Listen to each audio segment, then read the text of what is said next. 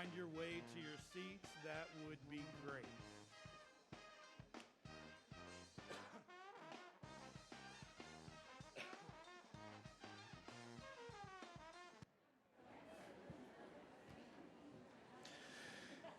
In 1988, a group of about 40 individuals, mostly women, got together on a Sunday afternoon and they baked over 100 pecan pies. When they baked those pies, they put them in a box and they delivered them to the members of the Tennessee General Assembly with a note that said, "Children deserve their fair share of the pie." Thus, the first Children's Advocacy Days occurred. 36 years later, I want you to look at all of the people that are in this room, all of the passionate child advocates, and see how far we as an advocacy community have come in working together to improve the outcomes for children, youth, and families in Tennessee. Good morning. My name is Richard Kennedy, and I have the great privilege to serve as the Executive Director of the Tennessee Commission on Children and Youth. I am beyond grateful for you all being here with us today in person to connect, network, and learn, all in order to work together to make life better for Tennessee's children. This year's Children's Advocacy Days theme is Be the Change, Create a Buzz for Children and Youth. Now, you know we at the Commission love a good theme. And so as we're starting out this morning, I want you guys to tell me, what kind of noise does a bee make? Yeah. I don't think I heard that loud enough. Let me hear. Okay, maybe a little bit louder. All right, I love it. So throughout the time that we're together, when we start sensing that your energy's dropping, we're probably gonna have you do some buzzing and things like that as well. So be prepared for all that's gonna come your way. As you all know, planning for Children's Advocacy Days never really stops. It's a year-long conversation within the team at the Commission and with the members of the Commission. As we began planning the theme for this year's event, we knew we wanted to use this time together to really accomplish one big goal, and that is really to educate, equip, and empower children's advocates from across the state to continue their tireless work focusing on making life better for our youngest Tennesseans. Now, I don't know how much you know about bees, and I'll admit that before we started planning this event, I had no idea they were such fascinating creatures. We have a lot we can learn from bees. For example, they're such hard workers. Honeybees fly at up to 15 miles an hour. Their wings stroke 11,400 times per minute, creating their distinctive buzz that sounds like, exactly. A honeybee visits 50 to 100 flowers during a collection trip. That's the kind of tireless effort that the folks gathered here at Children's Advocacy Days are putting in every single day. I can guarantee after spending 2 days with us, you'll be feeling the buzz, which sounds like, exactly. They're smart too, honeybees. Like many other species, they use a hexagon as a structural building shape because of its simplicity, strength, and durability. The 6 sides and 6 corners allow it to distribute weight and pressure evenly across its structure. Bees love it because it maximizes strength while minimizing the amount of construction and the weight. They know how to do more with less, something almost all of us in this room know a lot about. Most importantly, honeybees know how to work together. A populous colony may contain 40,000 to 60,000 bees during the late spring or early summer, all of them working smart and working hard for the good of the whole colony. And just like when people work hard together for a common purpose, the results are so sweet. The next 2 days will be filled with speakers who will share their work in children's service provision, research, and advocacy. Local student performers and delicious food graciously catered by the Sodexo team at Trevecca University will enhance our efforts. I hope you enjoyed the light breakfast they served, and you will definitely have a treat for lunch. So thank you to the Trevecca University for allowing us to host Children's Advocacy Days in this wonderful space as well.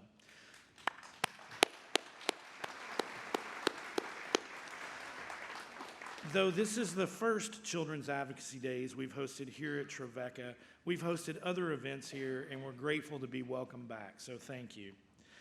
As I mentioned earlier, our theme is Be the Change, Create a Buzz for Children and Youth. And let's keep our phones, electronic devices turned down to a buzz, or even better, just turn them off completely if you can. Now, I need you to do me a favor. I know you think you've silenced your phone or that you've turned it down, but let me micromanage a bit and ask you to double check one more time, because I certainly don't want your neighbors at the table to roll their eyes at you when your phone goes off. As we enjoy our time in this hive together, we expect everyone to be as sweet as honey. However, we know there can be the rare exception. This event is open to all, and that may include someone who is not so sweet. Sadly, in the past, people have experienced some thefts, so please remember to keep your eye on your belongings or leave them with someone that you trust to watch your things, just in case. I don't expect that to happen, but better safe than sorry. We never expect any health emergencies to happen during our time together, but one year when someone needed assistance, we discovered no one knew who to contact to inform their loved ones. Please take a moment to take your name tag out of the sleeve and write a contact name and number on the back of your name tag, just to help us be sure that we have information in case we need to call someone on your behalf.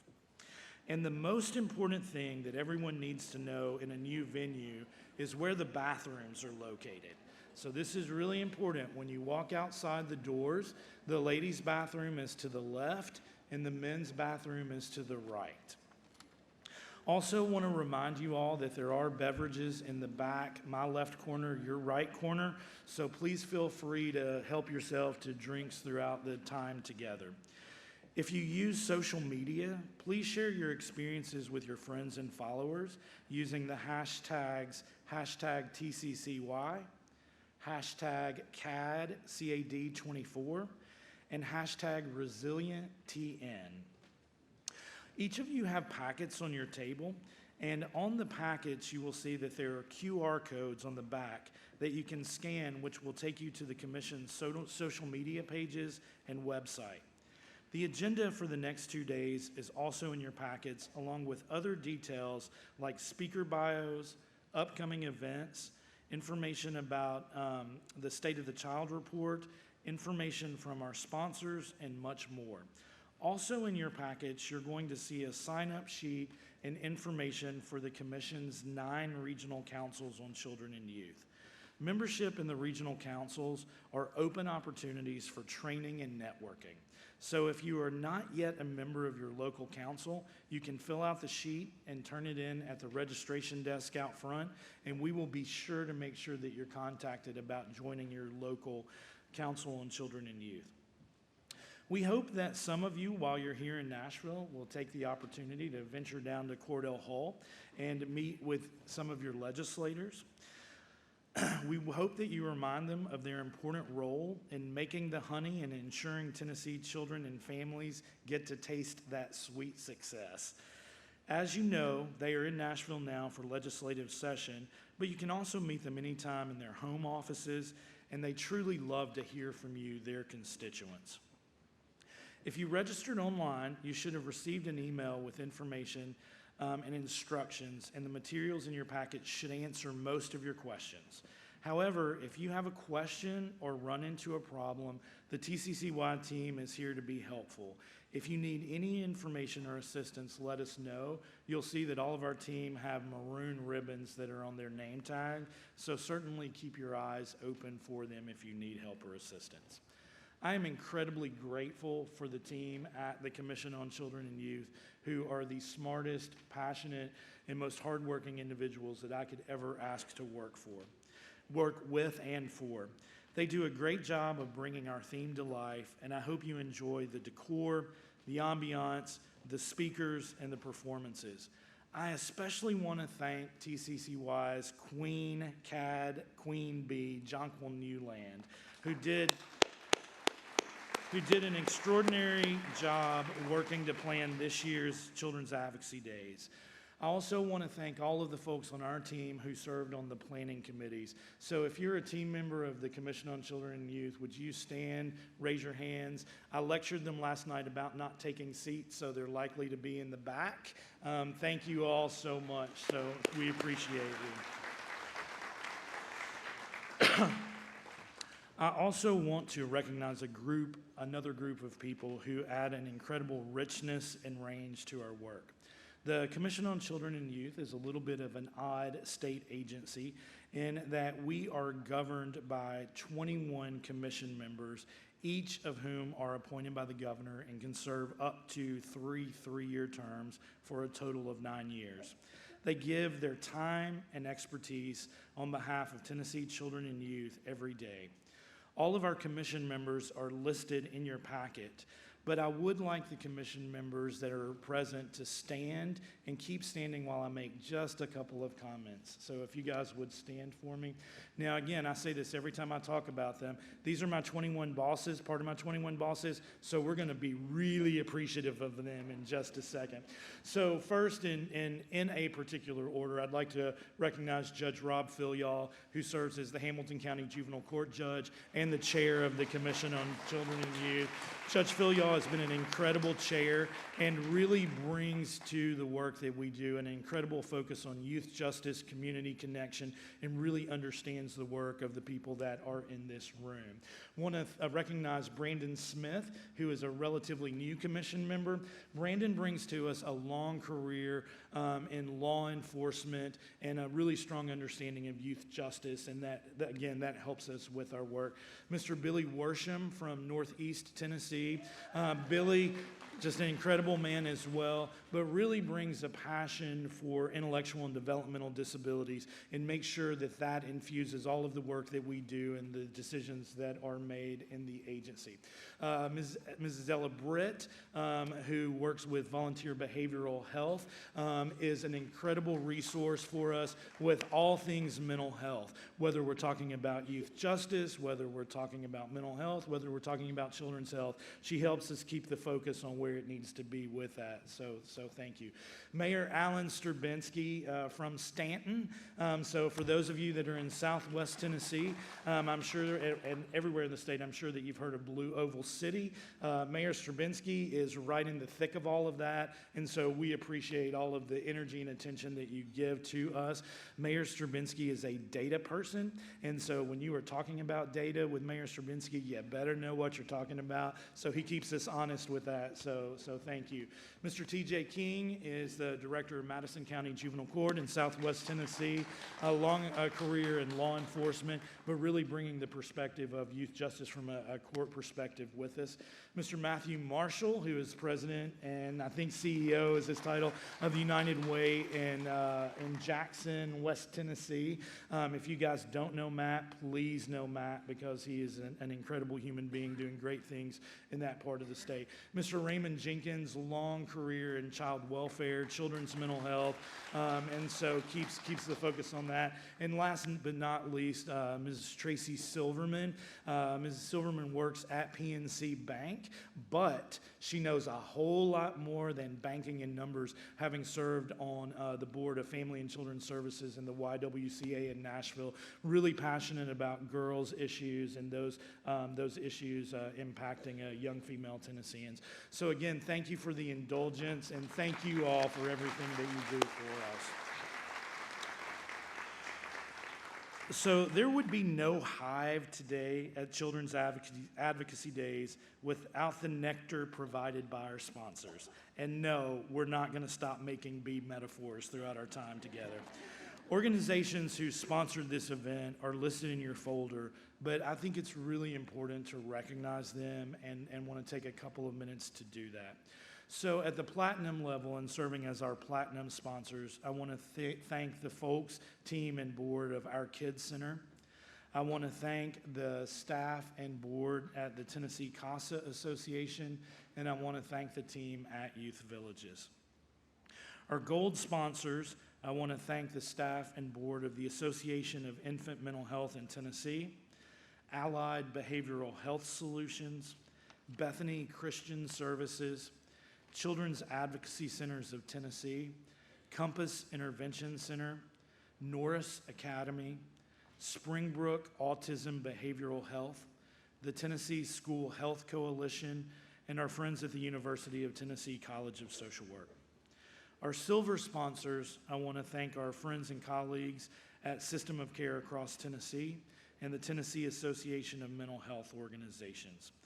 We are especially grateful for our executive preview reception co-sponsor from last night, and that is Dr. Dustin Keller and team at Camelot Care Centers Incorporated. And I know we're all extremely thankful for our breakfast sponsor, Tennessee Voices, and you will be thankful for our luncheon sponsor, the Tennessee Juvenile Court Services Association. So please join me in thanking all of these sponsors for their financial contribution. Many of our sponsors have tables around the room. Please visit them, learn more about their work, and even more importantly, thank them for their role in Children's Advocacy Days and for all they do every single day.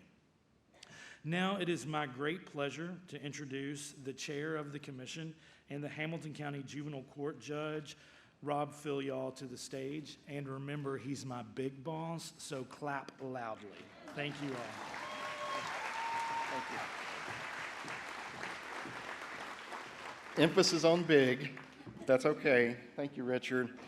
Good morning. I am Hamilton County Juvenile Court Judge Rob Filial and the chair of the Tennessee Commission of Children and Youth. Welcome to Children's Advocacy Center. It's a highlight of my springtime every year, and I hope it is yours too.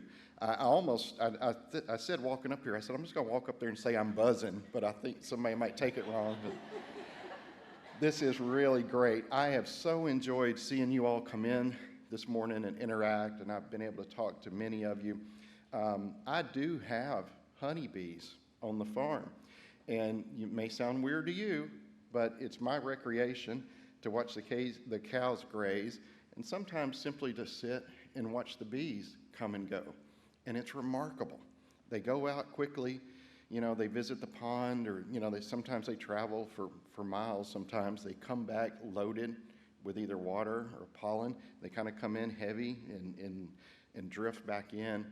And just watching that activity is kind of mesmerizing. And I'm not comparing you to worker bees this morning, but in a sense, we all are worker bees. And, thinking about those bees coming in heavy, sometimes we do that after a long day's work or after doing and seeing some of the things we see. And hopefully we're re-energized today by being with fellow children's advocates and doing what we're doing here today. Shortly after we were together last March, the commission spent several months in the spotlight. And we appreciate your advocacy and support during that time. It gave us a good reflection, though, of who we are, what we do, what our mission is. Today, we have new, excited commissioners that the governor appointed, some of whom you saw this morning, reinvigorated staff, and energized leadership. And we're on a laser focus on helping you and all who work in this arena to, here it comes, be the change to better position families to raise healthy, productive children and youth.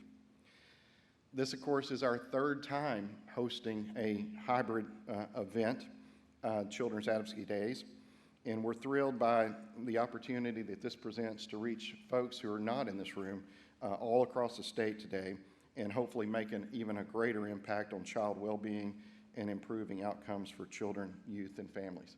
But isn't it great, after what we went through 4 years ago, isn't it great to be in this room together today? Throughout the agenda, over the next day and a half, we hope to highlight some of the challenges Tennesseans face and show you a roadmap for how to best deal with them as we all progress forward together. We're honored to have amazing speakers joining us for this year's event. And I hope, however you're joining us, either in the room or from your home or office, that you leave these meetings feeling inspired and supported by the many wonderful partners and advocates for child well-being that are here in Tennessee, and especially those of us here in this room. It's my distinct honor and privilege now to introduce our Secretary of State, Trey Hargett, who works hard every day to make Tennessee a better place to raise and support children and families. Senator Hargett was elected to serve as Tennessee's 37th Secretary of State in 2009, re-elected in 2013, 2017, and 2021. Secretary, you should really try 8-year terms sometimes. They're really nice. Judges have 8-year terms, and we're thankful for that. Secretary Hargett is the Chief Executive Officer of the Department of State with oversight of more than 300 employees. Secretary Hargett served in the Tennessee House of Representatives for a decade, representing District 97, which is Bartlett and part of Memphis, and was twice elected by his Republican, as the Republican leader by his colleagues. A native of Ripley, Secretary Hargett now lives in Hendersonville with his wife Dawn and their 2 sons. Please join me in welcoming Secretary Hargett to the stage.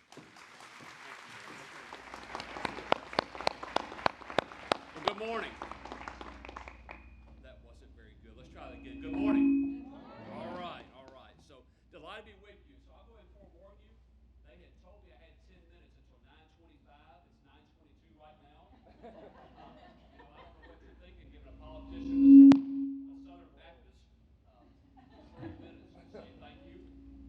Thank you for the important work that you are doing throughout our great state, especially when you are standing in the gap and helping serve the least of these. What you do is so critical, and it doesn't matter if you're Democrat or Republican, if you're rural or urban, suburban, wherever you are in this state. I just want to assure you that on Capitol Hill, we understand the importance of what you are doing each and every day. You are the unsung heroes of our communities, and you are taking, in many cases, taking people who have been victims and helping create survivors, and then helping them become thrivers.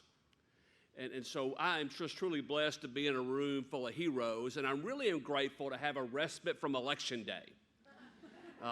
So I just want to go ahead and make sure you understand early voting is open until 7 p.m. tonight in the Central Standard Time Zone and 8 p.m. in the Eastern Standard Time Zone. But I'm assuming everybody in this room already early voted. Okay, I'll take that as a confirmation. So a lot of things we've got going on. We tend to be like the Mikey of state government in the Secretary of State's office. But I know I date myself. There's half the room that has no idea who Mikey is for the live cereal commercials. But the Secretary of State's office tends to be the Mikey of state government. When you don't know if you want to do it or not, give it to Mikey. He'll eat anything. And so we have a lot of different roles that we take on, a lot of different silos, whether it's elections, libraries, charitable organizations, et cetera. But there's a couple of things that I think are really important, as I mentioned, the work that you do and how we can partner with you. And we're always looking for new ways. We don't try to be confined by what we have been in the past in the Secretary of State's office. I'm going to give you a couple of examples. Some of you may be familiar with our Safe at Home Address Confidentiality Program we created a few years back. It's like most good ideas. We stole it from another state. You know how that is. You figure out something that's working somewhere else. How you're thinking, hey, I can do that in my county. I can do that in my region. Nothing wrong with that. And we took that idea and we brought that back to the Secretary of State's office.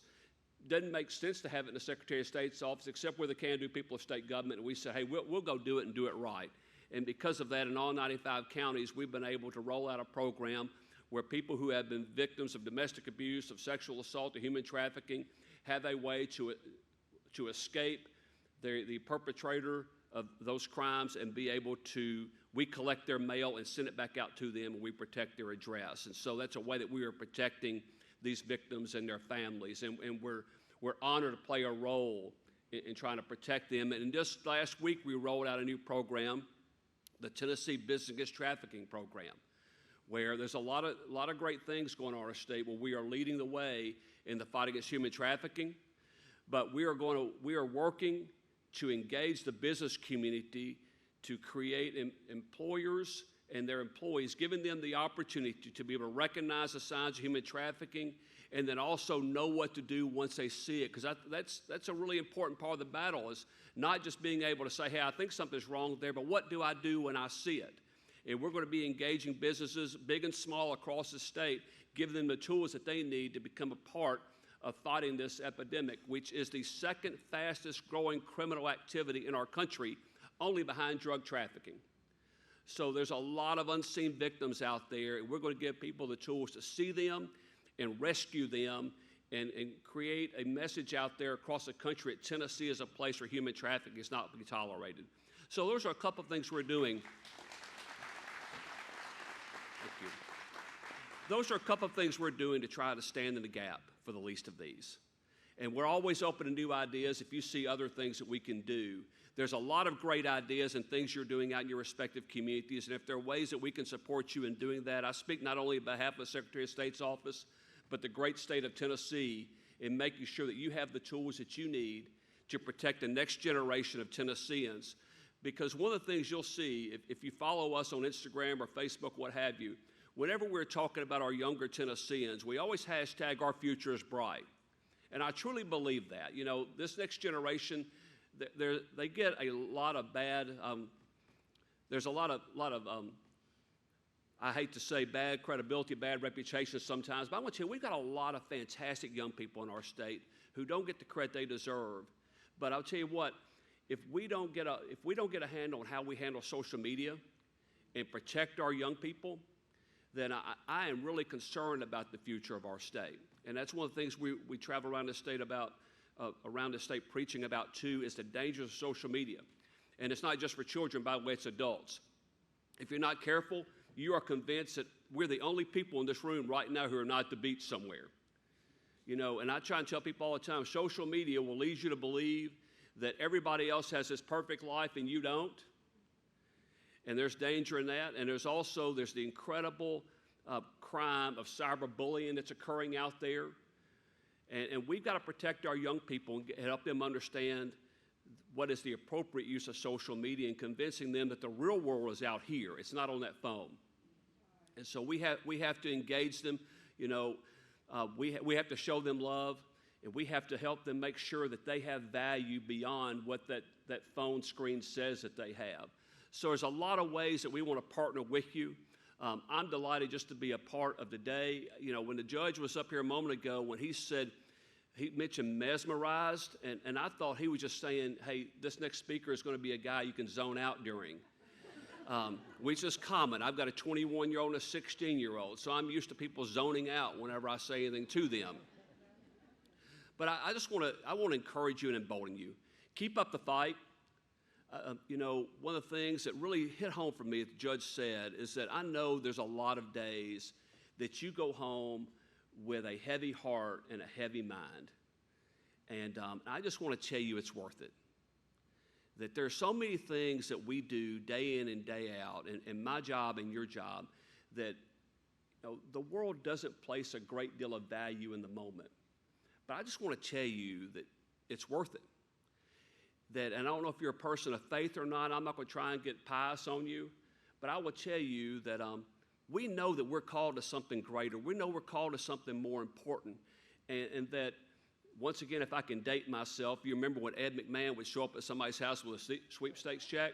You know, there's a lot of times that we think when we make the right decision that we expect trumpets to sound and balloons to fall from the ceiling, and somebody walks to the front door and it shows a big sweepstakes check and everybody sings for he's a jolly good fellow and all those things. But the real value is doing the right thing and being there in the moment. And there are so many times that I think we are expecting that the things that we do are going to have this grand impact over thousands, tens of thousands, a million plus Tennesseans.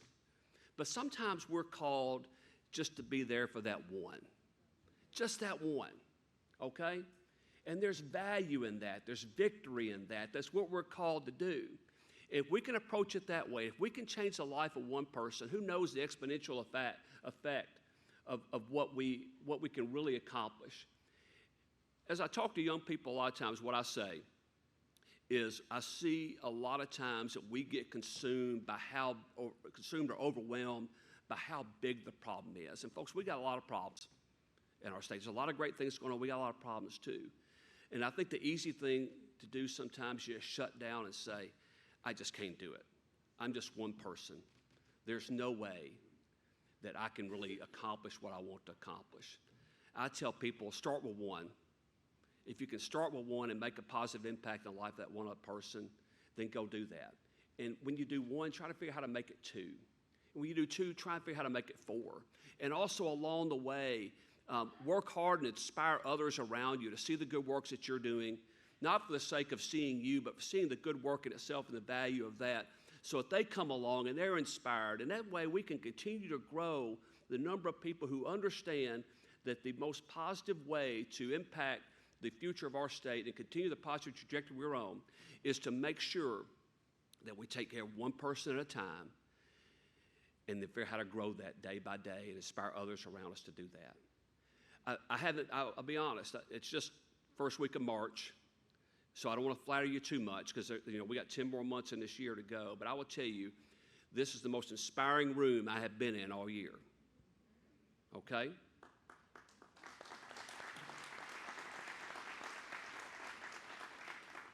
Because you are a group of people who gets what I'm saying, is it is not about the accolades, it's not about the attaboys, it's not about, some of you kind of shake your head like you don't really think I really mean that. I really meant that, okay? It's not about the accolades, the attaboys, it's not about the plaques, it's not about the trophies, it's not about any of that. It's really about what we have done in the lives of others, and in many cases of people who can never do anything for us, but it was just the right thing to do, and we could be where we were supposed to be in that moment, helping that one person and their families. I applaud you for that. I want you to take the next day and a half and be fueled by that, be energized by that, and prepare to learn best practices and take new ideas and go back and let's continue the important work that you're doing. And I'm just honored to stand alongside you, behind you, whatever is appropriate. And know that you've got a champion in me. Thank you very much.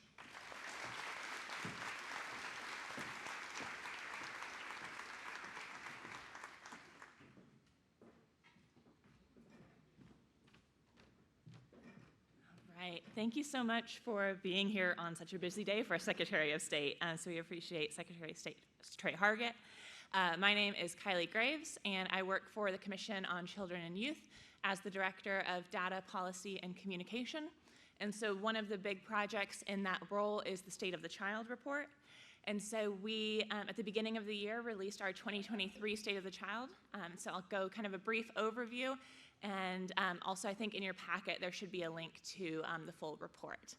But with the State of the Child, it is a legislatively required report. So we put it out every year.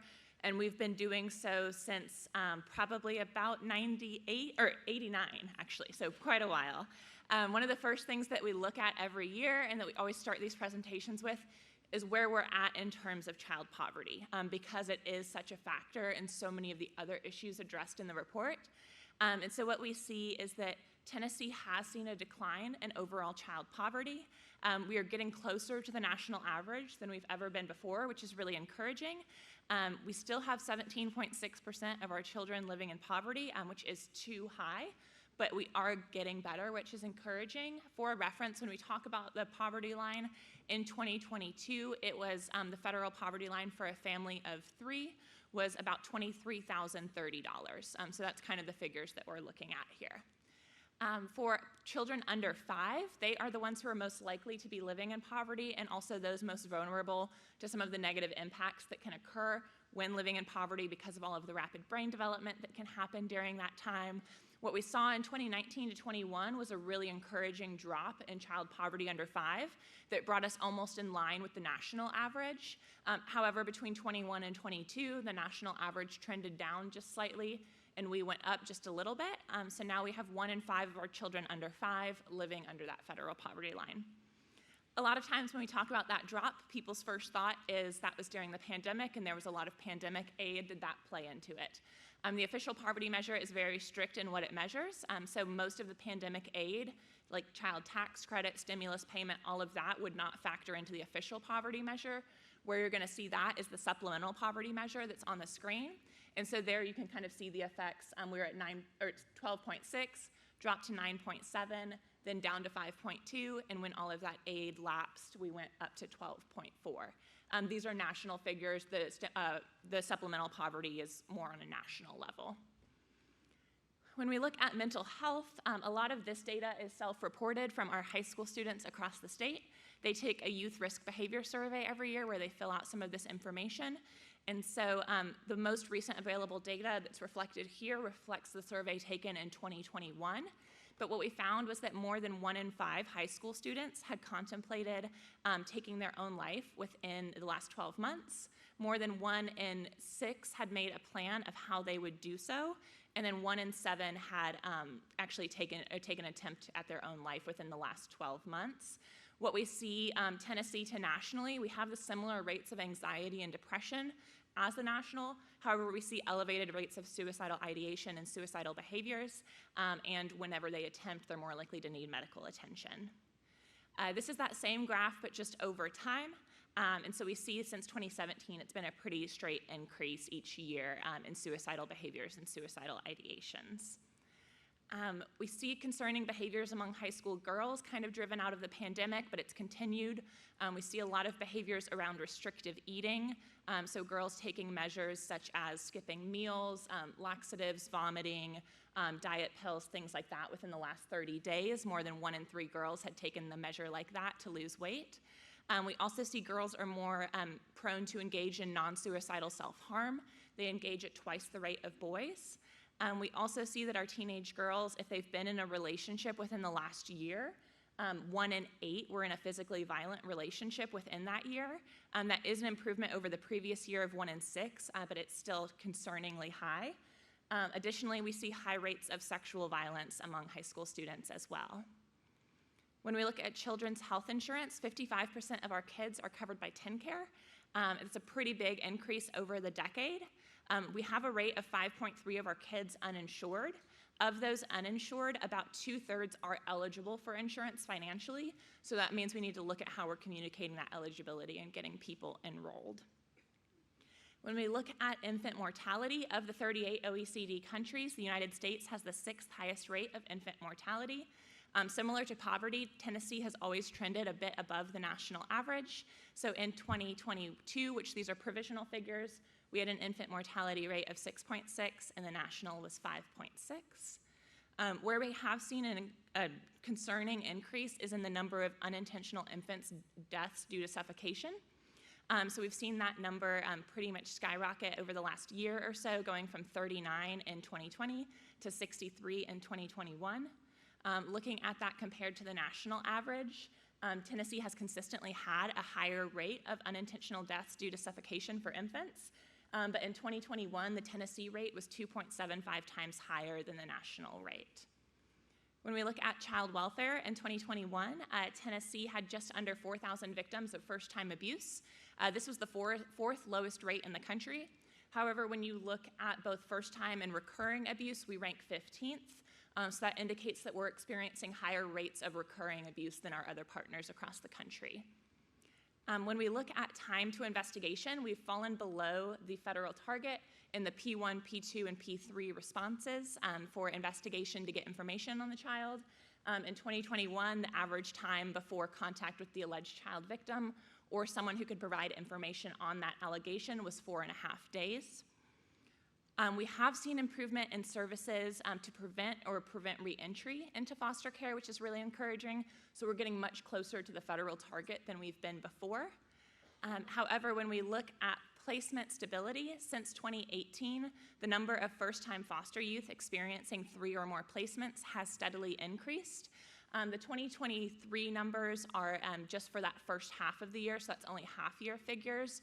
But what we see is that of first-time foster youth entering in 22, more than 1 in 3 had been in 3 placements by June 30th of 23, And then among those entering in 23, more than 1 in 4 had been in 3 placements by the mid-June. When we look at youth crime, what we see is kind of a steady decline over the decade. The dark blue line is going to be an all ages crime rate. The light blue is going to be the youth crime rate. And so we see that there was a more than usual drop in 2020. That's because during the pandemic, kids were just better behaved across the board. They were stuck at home, and so they couldn't get into all the trouble they usually do. So we've seen a slight increase after 2020, but it's kind of back to that trend that we've seen over the decade. This looks at the change in crime rate by county over the decade. So what we saw is that Shelby, Davidson, and Hamilton all experienced a decline over the decade. The largest decline was in Dyer County. And then this kind of breaks out by type of crime. All of these figures are TBI numbers, but we see crimes against persons and crimes against property in this slide, and they follow that same pattern. Crimes against person had that larger drop in 2020 than we saw in property crime.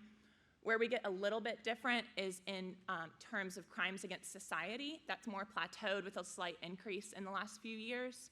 Among TBI crimes, the ones that we see for crimes against society that youth are committing or alleged to have committed, those are going to be your drug and narcotics violations and your weapons law violations. And so that's where we're seeing a bit of an uptick. With those weapons law violations, though, it's important to remember youth are much more likely to be the victim of a firearm crime than to perpetrate one. In 2022, there was just a little over 1,500 crimes involving a firearm where the offender was under 18. During that same period, there was just about 4,490 underage, under 18 victims of a crime involving a firearm. And so we've seen that it's more likely to be used against the kids. We do a survey of youth who are being held in detention centers every year. And so we ask them things about their life experiences prior to being in detention, what were some of their experiences, and then also what do they want the people in charge to know. So what do they want the courts to know? What do they want the people who are making decisions to know? So what we found was that of youth that indicated someone they had lived with had or had been arrested in jail or detention, that was nearly 80% of youth had that experience. About 1 in 3 youth had their parent die, leave them, or be incarcerated. 43% of youth said that they or someone they lived with needed help or may have needed help with mental health or drugs and alcohol. Additionally, they said, when asked what would you change about school, court, or probation, they said let them understand that detention doesn't help troubled kids, it makes them worse. Courts need better programs for serious troubled kids like me. We need more help than just being thrown into a cell. Additionally, other responses about what would you change about court, school, detention, things like that to make you not in this situation again. They said, I need to have help understanding my math class. If I could change detention center, I would have better food for the juveniles and more contact and communication with the parents. We see that a lot. Kids want more phone calls and more contact with their parents. Less holding time before treatment. We see a lot of kids self-identifying that they need more help, resources, and treatment. I would put more windows in, and I would also let parents come in every once in a while.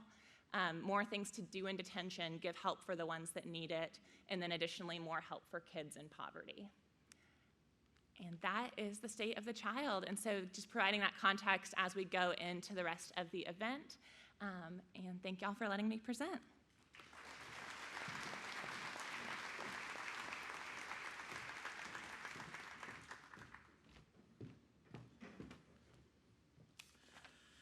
Kylie, thank you so much for all of the work that you put into being the primary author of the State of the Child Report and for that presentation. I want you all to know that we are, as a team at the Commission, are juggling many things this week.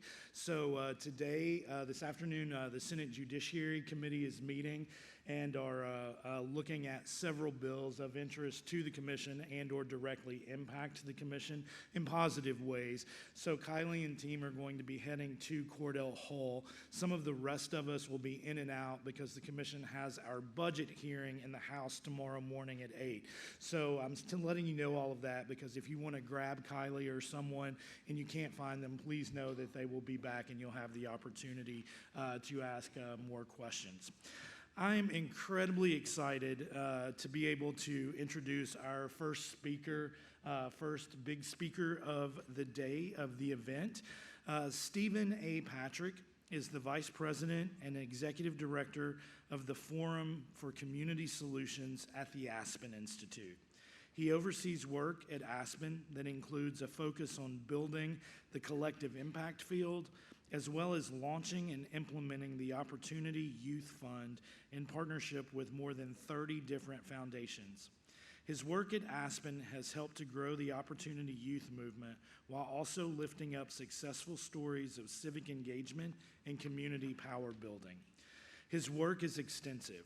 He previously served as a senior program officer at the Bill and Melinda Gates Foundation, served as vice president at the Daniels Fund, and as director of youth and emerging initiatives at the New Mexico Community Foundation. He is the co-founder of Rocky Mountain Youth Corps and spent several years leading youth programs for the San Juan Pueblo tribe. Please join me in welcoming Stephen Patrick. Thank you, Richard. Thank you so much for having me. Good to be with you all. I have a magical mic here. And I'm not much of a PowerPoint person, but let's see. Yeah, it's working.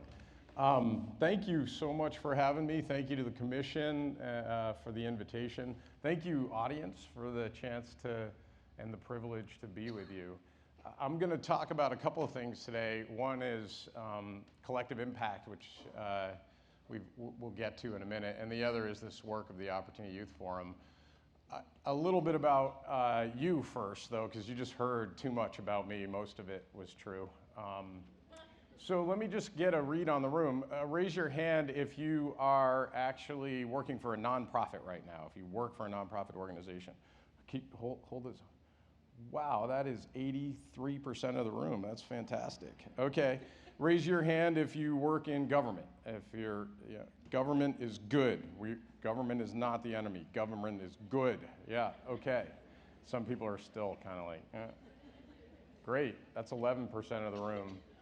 Private sector, anybody? Thank you. Way to represent. The private sector is right there at that table. How about philanthropy, foundations? You heard I've worked at a few of those places. Yeah, philanthropy needs to be in the room. We're gonna have to work on that. We need them to invest in the work that you all do. Okay, that's super. Any young people? Any young people in the room? Youth? That's great. Way to represent, sir. Yeah, we need to work on that too. We need to hear from the young people as often and as frequently as possible. So my bad. I should have brought some, I like to do, sometimes when I get asked to do a keynote, I like to just say, well, look, can I bring some young people? But I came all the way from Montana and, next time. Okay, so you heard I work at the Aspen Institute. Have you heard of the Aspen Institute? I'll just do really quickly who we are. Yeah, raise your hand if you've heard of the Aspen Institute. Great, okay, 8% of the room, so this is good. We're a 70-plus-year-old nonprofit that got started when this industrialist said, we need to find a place in America where people can come together and think outside of themselves, get outside of themselves, be inspired by nature, and think big things. So he bought up a bunch of land in this dying little silver mining town called Aspen, Colorado. And that was the birth of the Aspen Institute. Now we're headquartered in Washington, D.C., over 500 staff, all kinds of programs, from college success to what it means to have good jobs in America. We also have all these leadership programs. And then we have all these public programs. So the most famous one is the Aspen Ideas Festival. Check it out. Just go online and Google Aspen Ideas Festival. You'd be like, wow, this is cooler than TED Talks. If it's not cooler than TED Talks, you can email me and be like, Steve, you did me wrong. So that's the Aspen Institute. I have the privilege of working there. The Forum for Community Solutions, we got started about 11 years ago. There was a White House Council on Community Solutions. Did the White House is pretty far away from the rest of us, but there was a White House Council on Community Solutions. That White House Council got super jazzed about this idea of collective impact. Have you all heard of collective impact? Raise your hand if you've heard of collective impact. Let me see. Okay, that's good. That's like 52% of the room has heard of collective impact. Raise your hand if you think you know what it is, or what it means. Raise your hand if you put in a recent grant proposal anyway. I know, I saw a lot of that. When the White House Council wrapped up their work, they sort of said, hey, Aspen Institute, can you help build the field around this collective impact frame? And it's basically like a really elegant frame for really hard work. It's really hard to work across different policy programs, different federal agencies, different state agencies, private sector, public sector. And this was the definition that they had, and it came out of this article in the Stanford Social Innovation Review. Who gives a damn what was in the Stanford Social Innovation Review, right? Pardon my French. But actually, every foundation leader in the country reads SSIR. So this collective impact article in 2011 became the most forwarded article in the history of the Stanford Social Innovation Review. Again, okay.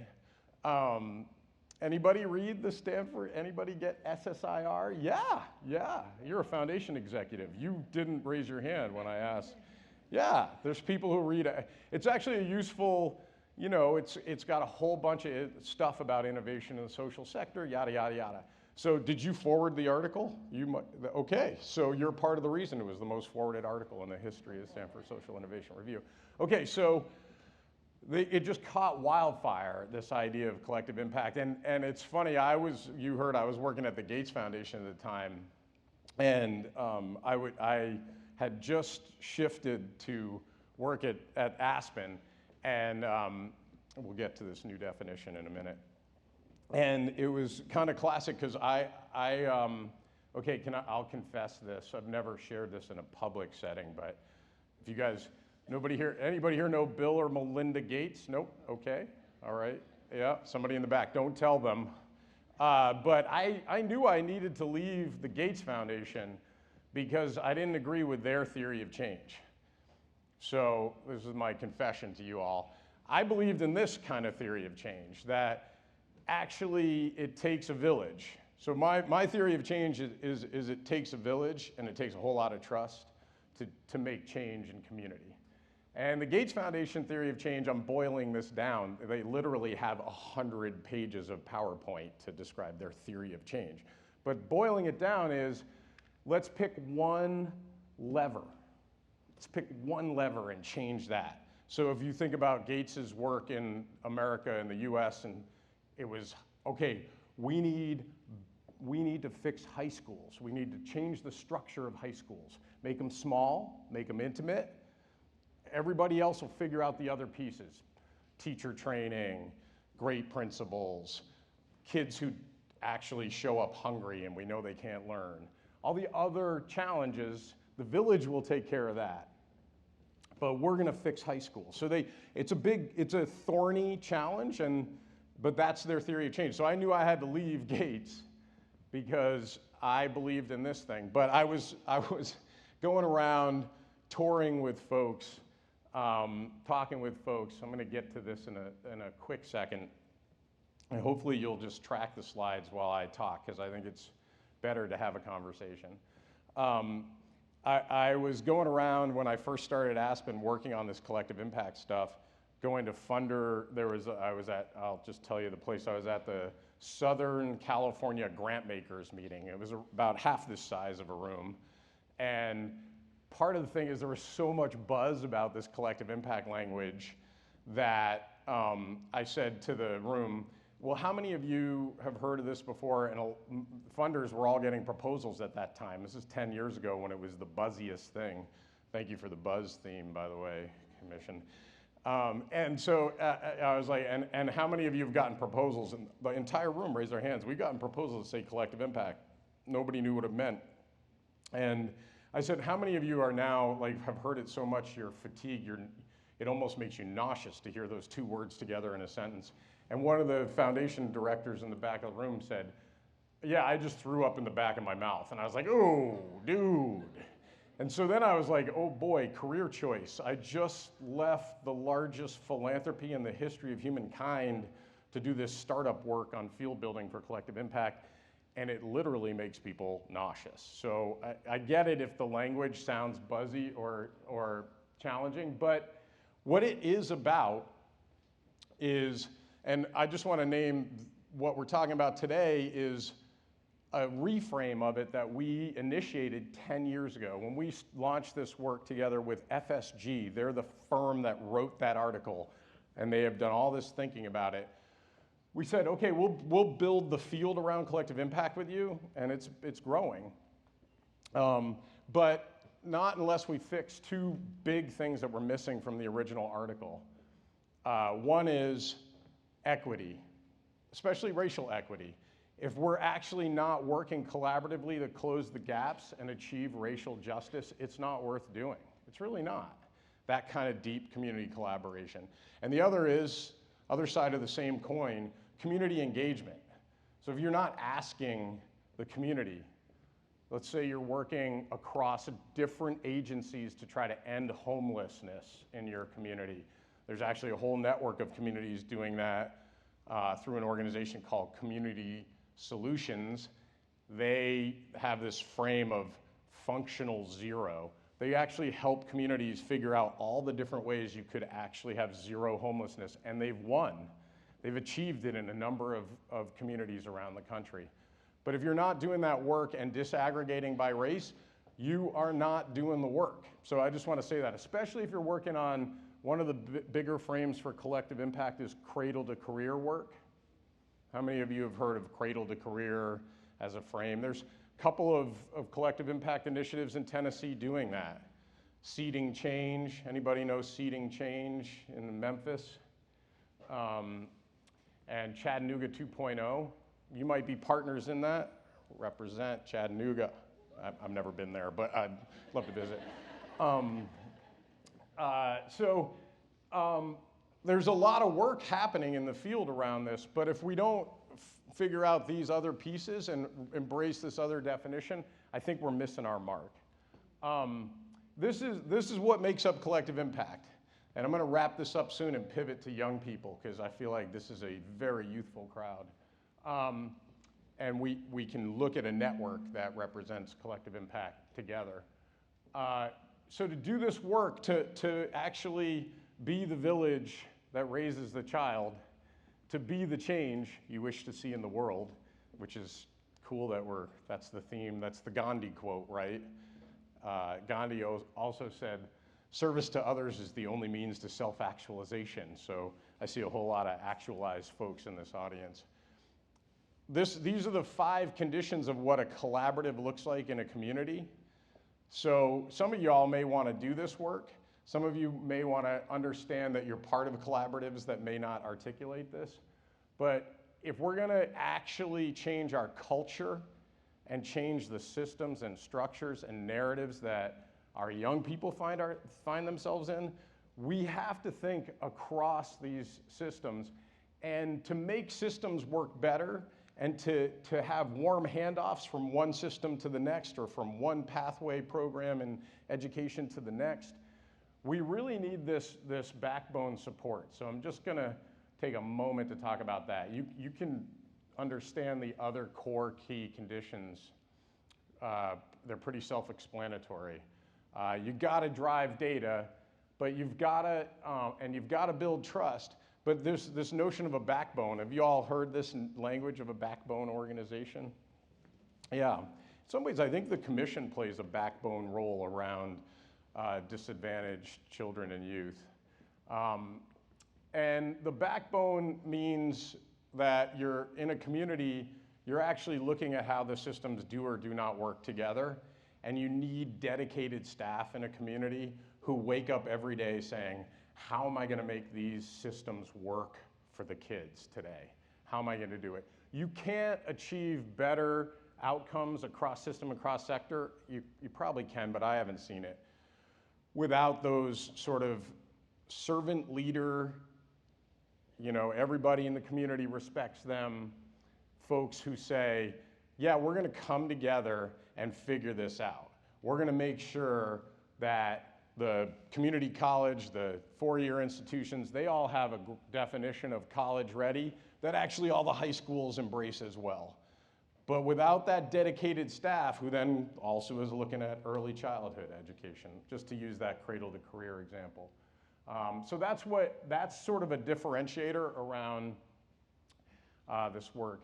Equity, I won't talk about. How many of you know the work of Policy Link and the legendary Angela Glover Blackwell? Let me just see. Yeah, look her up. Just write, if you're gonna write anything down that Steve said, that guy from the Aspen Institute, Angela Glover Blackwell, Policy Link, now Michael McAfee. They've really been innovators on this. These are some of the ways that we've centered equity, and I'm not gonna spend a lot of time on how collective impact is unique compared to other kinds of partnerships. Collaboration is not collective impact, it's really important. Like I was thinking about that flying into Nashville, and I put the Bob Dylan album, Nashville Skyline, on. I'm dating myself like the Secretary of State. And the first song is, Roseanne Cash said it was one of the 10 best country songs ever. It's Bob Dylan and Johnny Cash singing North Country, Girl from the North Country Fair. How many of you know that song? I mean, come on, right? Like, yeah. And that is great collaboration, Dylan and Cash, but it's not collective impact. So I'm just saying, we need to collaborate. We need to partner more. More often than not, we should not use collective impact as a frame, but we do need to figure out ways to come together to solve the challenges confronting our young people. 20% of young people in Tennessee have considered suicide. We just heard from your Kids Count data. We have to change our culture and our approach. There's just no other way. Okay. Let's talk about our network at Aspen, the Opportunity Youth Forum and Fund. So the other thing this White House Council did almost 11 years ago was they renamed disconnected youth Opportunity Youth. Have you heard that language, the language of Opportunity Youth? Show of hand. You guys are like, I'm tired of raising my hand, Steve. Come on, man. Like, and by the way, your percentages are way off. Okay, some of you have heard that language. You know, basically, to their credit, the White House Council folks, and it was a nonpartisan, bipartisan group, and I actually think it was a guy named John Bridgeland who landed on this language. John Bridgeland was George W. Bush's head of domestic policy, and he was on that White House Council, and he's really good at renaming things. And, and they had this bunch of conversations with young people in the child welfare system, young people in the justice system. They brought them all to the White House, and they kept having these conversations. And those young people said, look, we don't feel disconnected. I know that's what you call us disconnected youth. But it's not us, it's the systems that are disconnected. And we also feel hopeful. Like, all we want is an opportunity. That's all we want. And we need to create more opportunity for young people in our country, especially young people from historically disinvested communities, from communities that have dealt with structural and systemic racism for generations. You can't just fix this overnight, but we want an opportunity, and we want an opportunity to thrive. And so the White House Council said, we're gonna stop calling them disconnected youth, we're gonna call them opportunity youth. It might not be the best language, but it certainly is a positive frame, I don't know. Talk to me afterwards if you have a better word for youth and young adults 16 to 24 who are not connected to school or work. So we launched our work, and we were broke. So there I was leaving the Gates Foundation for a broke new program at the Aspen Institute. But we actually were able to leverage a whole lot of partnerships to invest in a whole lot of communities around the country that are using the collective impact frame. So in these communities, they're pulling together their systems leaders to think about those 16 to 24-year-olds who are not connected to school or work. Many of them are justice involved. Many of them are transition age youth, TAY, foster care, transition age youth. Do you guys work with TAY, some of you? Let me just see. Anybody work with transition age youth coming out of the child welfare system? Yeah.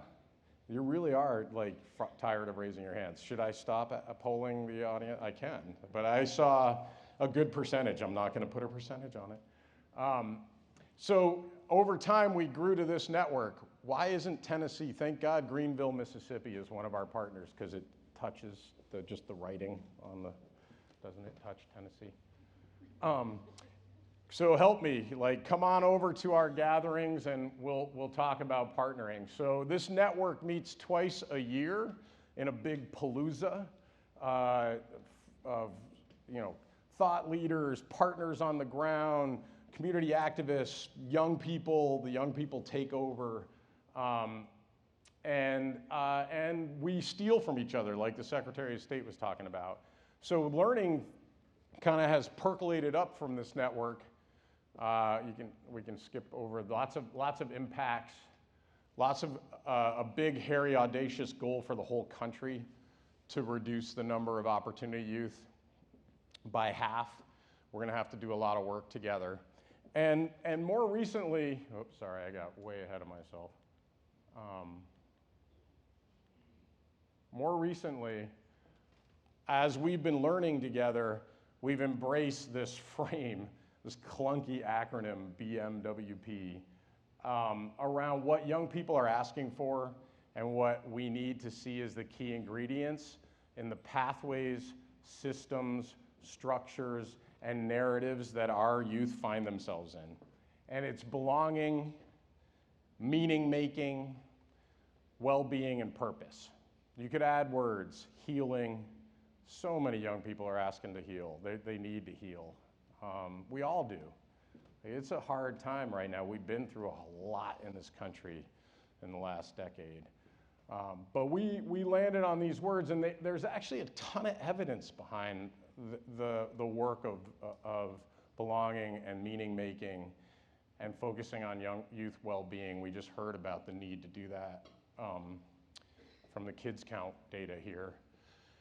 And we sort of track this in partnership with some of the brightest and best in our country thinking about this. So another name to write down, okay, this is the second thing I'm going to say that I just, like, John Powell and the Othering and Belonging Institute, right? We see a fair amount of othering happening. The Secretary of State was talking about bullying. That's othering. Maybe we pick an ethnic group. Somebody picks an ethnic group to other. If they get ahead, then we don't get ahead. That's othering. How many of you are familiar with that? But belonging is an important ingredient to how young people can thrive. Belonging means having a meaningful voice and the opportunity to participate. And there's all this research that shares, like, if a kid gets into, a young adult gets into community college and they test into developmental math, and by the way, if you're poor and a young person of color, you have a better than 70% chance of testing into developmental education, then if they don't feel a sense of belonging and purpose, they're not going to stick, right? They're going to stop out. You can try to fix developmental math. You can make it jazzy. You can put it on, Twitter. That's not hip. What's the, that doesn't even exist anymore. Unless a person feels a sense of belonging and meaning in that work, they're not going to stay. Meaning making, there's all this research that says it's like the most important thing. Why don't we think about it? Why don't we focus on it? Why don't we address the need for young people to make meaning in their own lives? Meaning-making interventions targeting individuals' beliefs. And these can be small. It's just similarly, you can do a lot of work on belonging. Some of you might work with the courts. Part of our network, we learned from our Philly youth network partners that there's a judge in the children's courts in Philly now who says any kid who comes in front of the court, you refer to as my child, our child. Think about that mental model, the shift, when we acknowledge that these are all our children. That's belonging. Meaning-making interventions, sometimes they're culturally based. They're just a chance to feel a part of something. Well-being came from our young people. We had this super cool research project in partnership with Annie E. Casey Foundation. We just paid a whole bunch of youth to do their own research on a definition of well-being. So they all partnered. They partnered with Johns Hopkins. They're like, yo, I'm a researcher. That's what I do. And they came up with this definition of well-being. And I think we heard about, we have to find a way to talk about mental health without calling it a crisis, because sometimes it just tunes people out. We have to find a way to talk about well-being in our country and to shift that mindset. So that's the definition that the young people themselves came up with. And then purpose. This is really interesting because several funders came to us, several foundation leaders, and said, hey, we fund this purpose work. We fund, have you guys heard about this? We fund the happiness class at Yale. It's the most popular class at Yale, right? And they're like, but somehow you have a network of youth and young adults of color from a diversity of places, Native American communities, rural communities, urban centers. We don't, ain't nobody funding the happiness class there. What if we did this together? My first reaction was like, purpose, that's kind of bougie. Like a lot of our young people are just trying to, survive. They're trying to make it through that hierarchy of needs. Purpose seems like pretty high up on that hierarchy. But then I realized that that's an equity issue, right? Like, what young person gets to try stuff and participate in something? And so yeah, I was like, hell yeah, we'll do purpose. Like, every young person should have the opportunity to understand their own purpose. And this guy, Anthony Burrow, he's another one. There's a great podcast with him if you ever listen to podcasts. Hidden Brain, super cool. It's on NPR. There's a Hidden Brain podcast on the science of purpose. The science of purpose is insane, people. Like, if you actually have a strong sense of purpose, the research says you are better looking, which explains why this is such a handsome crowd. The research on purpose is incredible, and it's not actually, like Dr. Burrow, he's wonderful, but I often joke about finding my purpose with him, and he's like, you don't find your purpose. It kind of is this directionality that emerges from the experience of developing in a healthy way as a young person, positive youth development, basically, which I can't wait to hear about before lunch. So we've now landed on, we are, I get in trouble with the funders who support our work, because are some of you working on the workforce investment kind of strategies? Anybody here do workforce pathways work? Thank you for raising your hand. I mean, you are in the front, so you're kind of a brown nose already, but thank you for raising your hand. I've been getting in trouble with the workforce folks because I'm like, look, I'm done figuring out like growth sector strategies for our young people, where we know there's a market for jobs. That is important, and we need to do that, but we actually need to center the young person and help them understand who they are, what they want to be, and wrap them in love. I use the L word there, love, to support them getting to that finish line. So, sector-based strategies are great, but I can't even tell you how many times I've been in, workforce meetings where they're like, oh, there's a real shortage of phlebotomists. By the way, do you know what a phlebotomist is? It took me forever, right? They draw blood, right? And you can't just steer a young person. That's the soft bigotry of low expectations. If you're like, well, there's a shortage of phlebotomists, so you're gonna be a phlebotomist and stick this needle in somebody's arm. Meanwhile, the kid's afraid of the sight of blood, right? Like, we gotta find other ways to center the young person. And for us, that's about belonging and meaning and well-being and purpose. And there's work to be done. So, let's see if this is, so there's a ton of info on our website, www.aspencommunitysolutions.org. I'll make sure these slides are available to you around this work. And then, the work of the Opportunity Youth Forum is about collective impact. So I wanted to make sure we hit on what we're learning from young people and from these collaboratives and communities and give you examples. I think there's a lot of folks who work with youth and young adults in the child welfare system here. One of our collaboratives is the Alliance for Children's Rights in Los Angeles. Not surprisingly, LA has the largest number of foster care kids in the country. And what the Alliance has done is get the K-12 system to respond differently to those kids in the child welfare system. Change state policy so that those kids are now supported full ride all the way through age 25 if they stay in college. Change the way we support TAY. They've actually helped launch one of the most innovative AmeriCorps programs in the country, where they hire foster care transition age youth. You know, we all know they have the highest rates of unemployment, super high rates of incarceration, all the bad stuff.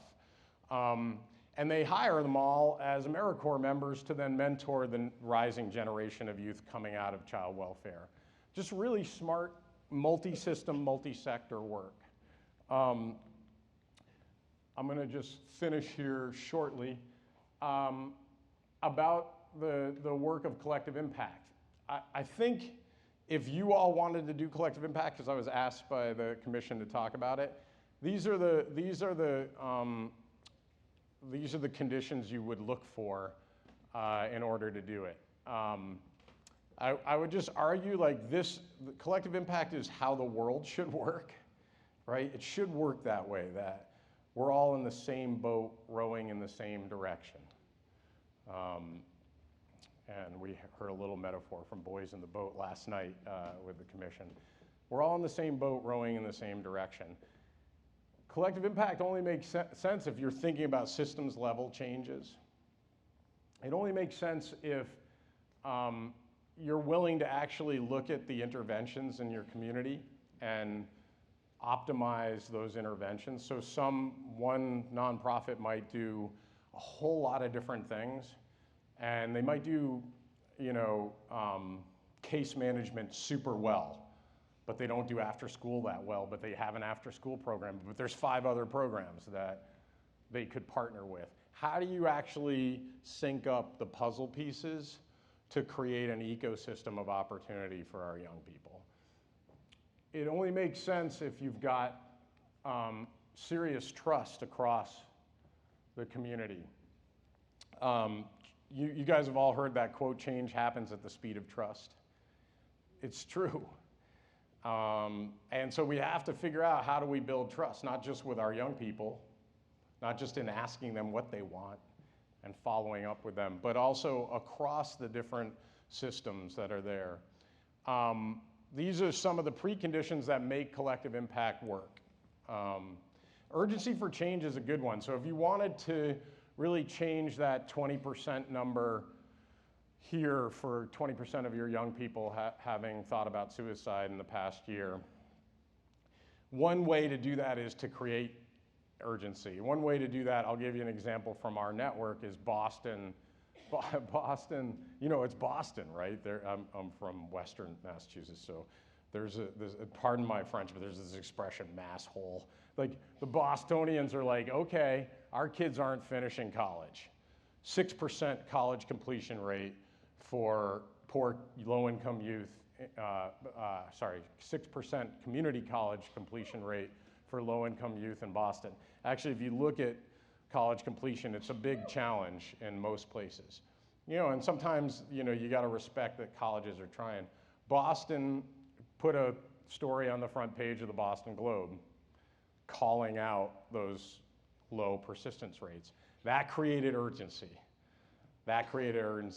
Took a while to build the trust back a little bit, but it created urgency. So what are we gonna do to create that momentum that can bring us together around this work? These are the certain preconditions that we have found that make collective impact shine. And then there's a ton of resources. So the Action Summit is coming up. If you're interested in this approach, check it out. It's all virtual too, so you don't have to leave home, although I can tell this is a crowd that likes to travel. So we always have an Action Summit. There's a lot of research that says this works now. 10 years ago, when we launched the collective impact moment, or leveraged it to create this field around collective impact, there wasn't research. Now there's a lot of research that says this actually gets to better outcomes on whatever the issue area. There are also all these networks now like ours, the Opportunity Youth Forum, I mentioned Community Solutions is a network working on homelessness. Have you heard of Strive Together? They're a network working on the cradle to career approach to collective impact. Dozens of communities across the country, including several in Tennessee, hundreds working on that. Cities United is all these communities working on violence and how do you overcome violence and what does it mean if you invest in the community differently to address issues of violence. So it's real, it's here, and if you're interested, we've got lots of info for you. And this is all at www.collectiveimpactforum.org. And a lot of this could be applied to your everyday work, even if you're not going to take the big bite of launching a collective impact initiative in your community. I just want to close with two quick stories about the youth part of our work. One is that in the end, this belonging, meaning, well-being, and purpose, I was talking to our Hawaii partners. There's this incredible work that the Native Hawaiian community is doing around justice reform. They've actually done enough deflection in their system that there is not a single young woman locked up right now in the juvenile justice system in Hawaii. They're all, that's where, they're all diverted, and the diversion stuff is super cool. It's all grounded in culture and tradition. It's all grounded in the meaning-making part of this work and finding purpose. So one of the things they do is like, hey kid, you're in trouble, you're here awaiting trial, you're in the juvenile justice jail. Here's the garden. For the first few weeks, you're gonna help us grow traditional crops and deliver to the Native Hawaiian elders, and we're gonna actually pay you. And you're gonna just go in a different direction altogether. They do that kind of work as part of their work. So I went to them with hey, we got this new acronym. It's kind of clunky, BMWP, belonging, meaning, well-being, and purpose. And the Native Hawaiian folks said to me, yeah, you know what we call that? Old wisdom. And I was like, oh yeah, that's what it is. And you know, without actually ripping off culture, it is true. It's about wisdom. The other is that you can actually get with this belonging and meaning work in whatever ways that you interact with young people. If you think about it, there are little things you can do to help a young person feel a sense of belonging. A community college with 13 different campuses sprinkled across very rural, mountainous Colorado. The college president sends a letter to every kid who graduates from the high schools in that huge region that says, congratulations, you've been accepted at Colorado Mountain College. Wow. Right? Why not? Why not? And by the way, there's a lot of colleges have some resources for every local kid, right? So by the way, you've been accepted and you get a scholarship. So if you come, you get this part of your tuition covered. It's by state law that would be covered, but the kid goes, holy crap, I belong in college, right? There's just very small things we can do to help a young person feel a sense of belonging. Last story, and then I'll wrap it up. The community in Amarillo College is what I'm talking about, Amarillo, Texas. So very much not even a purple community, very red in terms of how they vote. The president of Amarillo College said, we have these terrible completion rates for kids coming into community college here. We got to change the culture of our system. We are going to center love. We're going to love children, the young people, the students. We're going to actually create archetypes of what the students look like, because we're all here teaching like we think everybody's who we were when we went to high school and went into college, but the majority of students are working parents. The majority of students are Latino or Latina or Latinx. So we're going to serve the archetype of Maria. Whatever Maria needs, we're going to get. We're going to change how we do student services and center love and center what that student needs. We're going to change how we approach the academics. It's going to be all about the students and about love, or as the originator of Be the Change, Gandhi once said, it's about nonviolent revolution. So this is a guy talking to a community that voted 85% for Trump, and talking about a student population that is very large Hispanic population. Over the next 4 years, as he transformed the culture of his system, the graduation rates went from 16% to 60%. Wow. That's pretty good data that tells us that this stuff works. So I know in many ways I'm talking to the folks who know this. I'm talking to the folks who care when others aren't looking, like your Secretary of State spoke to earlier. I'm talking to people who understand that we need to change how we show up for and with young people. I want to encourage you to keep doing that and keep finding the juice to bring the love that too often our structures, our systems, our social media actually counter. And the opposite of love is hopelessness. We can't have that. So thank you for being an incredibly hopeful room. Thank you for the opportunity of sharing our work at Aspen with you. And I look forward to partnering with others in Tennessee in the coming years. Thank you very much.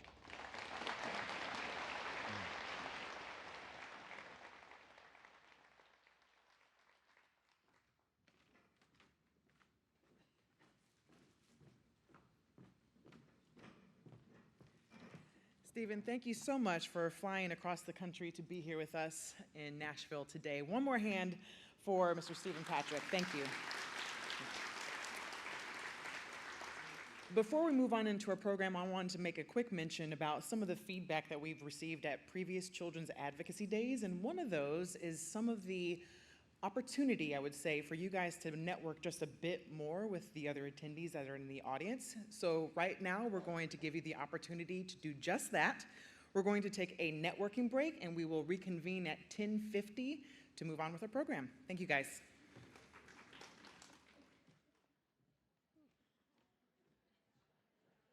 Hate to most definitely end visits with our sponsors and learning more about the work that they do. But if I could ask you guys to make your way back to your seats, I would forever be grateful. Please know that you will have more time to visit with the sponsors, and I promise we have more time for you all to be able to network with each other. So joining me on stage is Rob Burke, one of our team members at the Commission on Children and Youth, and he has something that is incredibly important to one of you.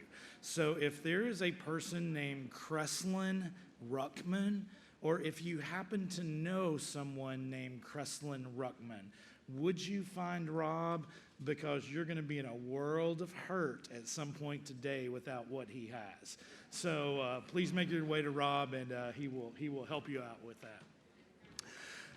The other thing, as much as we love you all are incredible people, and we want to give you everything that we can possibly give you.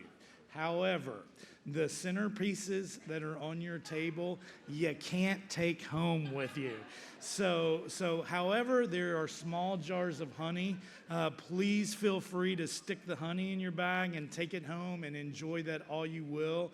But I'm afraid the people that we have promised the centerpieces to would be very distraught with us if they started going home.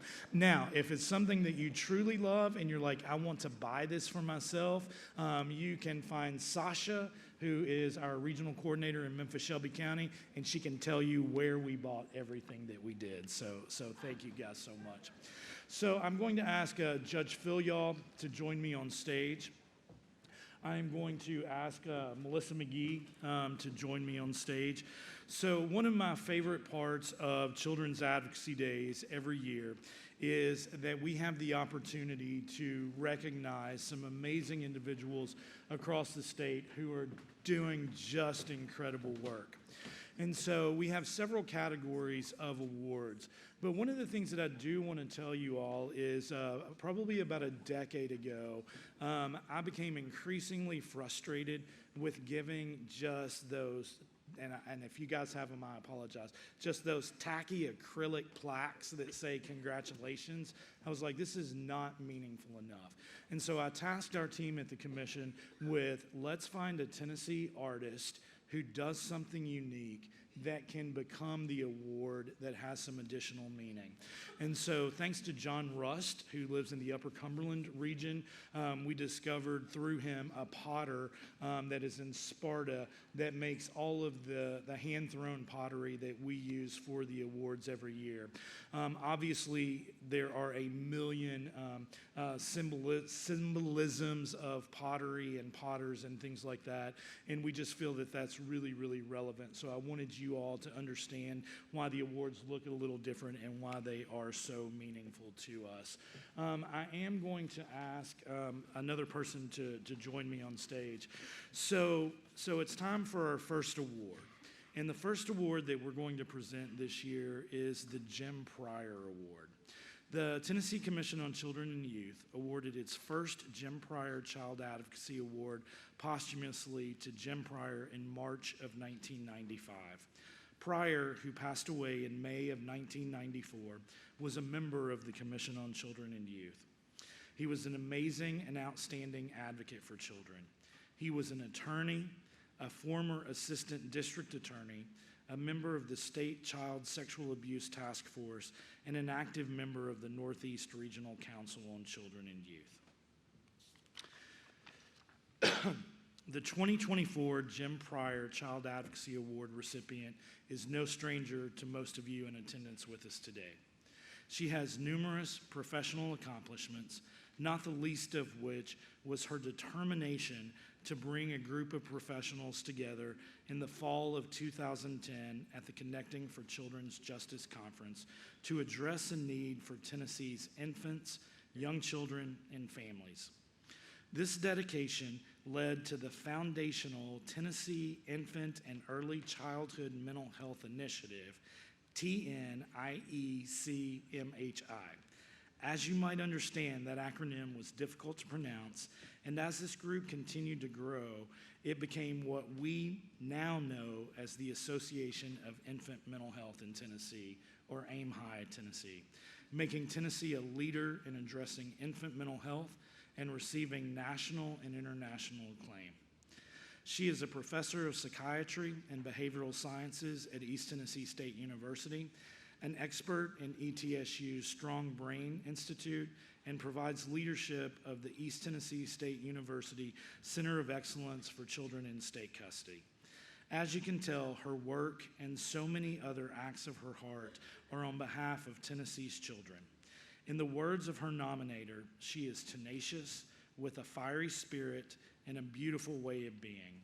Because she never gives up on her big ideas, Tennessee is better equipped to support its babies and the wonderful professionals who hold them. I would like to ask Angela Webster, Executive Director of AIMHI, to join me as she was the nominator for this year's recipient.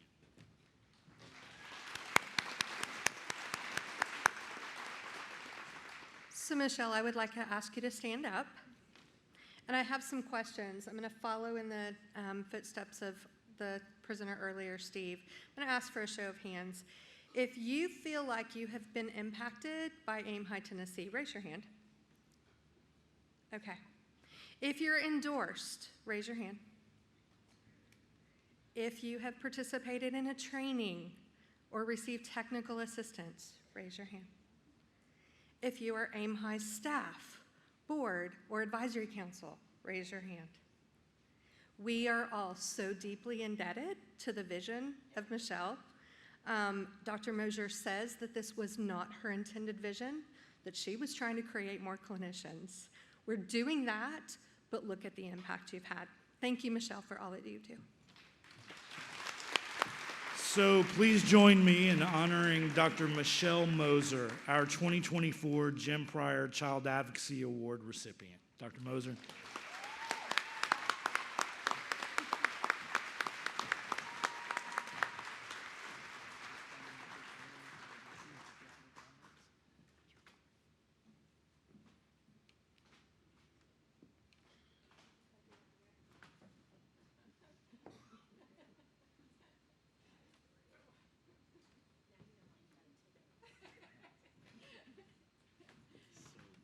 this for you if you want to make any comments. Last, thank you. I'm really surprised. There's got to be a lot of people who knew this secret, and you guys are really good secret. We didn't even have a ticket to come, and so Richard let us in. So thank you, Angela. Last night, Richard only gave me 1 minute to talk, and I think I took 2, but I just want to say that I had no vision to do collective impact. I didn't know what it meant. I had no systems development experience, but I had the opportunity of working with the Centers of Excellence for Children in State Custody, along with our partners with child welfare and community mental health centers. And starting in about 2004, I kept seeing we didn't have services for our little itty bitties in the community mental health centers. And so all I knew to do was talk to people and find people that were interested in what I did. And then you heard the story of the Tennessee Infant Early Childhood Mental Health Initiative that grew into Aim High and all of this great work. My heart is still with, as Angela said, finding services and more evidence-based models in mental health for babies. And last night I shared my joy of Dr. Kristen Dean from the Knoxville COE, and I wrote a grant for the National Child Traumatic Stress Network a few years ago.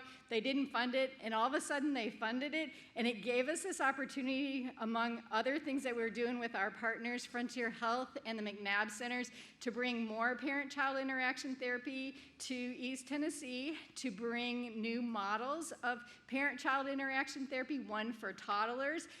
The people for my heart were adding to the service array for the 12 months old to 24 months old, and to bring an innovation to PCIT trauma, which we're the second folks in the nation to bring that, and PCIT is for our littles, 2 to 7. So I get to keep doing this great work while Angela takes the association and then does all this other great work across all the sectors. So Angela, thank you to all of you who kept this secret. I don't know what to say, but I appreciate this honor and being here with all of you advocates who probably are here with the same fire and passion to do something in your area.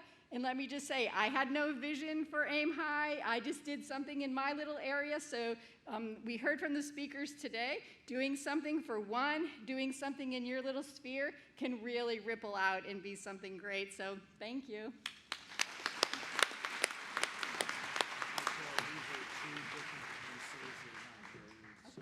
So don't drop them in right there. Be careful, yes. Congratulations. Your husband kept his eyes open.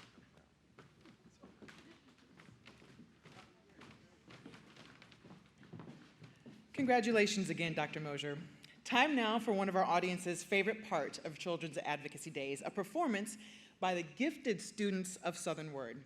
Educators, youth development professionals, writers, and poets built Southern Word from the ground up in 2008. Since then, it has grown to be a national, nonprofit leader in the spoken word education field, serving more than 7,500 students at 40 schools in 8 Tennessee counties every single year. But I'm not going to talk anymore about this special group. I'm going to allow their fearless leader, Benjamin Smith, to do that. Please welcome Benjamin.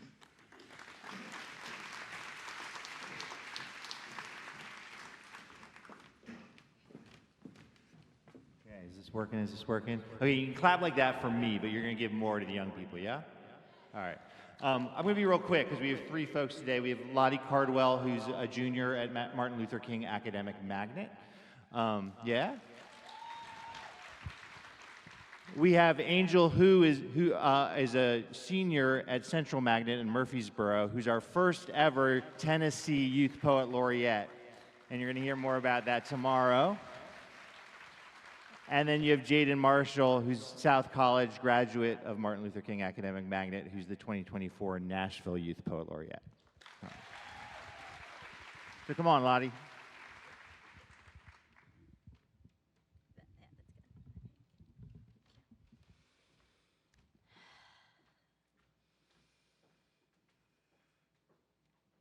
Ode to my smile.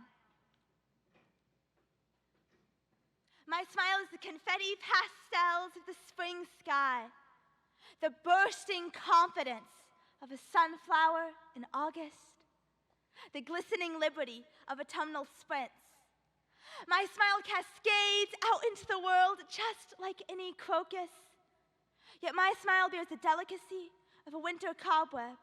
Fleeting as snowfall in Tennessee, it morphs suddenly into the threads of treachery, the poisoned dart of self-defense, the blood-thin razor blade of a dagger, the coiled cobra of danger. So I form my mouth into screams of refusal, not the pretty little curves of approval. I don't smile. When my smile means any man's hand may fashion my body into a living, breathing colony. When my smile signals to the street cat callers that I am flattered by their mockery of birdsong. When my smile means I give consent. I refuse to smile past your misconducts. My smile will not abet your stares, nor will it grace your mattress. I will not be the gasoline in your engine, for then you will rev it up and pave a highway down my body. As if you can bulldoze a wild thing. Don't be surprised when my smile does not don a model's aloofness to accompany your excuses. When my tongue does not play act a thank you and my lips don't corset themselves for your comfort. I am flattering you with an honesty you deny yourself, because if you acknowledged my age, surely you could not trick your body into fashioning my cage. My smile is the crackle of heat waves before a summer storm, the kind of kinetic energy that burns your skin, the crimson of sin, the kind of lightning that paints everything brilliant, everything growing bolder in the moment before the thunderheads burst.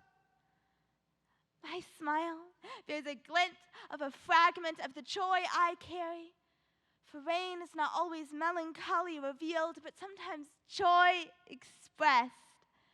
And yes, I am prettier when I smile, because I am enjoying myself. When my lips curve upward, and on this earth, a woman's pleasure is just another endangered species. So, to the men who believe a woman's smile can be forced, let my smile be mine.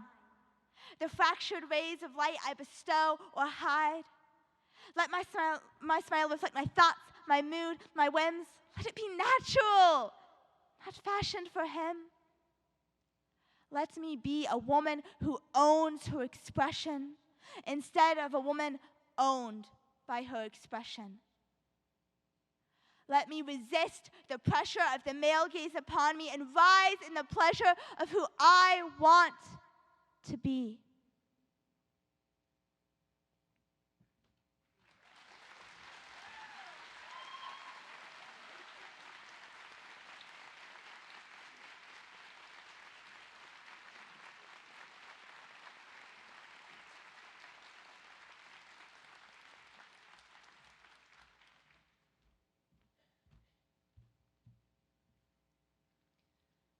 A few days ago, I saw a photo of a child flattened by a tank in Gaza.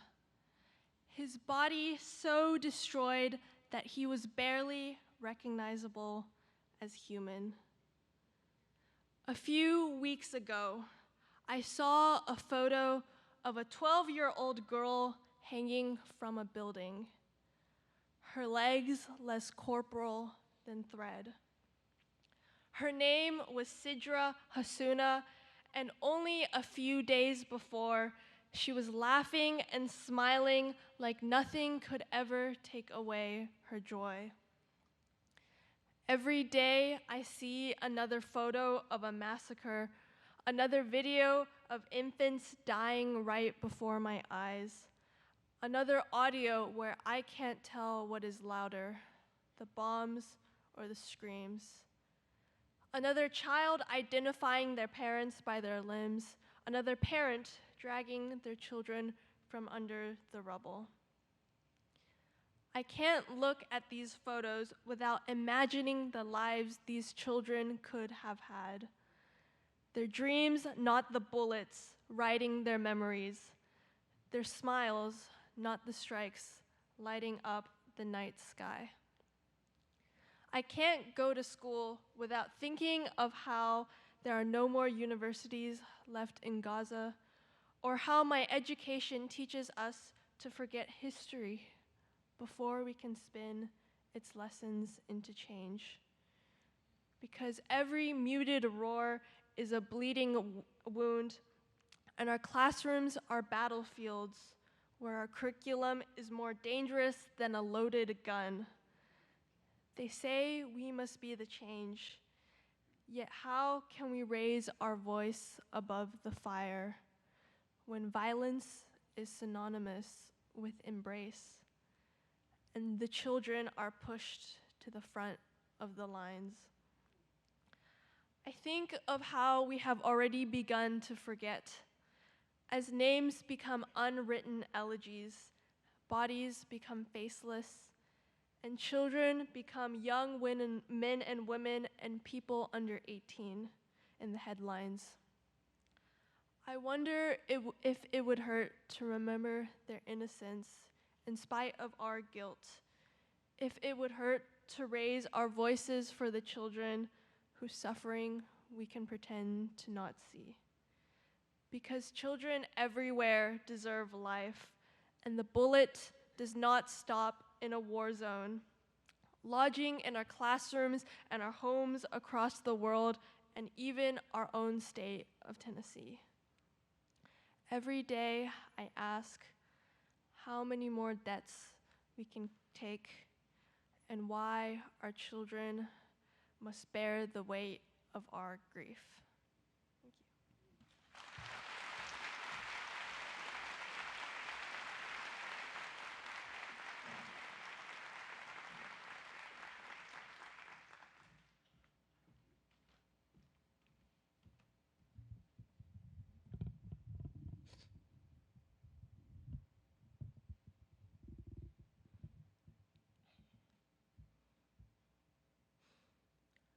My mother would often ask me why I hate school, why I had such a twisted affection or view, why at the end of the day I would never talk about what I learned or the people I'd conversated to.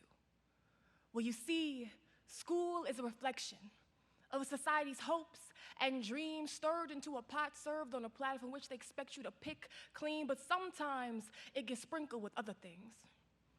My first day of first grade, I was excited to read. My mother took me to the Madison Library twice a week, so reading had become a pastime. But when I walked into my classroom, there were no books, only footnotes of what could have been. No front covers, only crayon-marked pages held by an invisible force where the spine should have been. So we'd often share books, crayons, even seats, because the number of kids in need of an education versus supplies in the classroom just couldn't compete, because redlining policies deemed majority Black and brown neighborhoods high risk, which meant less funding, which meant less supplies, which meant no books, and only footnote were the education for kids. So I moved. My mother took me out my third year, and then I started predominantly white school. Only 3 kids looked like me, but hey, at least we had books. However, my vernacular became a game of hot potato sailing perfectly in all my white classmates' hands, passed around the circle and round again and again till it came to me, branding my tongue with ghetto and my forehead with dumb. So every time I answered a question, my answer would always be brought into question to see if this Black girl maybe actually do know something. And those books, which I could finally read, those books reflect the history of the place that I had called home. But in those books, my complexion was rarely ever shown until February, where every corner I turned, I saw my reflection staring back at me. And when the spring winds came, it again reflected a white sheet. Moving into high school, I was taught quickly about excitement and how my choice of dress couldn't help but cause people to be a little excited, how my shoulders had the power to turn heads and attract wandering eyes, and how the higher my skirt was lifted, the more people's education I could deprive. Moving into high school, I was taught quickly about excitement and that people screaming in the hallways, it wasn't because of gunshots, it's just to be a little excited. And you don't need your phone when you go to the bathroom, that'll just distract you. Or it could be the last message your mom gets when the bullets fly past you. They say it'll never happen, so why do we drill for it? They say it's just in the past tense, so why do people still get killed for it? They say you dress like it, so of course he felt you up. But Muslim girls wearing hijabs are sexually assaulted every day and they're covered up. But you see, school is a reflection of society's hopes and dreams stirred into a pot served on a platter from which you are forced to eat till that food is the only language you speak. Till that platter is a thing in your thoughts that reeks. Till your reflection is no longer yourself, but footnotes of the things you've learned and seen.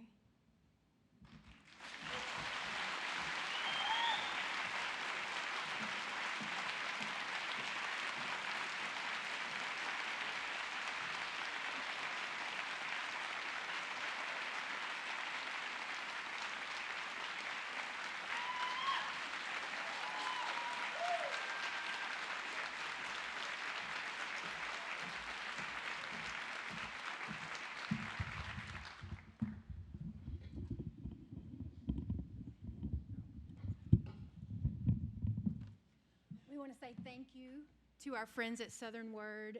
There's not much to add. Just can you say thank you one more time for their participation with us?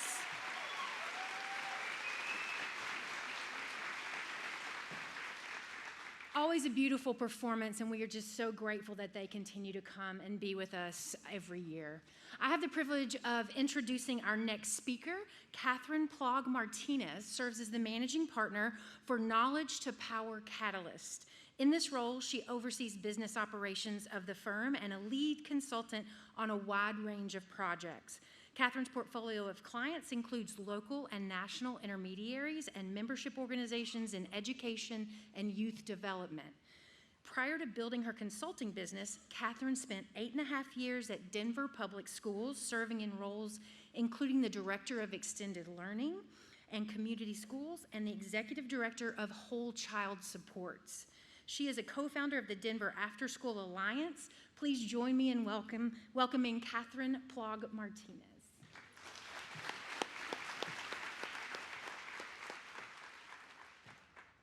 Thank you, Melissa, for that introduction. I'm not entirely certain that it's fair to have to go after the youth spoken word poets, but I'm going to do my best.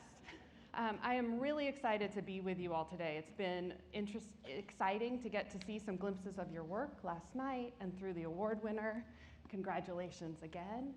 I'm really hoping that in my time with you today, what I can do is give you some framing that brings you back to the heart space of what you do.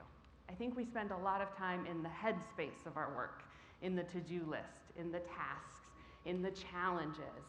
But I want to really bring us back to the heart and the core, which we just saw with the spoken word poets, which is the young people themselves, and really all that they bring to the table and offer. And I'm hoping that this is going to work. So I want our time together to be interactive, and I would love for you to pull out your phones. I know that we already put them on silent, so they're not going to buzz, but I'd love for you to pull out your phones and either use the QR code or teeny tiny up at the top. You can go to menti.com and enter the code 53115319. And I don't know why this slide's not showing quite right, but we're going to do a practice. I want to make sure that this is working for our actual content.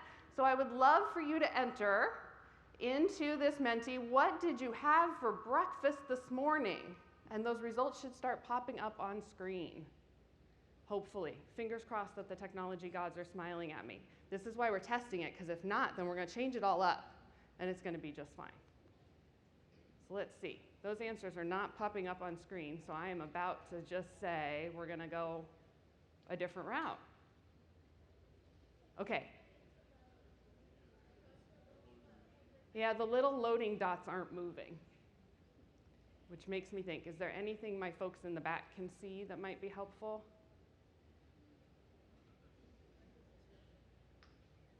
Okay, that's all right, not a problem. This is why I asked you what you had for breakfast. It wasn't because I really wanted to know, it was so we could find out if the technology was working or not. So, we're gonna move right along because I know our time together is gonna go very quickly.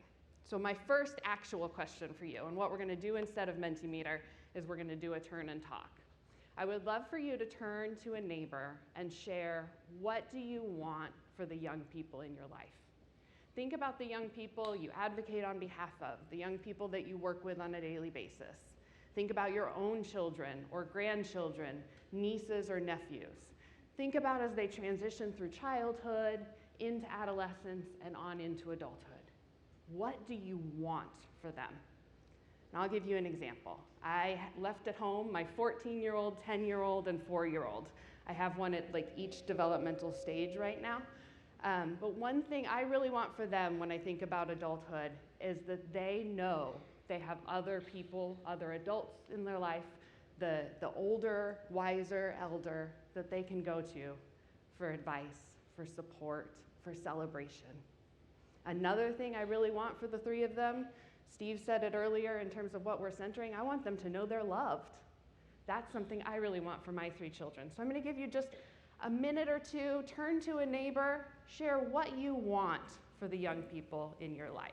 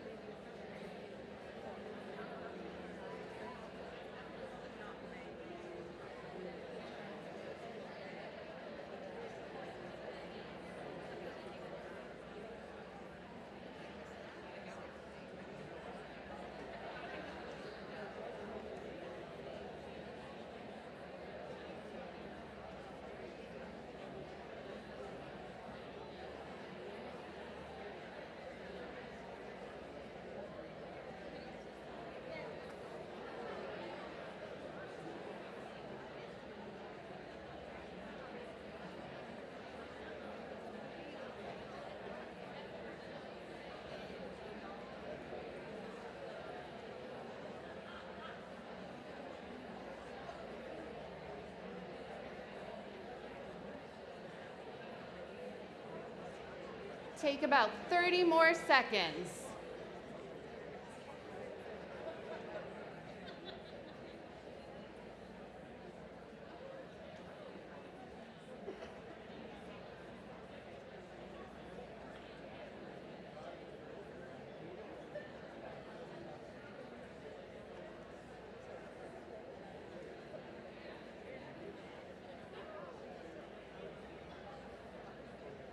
All right, I'm going to bring us back together as a whole group. Sorry to interrupt your good conversations. A lot of energy as we think about what we want for the young people. I would love to hear, this is the drawback of not having the Mentimeter, I would love to hear some of the things that you want for the young people in your life. So I'm going to need you to just shout them out. What are some of the things that you want for the young people in your life? Safety. Community. Purpose, possibility, equity. I want them to know God because everything else will fall into. To know God, have faith. Couple more. Confidence. Self-sufficiency. Excellent, excellent. We could keep going. We could keep going, and I am certain that with the things you named, you all would have named a great deal of what research tells us about positive youth development. So I lost track of how many times I've asked this question, but I ask this question at the start of almost every training and presentation that I do.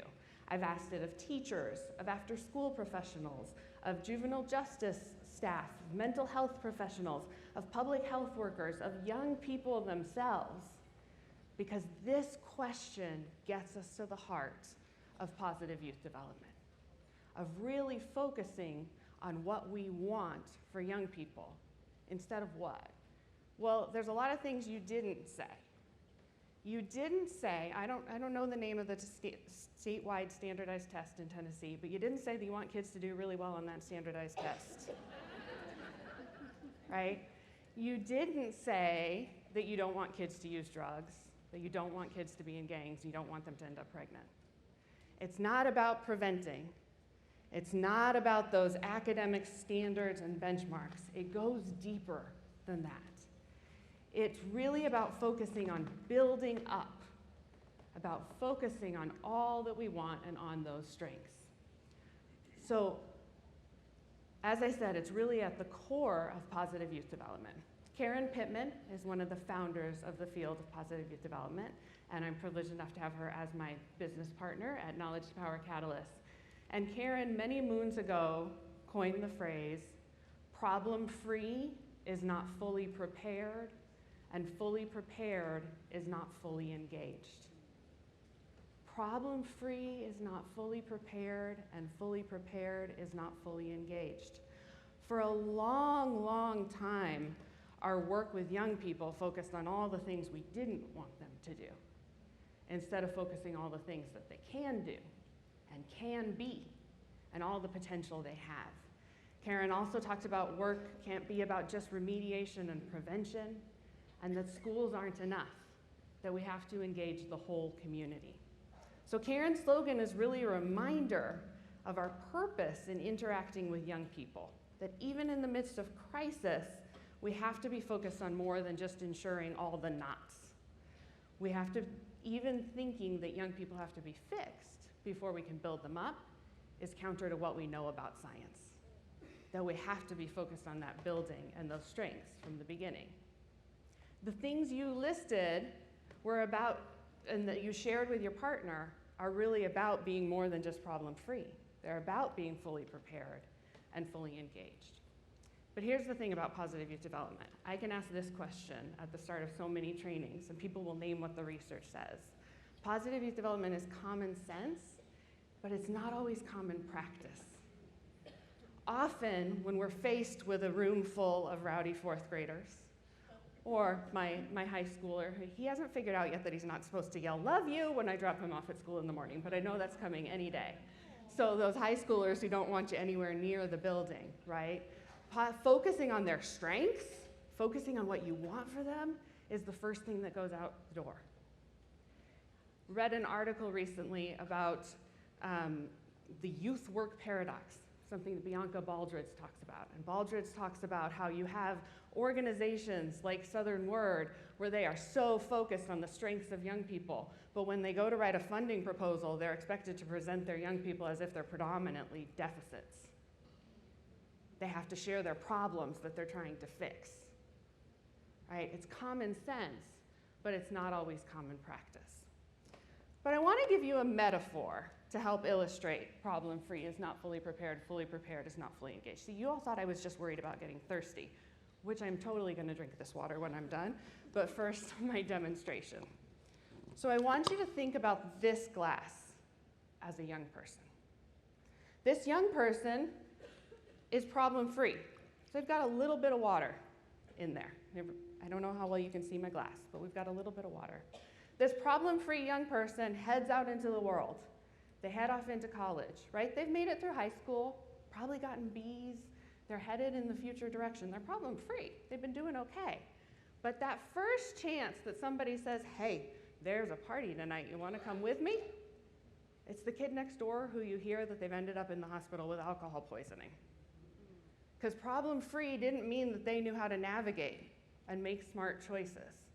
But if they had purpose, and they knew that they were there because they wanted to help other young people someday, if they had the self-sufficiency to be able to advocate for themselves and make different decisions, if they had passion for all that they were doing, if they had a trusted adult they could call and ask for some advice, if they had all the other things that you all didn't get a chance to share with me, then when they encounter that first night and someone says, "Hey, let's go to a party. We're all going to get really drunk." This glass, if I started to tip it, normally I would spill water right now, and I don't want to do that on this stage. But if we start to tip the glass, some of the water is going to spill out. But what do we still see in my glass? Water, a lot of it. Because this young person had the skills and competencies and assets to help them navigate their world. So I want to give you a simple definition. I wasn't kidding. I'm going to drink some of the water. I want to give you a super simple definition of positive youth development. Positive youth development is the process through which communities fill the glass. Positive youth development is the process through which we help connect young people to and help young people build all the things that we want for them. And it doesn't say positive youth development is the process through which one person fills the glass, because it's about community. Everyone has a role to play. The more adults that are doing it, the more those adults are connecting with each other, the better off we're going to be. But I figured if I left it at positive youth development as the process through which communities fill the glass, you might be a little disappointed. So I wanted to give you a more formal definition of positive youth development as well. This is the federal government's official definition of positive youth development. It comes from the Interagency Working Group on Youth Programs. It's a combination of 30 different agencies in the federal government that serve young people. And I want to start with their mantra up at the top. Positive experiences plus positive relationships plus positive environments equals positive youth development. We talk a lot about people, places, and possibilities. Young people need all three. They need people who care, they need places where they feel safe, and they need opportunities and possibilities to try new things and to grow. And normally I wouldn't read the whole slide to you, but I want to read this definition. So positive youth development is an intentional, pro-social approach that engages youth within their communities, schools, organizations, peer groups, and families in a manner that is productive and constructive, recognizes, utilizes, and enhances youth strengths, and promotes positive outcomes for young people by providing multiple opportunities, fostering positive relationships, and furnishing the support needed to build their skills, sense of mastery, and leadership strengths. Positive youth development programs promote a number of outcomes in youth, including social skills, emotional competence, positive relationships with peers and adults, and civic and school engagement. So I want you to once again, real quick, turn to a neighbor. What words, phrases, concepts jump out at you in this definition? I'm going to give you a minute this time to share with a shoulder partner. What jumps out at you in this definition?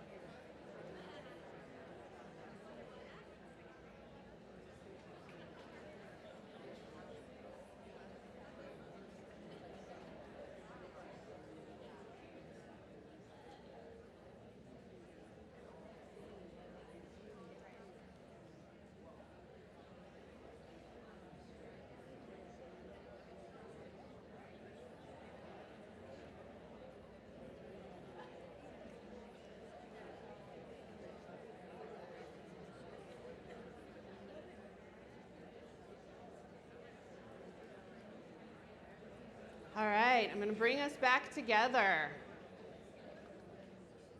Minute goes by fast. I'm going to bring us back together. Once again, I'm going to ask you to shout it out. What are some of the words that stood out to you? Some of the things that jump out at you in this definition? Intentional. What else? Couldn't hear that one. Even louder. Positive outcomes. Thank you. Support, peer groups, strengths, pro-social, families, leadership, that youth voice, those opportunities, right? So positive youth development is about focusing on what we want and focusing on strengths, focusing on the positives, focusing on all that young people and their peers and their families bring to the table and all that they have to offer. And positive youth development began to emerge as a field in the late 1990s, and it stood in sharp contrast to the research that had come before, which had a prevailing focus that adolescence was bound to be a time of storm and stress, that adolescents were just going to have a hard time, period. And instead really focused on youth potential and developmental plasticity, the recognition that all adolescents were going to and were capable of growing and thriving. And Steve talked earlier about belonging, well-being, meaning-making, and purpose. And those are all really great components of and examples of what it takes for a young person to thrive. So recently, a group published this report, Thriving, Robust Equity, and Transformative Learning and Development. And they said that thriving is a dynamic process that goes beyond the static state of well-being and also adds in focus on sense of growth, purpose, and forward movement. And they said that what it really takes for young people to get to a point of thriving, it's not just what they said, what the science of learning and development tells us and the science of adolescence tells us, is that all young people have the potential and capacity to thrive if they are given the right supports and conditions. The capacity isn't fixed at birth or in early childhood. It's present well into late adolescence.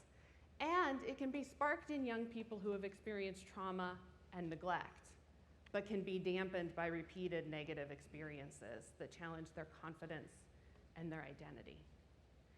So in short, there's a dynamic relationship between a young person and their environment that determines their capacity and motivation to thrive.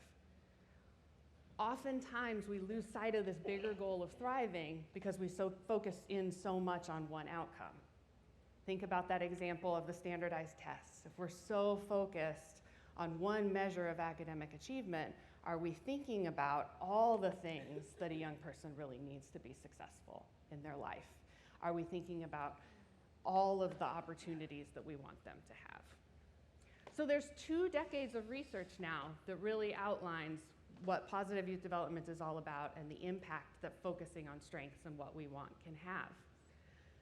But it's important to know that as this work was emerging in the late 90s, it really did a great job of what it was intended to do, of moving the prevention field from a place of just looking at deficits to a place of looking at strengths. But it never got large uptake in the education sector. And it never got large uptake in many of our other systems. And so my partners and I have been on, I was about to say a crusade. That's not the right word. We have been actively talking with the organizations we work with in the education sector about this foundational positive youth development research, helping them understand and know what it is and why it matters. So I want to take you a little bit on the same journey that we've been taking some of these organizations through. And we're going to start with another one of the founders of the Positive Youth Development Movement, Peter Benson. Peter Benson was the founder of an organization called the Search Institute. And the Search Institute is among a cadre of youth development research organizations who offered simple, actionable frameworks that could help parents, practitioners, and policymakers cut through all the recommendations about youth problems and promote youth success. So Peter and his team had been doing research on prevention. And they started to think, this is all fine and good, we're learning a lot, but there has to be more. What about the young people who are doing well? What do they have in common? And what the Search Institute team found was what they eventually coined the 40 developmental assets. The 40 developmental assets is a framework which identifies skills, experiences, relationships, and behaviors that enable young people to develop into successful and contributing adults.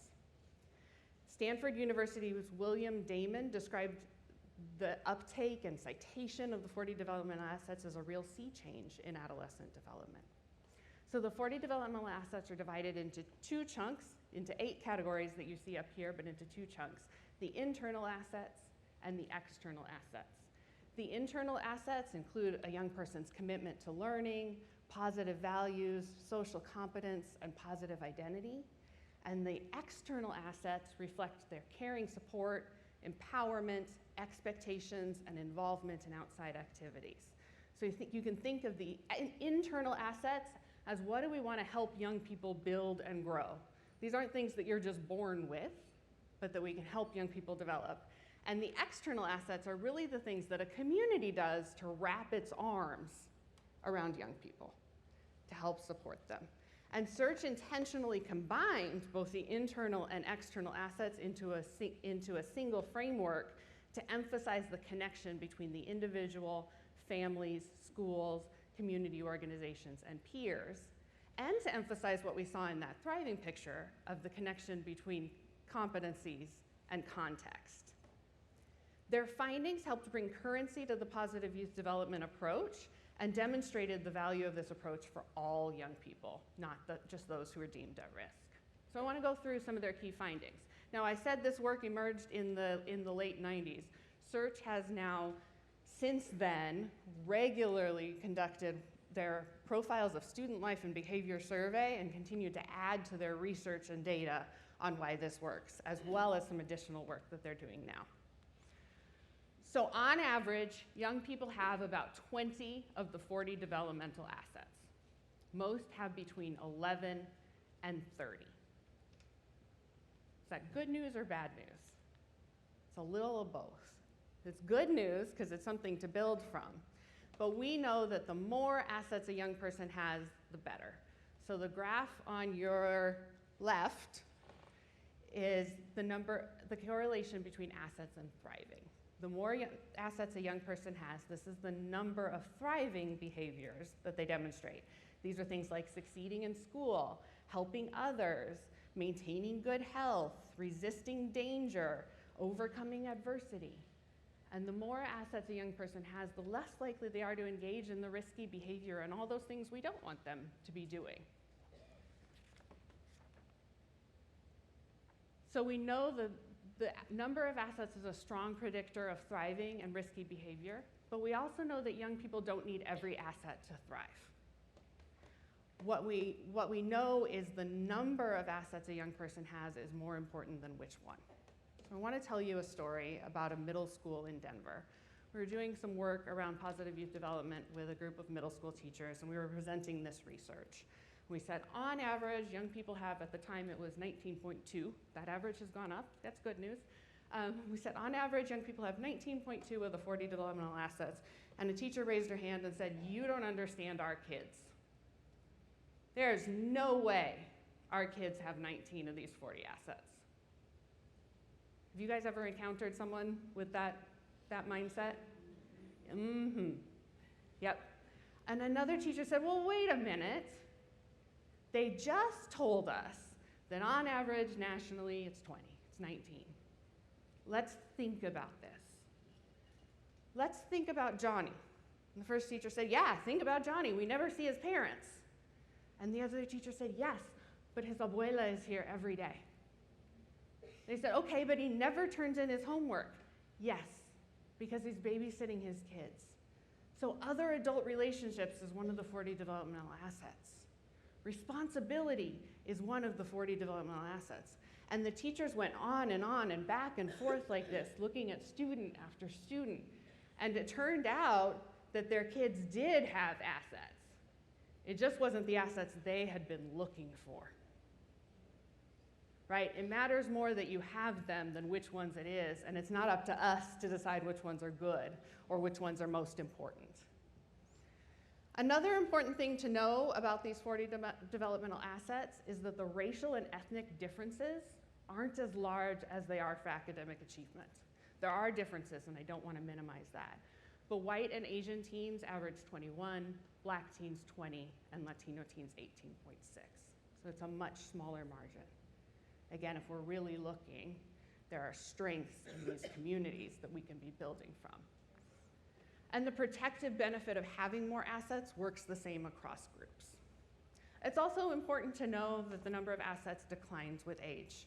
We see it peak in early middle school and then starts to pretty drastically decline, and then it comes back up a little bit junior and senior year. But there's some developmental work, some wrapping around that the community really needs to do differently in those older grades and ages and stages. So combined, these findings demonstrate the importance of differentiating between the proximate developmental assets that contribute to a thriving orientation and the larger economic and societal factors that create thriving opportunities. Search Institute has found that building strong developmental relationships with young people, which they define as expressing care, providing support, while also challenging growth, expanding possibilities, and sharing power, helps them develop their spark, the thing they're passionate about and good at, and helps them build social capital. So these are all areas of work that Search Institute has continued to research. So your question really becomes, in the work that you're doing, how are you thinking about fostering developmental relationships, helping young people discover their spark, creating those external assets in a community? So I want to keep going really quick through that history. So after Search Institute developed their list of 40 developmental assets, in the early 2000s, the National Research Council, which is now the National Academies of Science, Medicine, and Engineering, decided there was a sufficient evidence base being built in positive youth development to stand up a study commission. So their 2002 report, Community Programs that Promote Youth Development, really galvanized the field.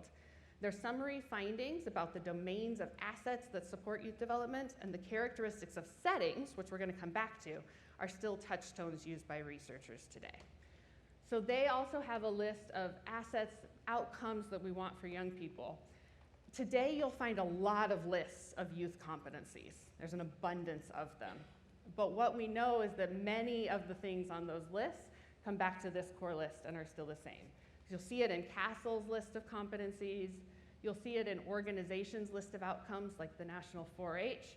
And you'll see it in the America Succeeds in their 2022 report that analyzed more than 82 million job descriptions across 22 sectors in terms of what we're looking for young people.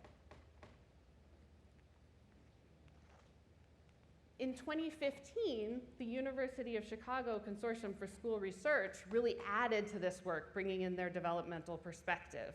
There's growing recognition that academic skills alone are not enough, so the consortium did a comprehensive review of evidence to figure out what young people need to develop from preschool to young adulthood to be successful in college, work, and life, and to determine the kinds of experiences and relationships that guide the development of these factors. So their infographic is fairly self-explanatory and fairly tiny. That's the theme of my slides. They're all fairly tiny. I'm sorry about that. But their premise was that children learn through developmental experiences that combine action and reflection. That's the yin-yang up in the corner. And that through action and reflection, ideally with a trusted adult, through developmental experiences, young people build 4 foundational components that underlie 3 factors of young adult success. So for young adult success, they talked about the importance of having agency to really make choices about one's life path, about having competencies to adapt to the demands of different contexts, and incorporating different aspects of oneself into integrated identity. And within those, there's foundational components of self-regulation, knowledge and skills, mindsets, and values. And what their graphic really shows us is that this work is developmental and ongoing. That what we're working on with our youngest kiddos isn't going to be the same as what we're working on with our older kiddos, because they're at different ages and stages. Because what they're working on is different. What they found is that whether at home or school or in after-school programs or out in the community, young people are consistently developing. And that broader societal contexts, systems, and institutions shape youth development. But those systems are also what creates disparities. Adults can play a pivotal role and can give young people a better chance at success by understanding and nurturing development. But we have to think about how we're doing this work at all different ages and stages. That was the quick scan through outcomes. I want to go to context. The other thing that the National Research Council report outlined was the features of positive developmental settings. We know that to get to the outcomes that we want for young people, to get to all the things that you all outlined that you want for them, our settings have to be places that help them grow and develop. The NRC added weight to their list of positive developmental settings by outlining descriptors of what it looked like when it was good and when it looked like when it wasn't so good. And they did this in part because they found that while settings can help build and support, they can also do harm. and that organizations that were actively working against some of these developmental features could do harm for young people. More recently, the Science of Learning and Development Alliance has picked up this work in what they call their design principles for whole child. It is redundant. Their design principles for whole child design. We affectionately call it the blue wheel. The blue wheel outlines 5 things that have to be present in every environment for it to be a positive setting for young people. They need positive developmental relationships. They need environments filled with safety and belonging. They need rich learning experiences and knowledge development, development of skills, habits, and mindsets, and integrated support systems. And when we think about the whole ecosystem in which young people exist, it used to be that we would think, well, young people are getting their developmental relationships in after-school programming. So in school, we're able to focus on the knowledge and content development. Not so much. Every setting needs to be attuned to and attentive to all 5 of these areas. We talk about the fact that they don't necessarily have to be in balance. There are different entry points. Some of your organizations might lead with thinking about integrated supports, about those wraparound services, but no area of the blue wheel can be in the red. Nothing can be completely ignored or neglected to have those positive outcomes and experiences that we want for young people. You'll see in the 2 upper corners, there's design principles playbooks for schools and for community-based settings, because how we do this looks different based on where we are and what we do. And I'd be remiss not to mention program quality. When we think about out-of-school time programs, all the settings where young people spend their time, we know that the interaction between youth and adults matters. And what all the research on out-of-school time programs tells us is that to get to the outcomes we want, for young people to be able to transfer their knowledge and skills, the programs have to be of high quality. So what does that mean and what do we do? Take us back again to about the same time as the National Research Council. Michelle Gambone and 2 of her colleagues at Youth Development Strategies, Inc. were really taking a lot of the research, and they found that what it really boiled down to is for young people to be successful, for young adults to be successful, they had to be productive, healthy, and connected. And they looked at 2 extremes, young people who were succeeding and young people who were struggling. And they defined succeeding as doing well in 2 areas of life and okay in 1, and struggling as doing poorly in 2 or not well in any. And they looked at a longitudinal data set from multiple places of research and really sought to understand why are some young adults successful and some are struggling. What they found is that on average, 43% of young people were doing well, only 43%, and 22% were really struggling. But they found that you could change those odds by ensuring that there were programs that supported them, adults who supported them, and that we were tending to the proximate developmental outcomes. That we were thinking about how coming out of high school, young people could be productive, connected, and navigating. And when they were, in column B, you can see that when they had those good developmental outcomes in high school, then they were significantly more likely to be doing well as adults. They also found that the supports young people got really mattered. So having developmental relationships, having access to opportunities for meaningful involvement and to be challenged had impact on those developmental outcomes. So they took all their findings and they put it into this community action framework. Really have to work on the size of font on my slides. Friends, I'm sorry. I'm gonna walk you through this graphic. So at the end of the arrows is bucket A. Bucket A are those young adult outcomes. And it says to get to those young adult outcomes, we need to understand what do we need young people to be building? What are those proximate assets that we need them to have? And bucket C says we can do a lot to help them grow those things. We can have youth programs, we can have supportive relationships, we can have challenging and engaging learning experiences. But what their framework added in that many hadn't had before was D and E, which I think matter so much to the work that you all do. D talks about creating policies and realigning resources in public and private sectors to support community strategies. It says you can't just expect programs to materialize out of nowhere. You've got to actually work at the local level, at the county level, to build and connect those opportunities and help make them stronger. And it said you have to build stakeholder awareness, knowledge, engagement, and commitment in E. How are we building that public will to focus on these development outcomes? To say that young people are full of possibility and we need to help them get there. So I'd love for you to do another turn and talk and think about these areas of this framework, from A, from adult outcomes, all the way to E and that public will, and really think about, where are you focused right now? Maybe where could you be focused? What do you think in terms of your advocacy efforts are the places that you can most connect? Take just a minute or two to turn and talk.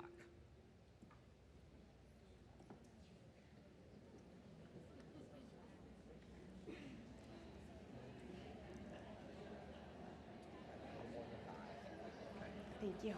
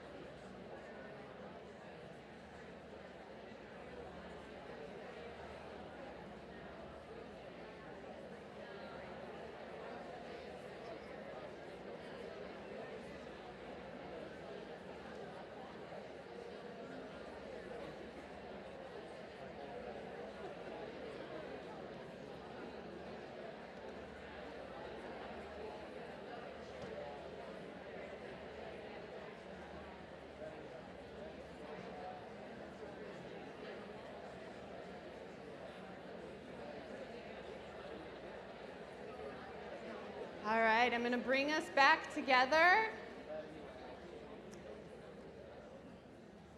This community action framework is really about bringing a community together. And a community can work together to answer questions about what are our basic long-term goals for youth? Are we in agreement and alignment on those? What are the critical markers that tell us young people are on their way to getting there? What do we as a community want to provide to help young people achieve these? What must we change in key settings to provide enough supports? And how do we create the conditions and capacity for communities to make these changes? So this framework is something you can use to galvanize people in this work. And I want to leave you with two last things. I'm going to skip ahead a little bit.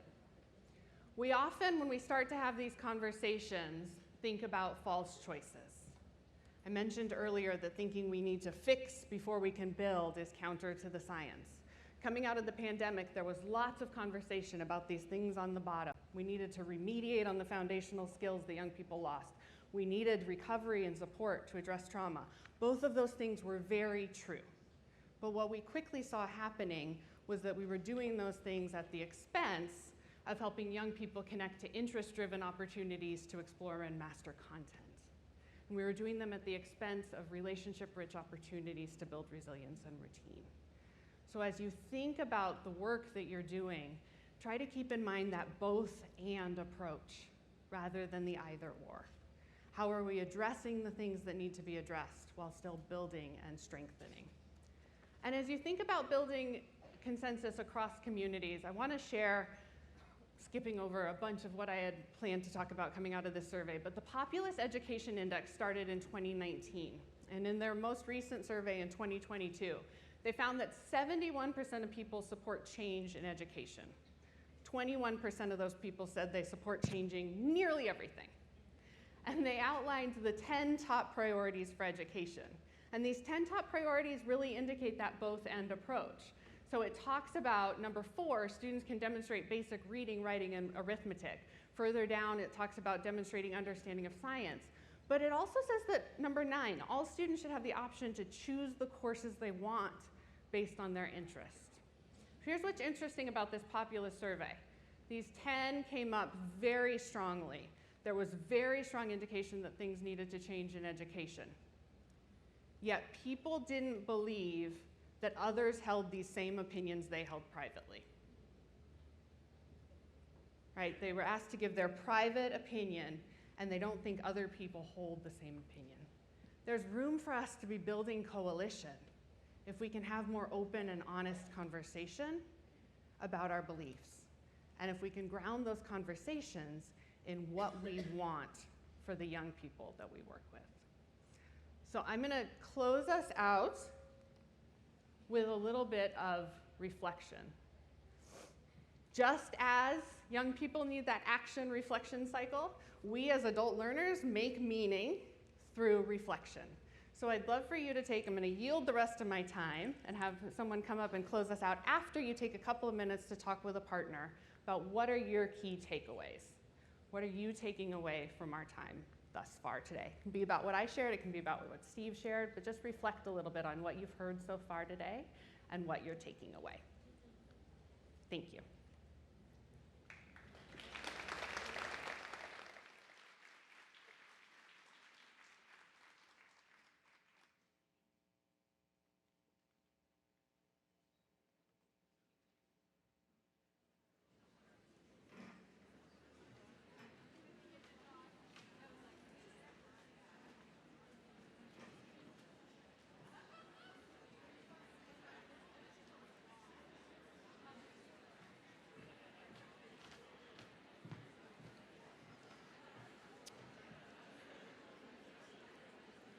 I wanted to be respectful and make sure that I gave you guys some room to talk amongst each other, but I also know we're right before lunch, and I have a good idea that this conversating amongst the table might go left very quickly. So thank you again to Catherine, and we appreciate you coming to Nashville. Thank you one more time.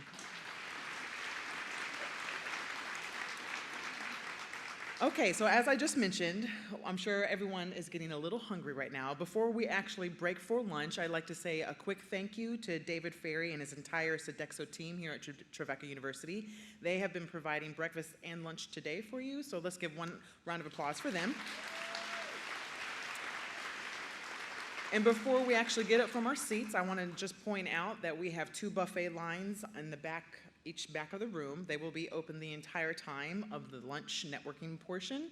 I do ask kindly that not everyone immediately get up and go stand in line, because that way it's going to be a long line. We have absolutely no way to be like table, table, table, table, table, but if you guys are like to just kind of communicate and network with each other just a little bit and get up and go, hopefully we'll kind of space out waiting to eat just a little bit. So thank you guys so much for being here, and enjoy lunch.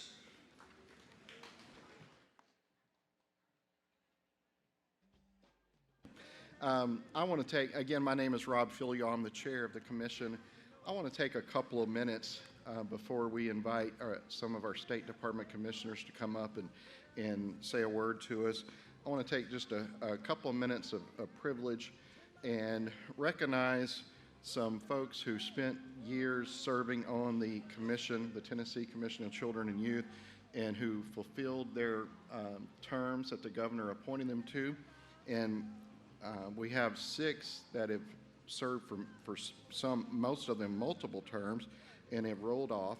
Patrina Jones-Jess, Trey Jones, Kelly Drummond, Glenda Terry. Those 4 have rolled off and live far from Nashville, most of them, and couldn't be here with us today. But we've got 2 that are here, and I want to invite them up now so I can recognize them publicly and give them something that we will get to the others. Rob Mortensen, give him a hand, please. And Stephen Neely.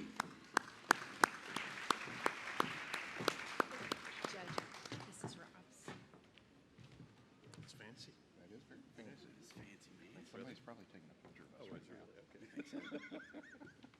All I was told was just to get a picture and get it back.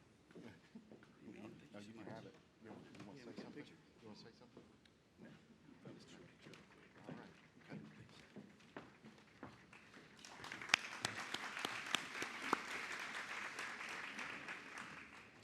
All right, I'm going to introduce our first speaker to get us started, and then they'll each come up one after one, introduce themselves, and give us a brief update of their department's priorities and work. Please help me welcome just a grand Southern gentleman that I've enjoyed getting to know, Dr. Ralph Alvaretto, the Commissioner of the Tennessee Department of Health.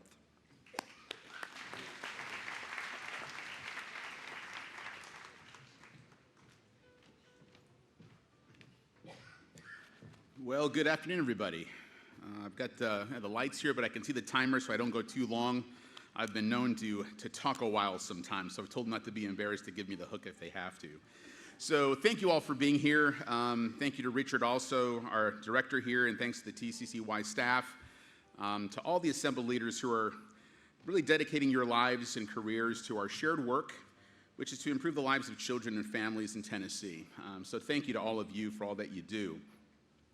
I am Dr. Ralph Alvarado. I know when you see that last name, I think people still trying to get used to it. They think of avocado and desperado and different things, but Alvarado is how you pronounce it, and I'm proud to serve as your Commissioner of Health here for the state of Tennessee.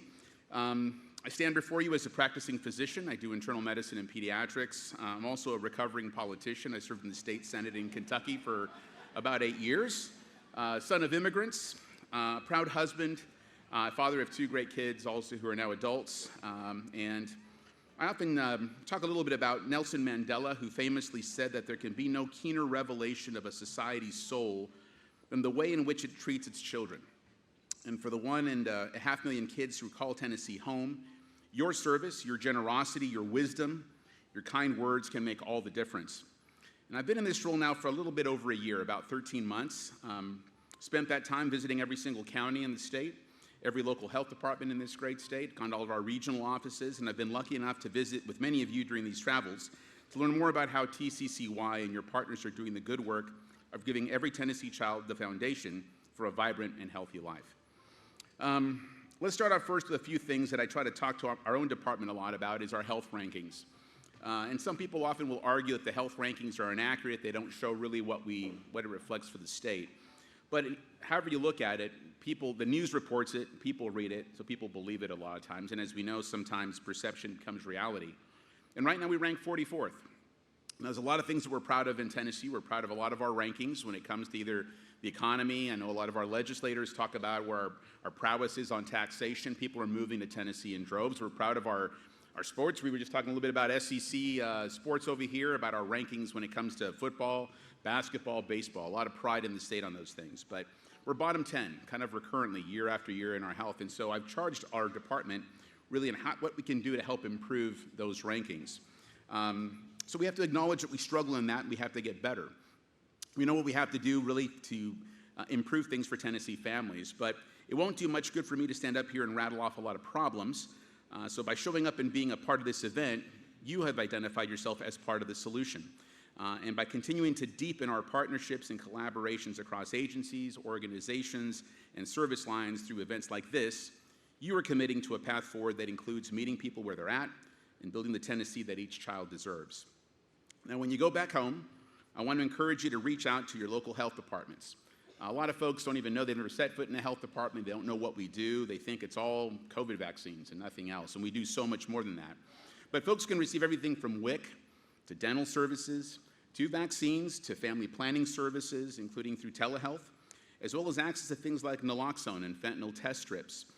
You can even register to vote, get birth certificates, and all that sort of stuff as well. So additionally, I learned yesterday that all of our health departments in Southeast Tennessee have a certified car seat tech at each location. So we can even help you to make sure that your car seats are safe and secure.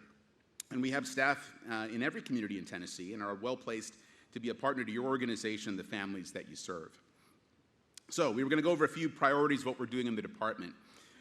So some things that we're doing regarding the children and families. Let's just go ahead and address one of the elephants in the room and talk about childhood vaccines. One of the metrics we watch annually is the number of counties who achieve 95% coverage for recommended childhood vaccinations. And in the 2019-2020 school year, we had 72 out of our 95 counties achieve that level of coverage. Since then, that number has plummeted. And in the 2022-2023 school year, just 26 counties now hit their benchmark for childhood vaccine coverage. What does that mean? If you get that, why is that 95% kind of a magic number? That's really what we look at for herd immunity, and you've all heard about that. Kind of if you have 95% coverage, the odds of spontaneous infections go way down and people are protected. We're starting to see a lowering. If you're watching any national news, you're seeing some states that are having outbreaks of things like measles.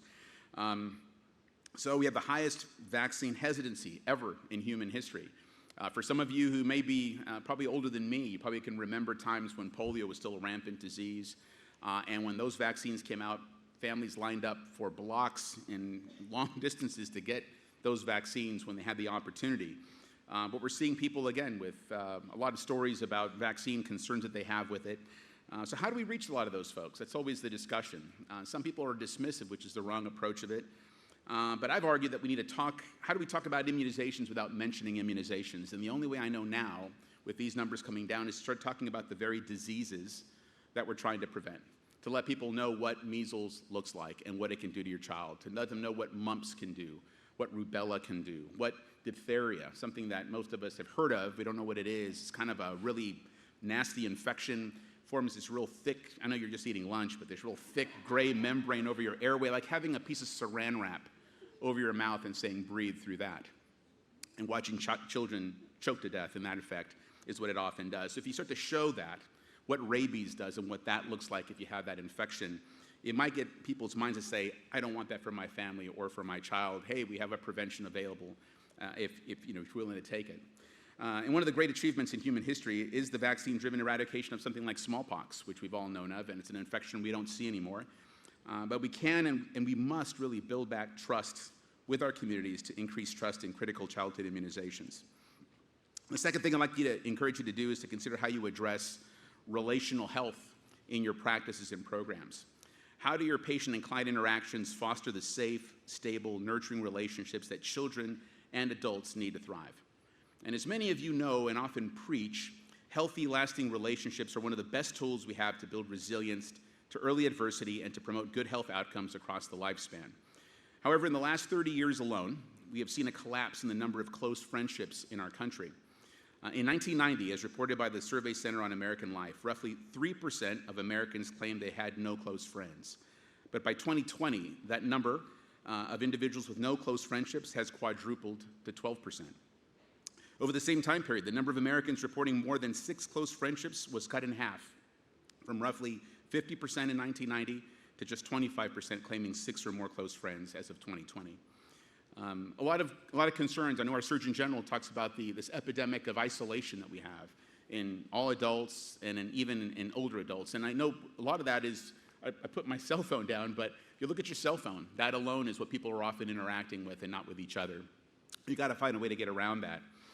Most of you probably have Netflix in here, I would imagine, right? See a lot of, yeah, somebody's whooping over here, they like Netflix. I would encourage, if you have Netflix, to go home tonight or whenever you go back home and to write this down and look at something called Blue Zones. Some of you may have known about them. I see some nodding heads here, but Blue Zones is really important, I think, and an idea of what we can do. And Blue Zones was really established originally by National Geographic as an attempt to find the fountain of youth. And they charged a guy named Dan Buettner and his family who had bicycled around the entire world over a 3-year span of time to try to find that. And what they found was not the fountain of youth, but locations in the world where people routinely live to 100 years of age and older at 10 times the normal rate. And what they found was there were 5 things that those folks have. One of them is natural exercise, natural movement. They do things just in their everyday life that they don't consider exercise, but keeps them healthy and keeps them moving around. It might be gardening, it might be climbing up an incline to get to your house. They also found they had a pretty good diet. I mean, a lot of them ate normal foods that they ate every day that were high in antioxidants. And I tell people in Tennessee, if I could put antioxidants into biscuits and gravy, we'd be set. But unfortunately, we don't. But a lot of those folks grow up with foods that have high antioxidants and a lot of plant-based proteins. All of them had a faith in something more than of themselves. So they had faith and religion in their life. All of them had a purpose every morning they would get up to do something and keep themselves active as they got older. And they all had a sense of community, often friendships that had lasted decades, and they had hung out with people. There was a story recently of a group of older gentlemen in Florida, 6 guys who were all veterans who had grown up together and had gone to the military together, who had challenged each other to live to 100 years of age. I think one of them died from a motorcycle accident, from other things, but they've all kept themselves accountable to exercise, eat right, and do those things, and they meet every day. And again, the power of friendships and the power of relationships, we can't look past that as how important that is for health moving forward. A few quick observations also before I take a question or two, if we have time for that. Syphilis screening, another important thing that we haven't heard the term syphilis in a long time. Back in the 60s, we had a pretty high peak. It's come way down since then, and we're starting to see that rise very, very quickly in our state and really around the country. A lot of folks that are getting these infections, they don't know that they have it. It can often be silent, but children, when they have those infections or born with those, can have not show any signs until much later with neurosyphilis and other bad findings. And also a lot of kids are born stillborn when they have this as well. Really important for us, we require checks for moms during the first trimester when they come in for their first evaluation for pregnancy, but we have no requirements after that unless they're at high risk. I would encourage, if you know physicians, OBs, if any of you represent hospitals or other kinds of clinics, if someone comes in with any kind of a complaint of any type, to go ahead and run a test. If they're coming in for their third trimester, go ahead and run the test and check, because if mom is positive, and a lot of those moms were negative in their first check and then are positive after the delivery. Now you've got two people to treat. It makes it much more difficult, and it's easier when mom and baby are together, where we can give IV penicillin, which is the normal treatment for that. There's also a national shortage on it. So I would encourage you to pay attention if you see news articles on those issues. Another thing is Juul. When you hear Juul, I'm not talking about a diamond ring or anything along those lines. Obviously vaping, that's become a major epidemic for a lot of our youth and our kids. Where cigarettes are down, which is great. We've seen a reduction in combustible tobacco. There's also non-combustible tobacco, which is where a lot of the tobacco industries have been investing their money. But they're also investing their money, obviously, in vaping and investing it now in marijuana and trying to push a lot of that because they're seeing movements on that nationally to get folks on those products as well. Vaping is kind of flat, maybe decreasing a little, but we have a lot of work to do. And most of you, if you work with kids, you often know that they're trying this at the 3rd and 4th grade. We've got to do better in that regard. There was a recent settlement that's in the Attorney General's office for $13 million. He's giving us some of those funds to do in addition to our normal tobacco funds that we have for cessation that we can use for vaping to help reduce that in youth. And we're also giving proposals for the rest of that money to be able to come to the department, hopefully, where we can kind of assist in working in that front. Another thing that some of you may have noticed is our child mortality report recently came out as well. And it's from 2021 data. People often wonder why it takes so long. It's just trying to make sure that we verify the data, that it's not identifiable. We can go back, but it's from 2021. Right now, what we've detected from this is that more than half of our deaths are preventable when it comes to kids. For kids under the age of 1, prematurity and birth defects was the leading cause. And in kids over the age of 1, for external leading causes were firearms, so firearm-related deaths. Again, we have a lot of work to do. Our trend is coming down when it comes to infant mortality. We're starting to approach the national numbers, which is a good sign. But again, we're still above where national numbers are, and so we still have a lot of work to do in that space, but we're doing better in that regard. The other thing that was interesting in those findings also was sleep-related deaths were on the rise again in Tennessee. And that affects our African-American community almost 3 to 5 times higher than it does other communities. And so a lot of work that we're doing now on promoting safe sleep habits and things for babies to make sure that moms and parents are aware. And then also TCAPES, which the purpose of TCAPES, some of you have heard that, is to provide pediatric psychiatry consultation services, care coordination, and continuing education for Tennessee primary care providers who are caring for kids and youth with mental health needs. Having been a pediatrician who was trained kind of in the 90s and early 2000s, we didn't get a lot of training back then when it came to mental health issues for kids. We often just refer them to psychiatrists. But now we have very few psychiatrists and mental health professionals who are available, so we're trying to provide this service through Vanderbilt University, who can provide help for a lot of our primary care providers when they need help.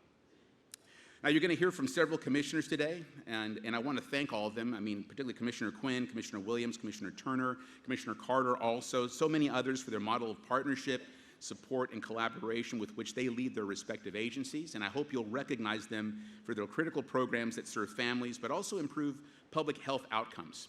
And it's often amazing, I tell my own department, how much we can get done when it really doesn't matter who gets the credit. Even within state government, things are often siloed, and there's a lot of pride of ownership of programs, and people are worried about people taking an idea. I say, I don't care who does it. Health touches everybody. So if they improve what they're doing, our health needle will move from 44th, hopefully, to something that's much better. And finally, our department also recently reset our 4-year strategic plan and updated our values, and those values are trust, service, excellence, and compassion.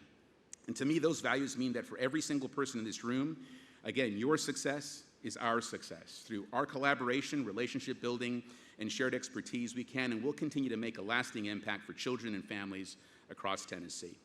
And for any Spanish speakers in here, a few, yeah, muy bien. Vamos a hablar también un poquito en español también. Para mis amigos que no sirven, que sirven en la comunidad, que no hablan inglés, también les quiero decir que también les agradezco su trabajo que también hacen con la comunidad latina también.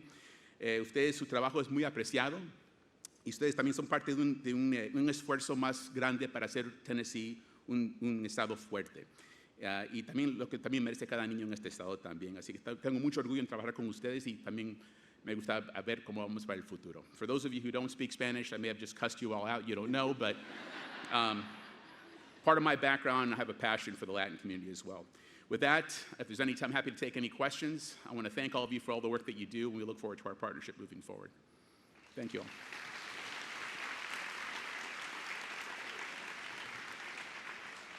You have time?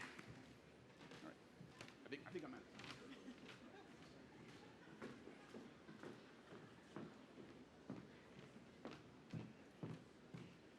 Good afternoon. I am Lori Paisley, Assistant Commissioner of the Division of Coordinated School Health, and I have attended this great event in previous years, but I'm so excited to be back today to speak on behalf of our Commissioner, Commissioner Lizette Reynolds.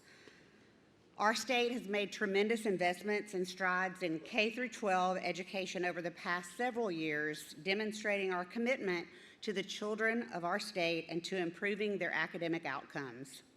While our focus is on traditional academic courses, we work extensively to ensure that we are also providing a safe and supportive learning environment for students, as well as preparing them for life beyond the classroom.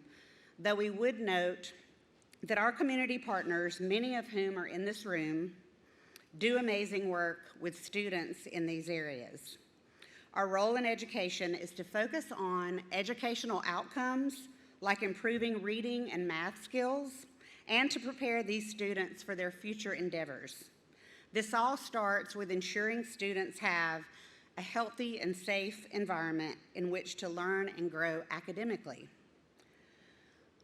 I heard this morning the speaker ask what you would want for young people, and while I was moved, I was not surprised to hear the first was safety. We know school safety is of utmost importance, and a major priority is to protect our students and ensure that they are physically safe. Tennessee has made major investments to make this happen. This includes our statewide School Resource Officer program to work with local law enforcement agencies to place school resource officers, SROs, in each K-12 public school.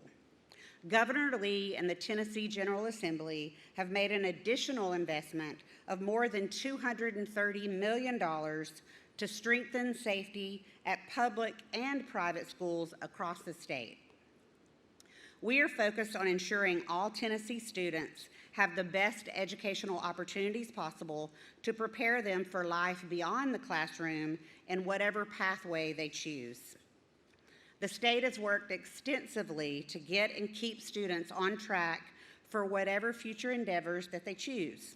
And I would like to highlight a couple of those key areas for you all today. The first is early literacy and learning acceleration. Governor Lee and the General Assembly called a special legislative session during the pandemic to address the state's literacy crisis and learning loss due to the pandemic. Through the Tennessee Literacy Success Act, we set the state's literacy framework and included several key components: foundational literacy skills instruction for K-3 students, use of high-quality instructional materials aligned to Tennessee standards, universal reading screener administered throughout the year, providing home literacy reports to parents, and providing training to teachers. This also led to the department launching the statewide campaign, Reading 360, to provide resources for all those that help children learn to read. These investments have already led to gains in early literacy rates. In 2023, 40% of third grade students demonstrated proficiency in English language arts, the largest single-year increase and the highest third grade English language arts proficiency rates since 2017. Additionally, the Tennessee Learning Loss Remediation and Student Acceleration Act established permanent funding for summer learning camps and the Tennessee All-Core tutoring program. Each summer, free summer programming opportunities are available for rising kindergartners through rising ninth graders focused on English language arts and math. We also have 87 districts participating in our statewide tutoring program, which is a high-dosage, low-ratio tutoring program for students in grades 1 through 8 who need extra support in math and English language arts. There is also online tutoring available for high school students. And over the 2021-22 and 2022-23 school years, 96,800 students have received tutoring through district grants, and an additional 4,783 have received tutoring through community partner grants. In total, the program aims to serve over 200,000 students by the end of this school year. The next key area I want to highlight is citizenship. Tennessee state law provides for the ability for schools to incorporate citizen curriculum into their courses. As an example, some schools focus on the Congressional Medal of Honor Character Development Program. The Governor's Civic Seal Initiative is another great example, which recognizes schools and districts that prioritize teaching our nation's history and civic values. Along with this program, Governor Lee allocated $500,000 to support public schools and districts in implementing high-quality civics education programs to support students in readiness for college, career, and civic life. This initiative focuses on experiences and opportunities to help students build relationships and learn about the importance of public service. When it comes to K through 12 education, Tennessee is not only dedicated to the health and safety of our students, but also to important educational outcomes that lead to future personal and professional success.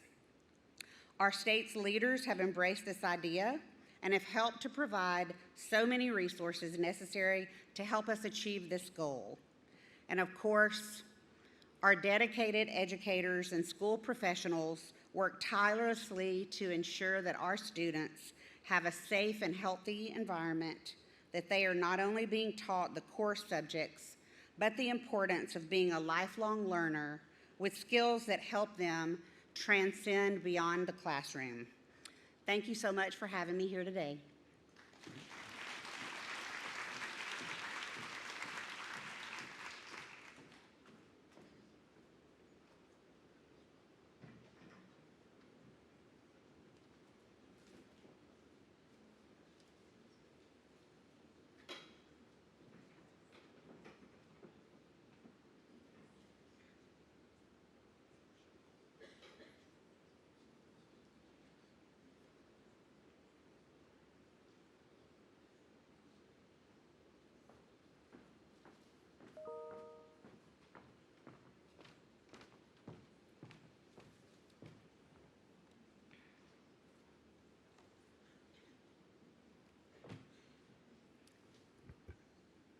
Good afternoon.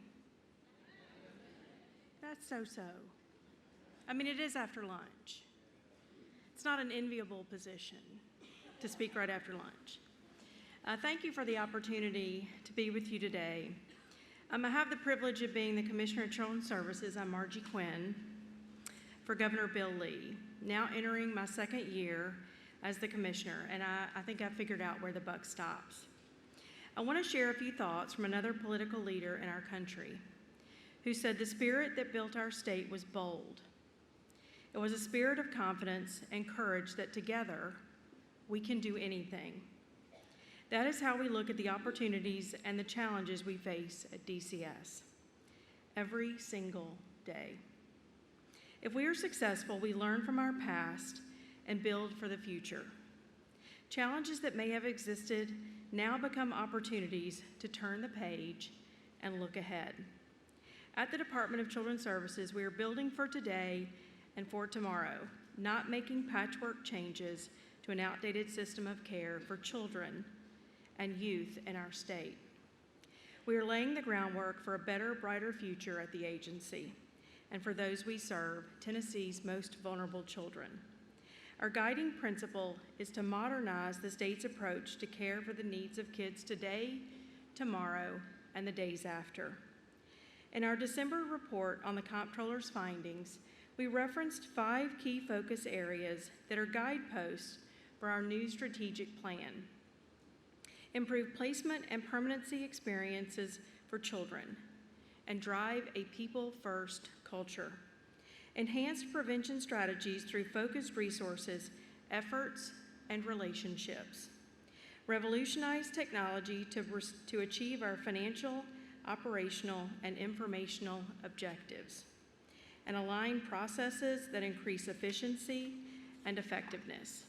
Now, let me share several of our accomplishments in 2023. Some may seem very inside baseball, but believe me, they make a difference in shaping the path, the expectations, and the achievements. Case manager vacancies have been reduced 57%, down from 620 to 268 from when I started September 1st, 2022. And a new class of 69 will start on March 11th. I think that's the lowest we've been in probably 7 or 8 years. The turnover rate for first-year case manager years for the calendar year 2023 came in at 23%, which was below the goal we set for ourselves at 30%. Caseloads for all first-year case managers were capped at 10. Over 3,900 cases were closed due to the new special response team, second shift teams, and DCS surge events in our hardest hit regions. And 1,500 foster homes were reviewed and approved in 2023, as well as 830 new foster parents that were approved. Tennessee's child welfare system and facilities were built for the needs of kids decades ago. A new real estate plan approved by the State Building Commission and included in Governor Lee's budget this year will move DCS from looking back to being positioned well into the future, about 50 years into the future. Governor Lee's budget this year includes $233 million in the Department of General Services budget and earmarked for DCS to complete the funding for construction for a new Wilder and a new Woodland Hills facility. These new facilities will add critical new capacity to the bed shortage and redesign an outdated system of care for our juvenile justice youth. Our approach addresses the increase in acuity of children's care needs. Modern leading practice facilities employ a more focused, rehabilitative approach, bringing technology into clinical services. What should you expect? Reduced wait times for children and access to services that are individualized and based on needs. We are moving towards a front door approach, where DCS caseworker is on a team that coordinates supervised family visitations and behavioral, clinical, and educational services. Recruiting and retaining retaining great employees demands that people-first culture that I was just talking about. Promoting wellness and a work-life balance for all employees ensures that staff know they are seen and heard. Investments in training and skills building for our employees, as well as opportunity for healing and building resiliency, results in staff handling really difficult day-to-day challenges. There's progress being made in modernizing one of the state's largest departments, identifying greater efficiencies so staff has more time for service delivery with children and families. The future of our state will be determined more than anything else by the character of our children. Tennessee's Department of Children's Services is the one opportunity we have to make a difference in the life of a child. When we succeed, children succeed. This is not a time to be passive, to dwell in the past, to say that this is not easy work. It is not. It is a time to be aggressive and champion the best practices for all of Tennessee's children and families. We cannot do this alone. All of us together will transform the present and the future in a child's life. What is the path ahead? Healthier and safer childhoods, life skill development, successful reintegration of children and youth into our communities, and fulfilling our vision of Children First. So I ask for you to join us in this journey because the paths we travel now will shape our state tomorrow. Thank you. So I have a few minutes, and I would love to take a couple of questions. You can clap at the end. We've made a lot of progress. We're going to take a ton of momentum into 2024. We have a lot of progress left to make. There's a lot of work left to be done. We're going to do it with all of our partners out here in the audience, but we've got about 7 minutes, and I'd love to take a couple of questions if anybody has any questions. Don't be shy. Yes, ma'am. I have a microphone.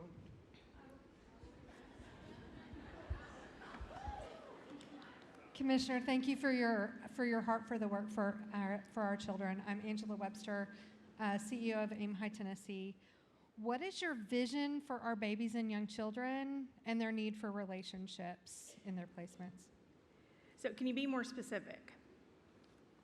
Are you talking about babies that are being removed, babies that are staying in families? Are you talking about, I'm say, talking baby about courts? babies in their placements. One of the most critical components for healthy development is having safe, stable relationships, and our entire focus is relationships.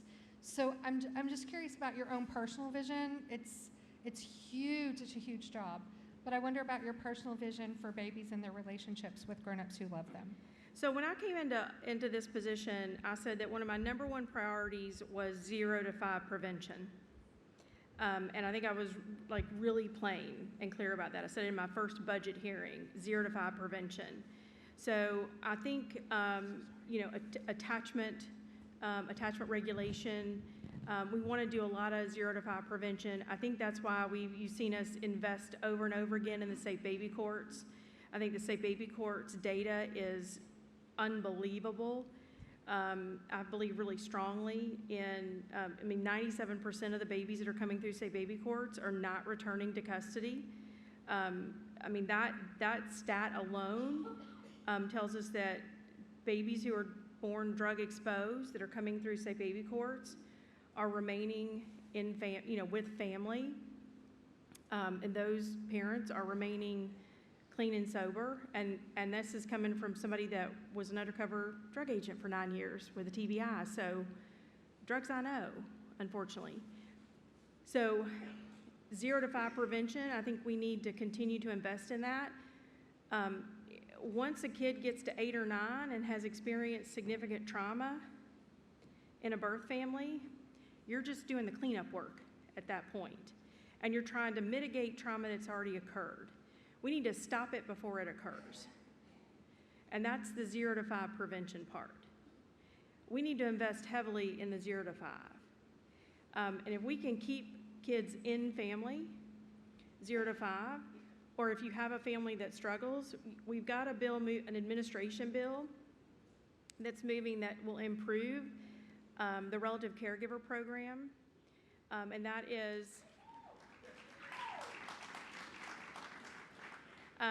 is, instead of the funds kicking in at the final custody order, the funds are kicking in at the initial custody order. Look, when you need money, it's not 2 years in. It's like when the baby's coming to you or when the 6-year-old is coming to you. I mean, if you're taking 3 of your, your cousin's kids, kids are expensive. So we're making improvements to the relative caregiver program because if you've got a parent that's struggling, at least we want to keep kids out of custody and with family. So the next best thing is to keep kids with relatives with kin. And so improvements, as we continue to improve the relative care, and we're chipping away this year, I'd love to see it improve again next year and the year after that. So it's 50% of the foster care board rate. I'd love to see that improve again. And we're going to continue to try to chip away and ask for continued improvements. But I think that's going to sail through. So I think that's where my firm belief is. 0 to 5 prevention, keeping kids with relatives when they can't stay with family, continued investment in the safe baby courts. I've just rejoined the State Fatality Review Board and Safe Sleep, which I was on when I was with TBI, and so I'm looking forward to digging in there and seeing what we can do with regards to working in communities to re-energize some of those initiatives to improve that data that we're seeing with regards to babies. And I hope that answers your question. One more, we've got 2 minutes. Anybody else? Yes, ma'am. Hello, thank you. Thank you for calling out the relative caregiver program. A lot of this table right here is representative of the relative caregiver program for West Tennessee. Yeah. Something that I have noticed, and I'm sure my fellow advocates could say as well, when these families are receiving their stipend money, the other government subsidies that they receive are decreasing. Yeah. So this may be a one-on-one conversation we can have later, but the big picture idea is how do we ensure that these families are still receiving the benefits that they need and they deserve, as well as still receiving the stipend which they need and they deserve for raising these children. That's kind of a big brain question though. Right, so the short answer to that is unless they are approved foster parents, and they can go through the foster care approval process, and unless it is a foster care payment, that is the only payment that's considered non-income, and that is a federal regulation. So what we need to do is contact Marsha Blackburn and Senator Haggerty and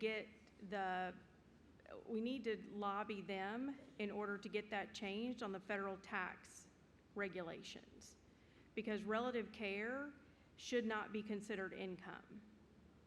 So we need to, all y'all, that's Southern for all you guys.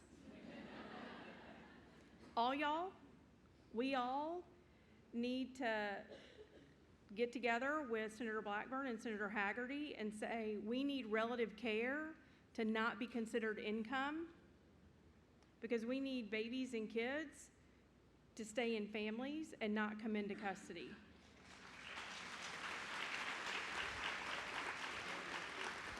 Custody increases trauma, decreases safety nets. We know that 1 in 7 foster kids is trafficked in our nation.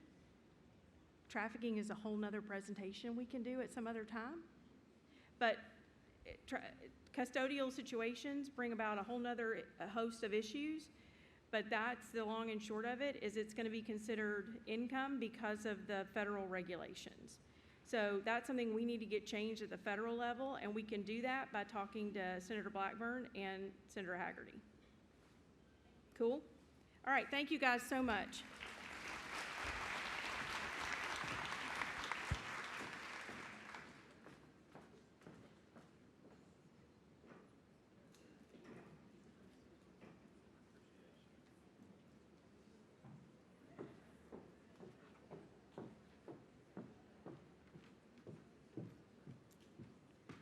Hello. Hello. Do you guys need a stretch break?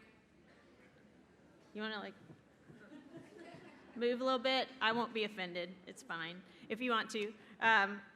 Hi, everyone. I'm Jude White, and I'm the Assistant Commissioner for Child Care and Community Services at the Department of Human Services. So I am here representing our Commissioner, Clarence Carter. I'm going to talk to you a little bit about services we provide at the Department for Children and Families. First, I really need to take a moment of gratitude and remembrance for Phil Acord, who of course attended this event for years and years and years. He was the director of the Chambliss Child Care Center in Chattanooga for over 50 years. He was a voice for child care innovation at the local, state, and national level, and a great colleague to many of us. He passed away last week, and so I could not be here with you all and not acknowledge that loss, particularly for his family and his wife and his son and his Chambliss family in the Chattanooga area. So help me just send some warm thoughts to all of them and honor Phil here for just a minute.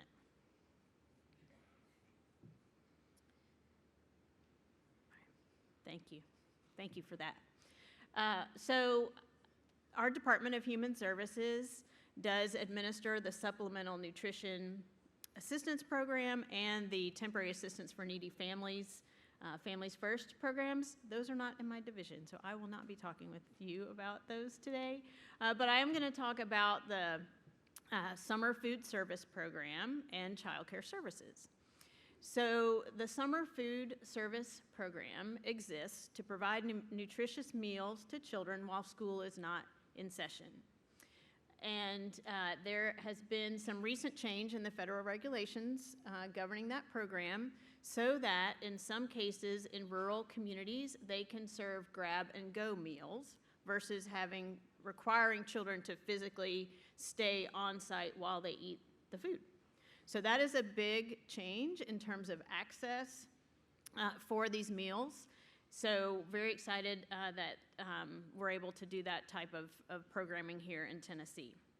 So the Summer Food Service Program operates through a network of sponsors. Sponsors can be schools, local governments, camps, faith-based and nonprofit organizations can be sponsors.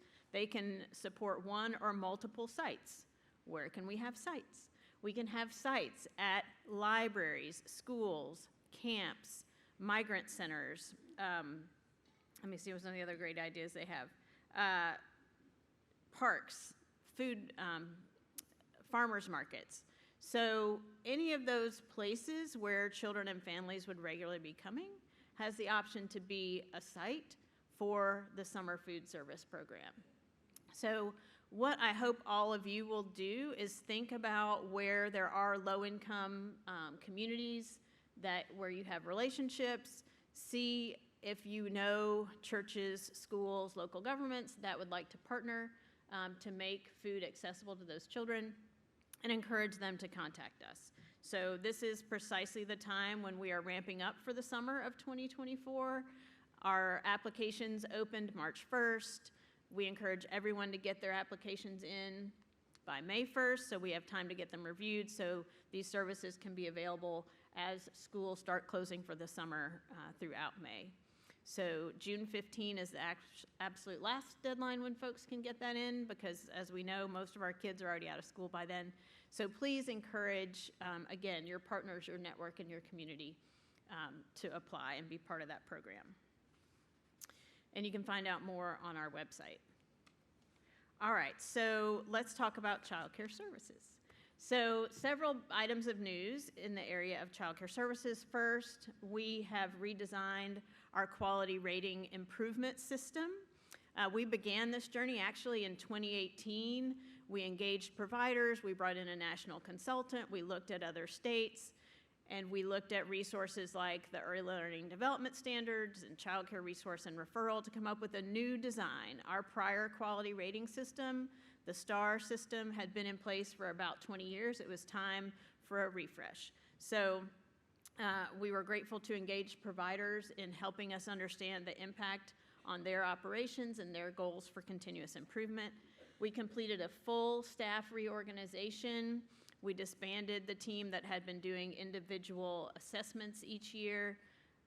We folded them into our child care licensing team. They're now called licensing consultants.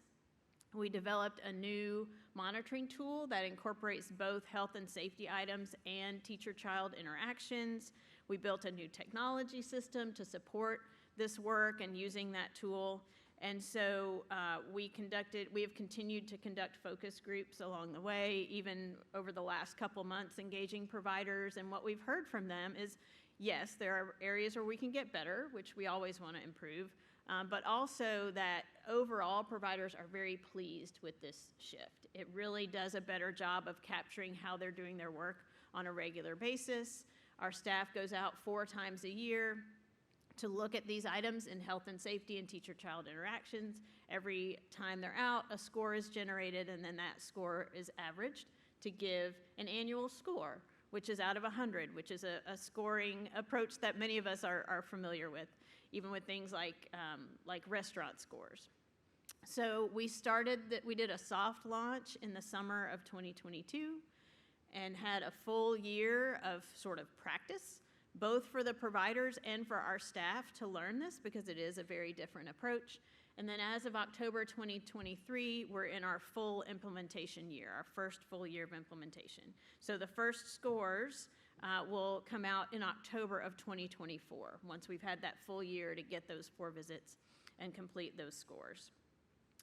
And it's also important to know that we have resources available to health agencies if they get that sort of not met in a particular area of the tool.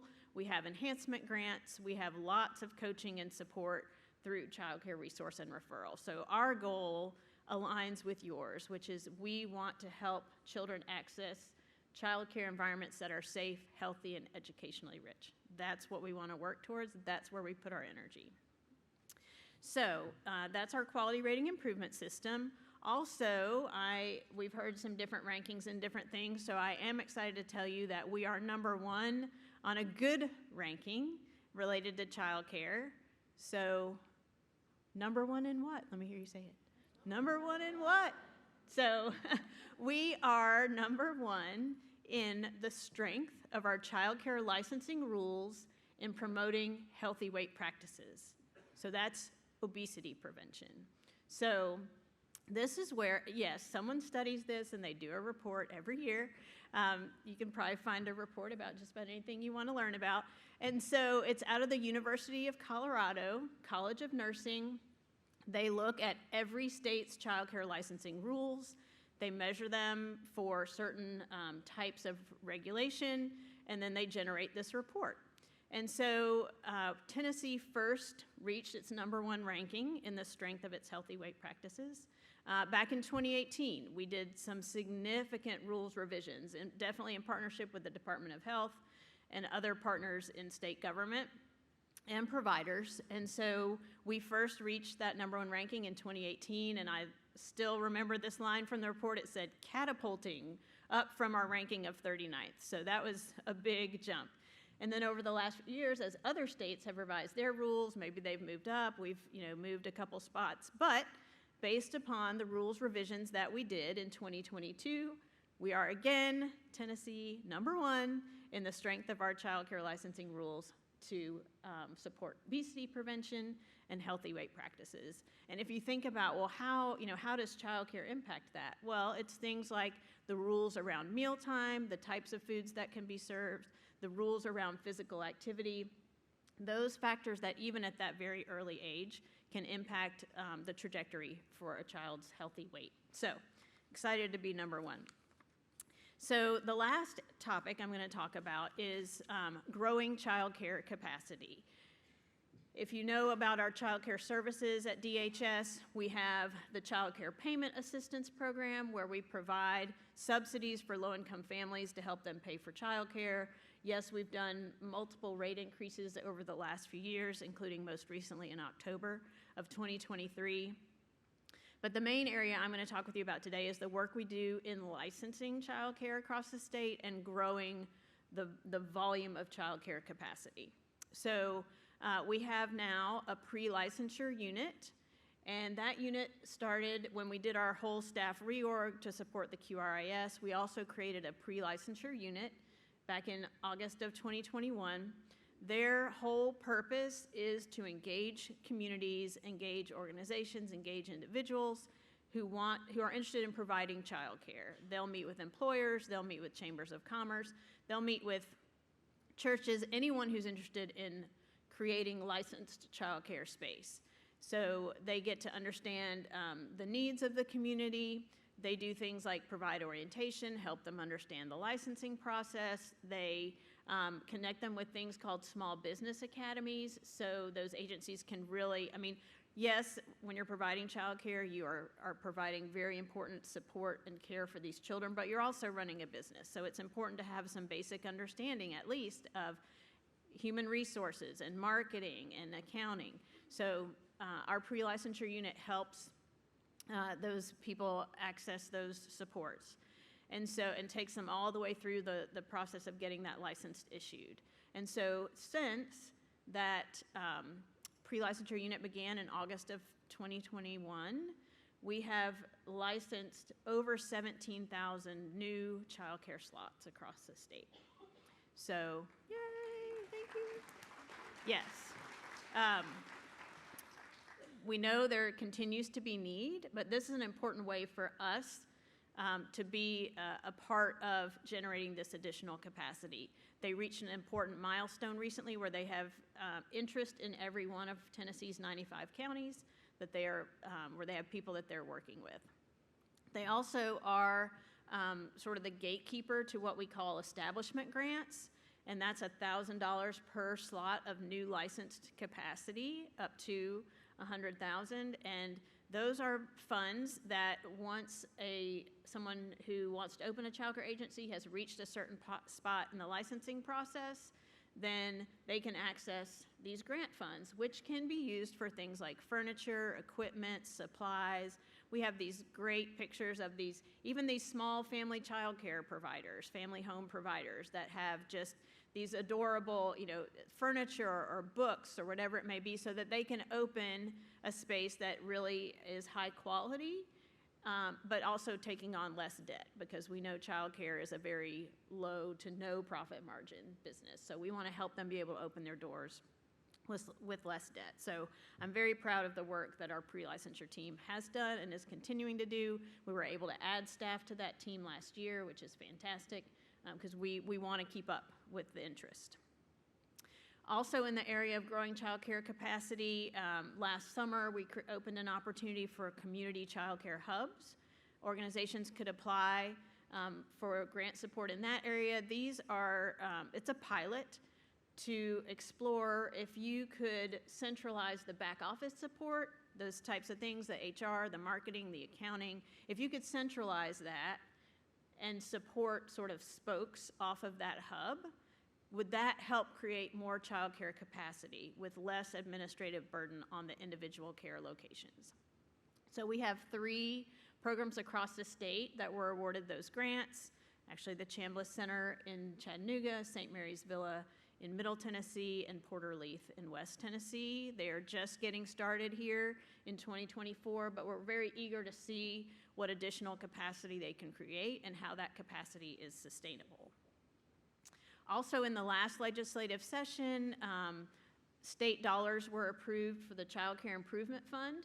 These are specific state dollars that can go to nonprofit organizations to support expanding child care capacity. It can go to help with gaps in their staffing. So this is new for us, but in January we were able to announce the opportunity for staff retention grants for those nonprofit organizations that are child care providers. This is modeled after some of what we were able to do with some of the federal COVID recovery money, and so we've had a great response. It's money to help retain staff in these nonprofit child care agencies. So we are reviewing those applications to confirm that they meet the criteria, and then we'll move forward with issuing those staff retention grants. And then our newest opportunity, which was just announced February 1, and I am very excited about, is called New Care Partnerships. It's also a grant opportunity funded through the Child Care Improvement Fund. NEW stands for Nonprofit and Employer Workforce Care Partnerships. So these grants are really to incentivize employer-sponsored childcare. So we have some models across the state where employers have said, I need something to help me attract and retain a quality workforce. When they surveyed their staff, childcare was at the top of the list. And so we have multiple examples of employers who are choosing to invest in these innovative strategies to support their workforce.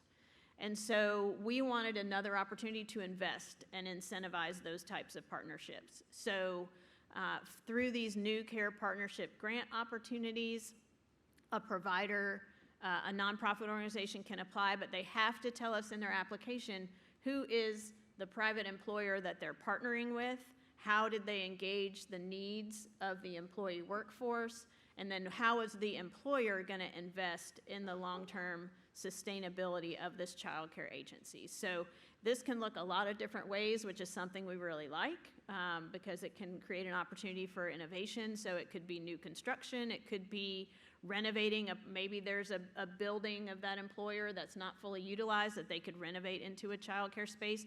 Maybe the employer just wants to provide money towards operations and kind of reserve slots for their staff at an existing agency. So it can look a lot of different ways.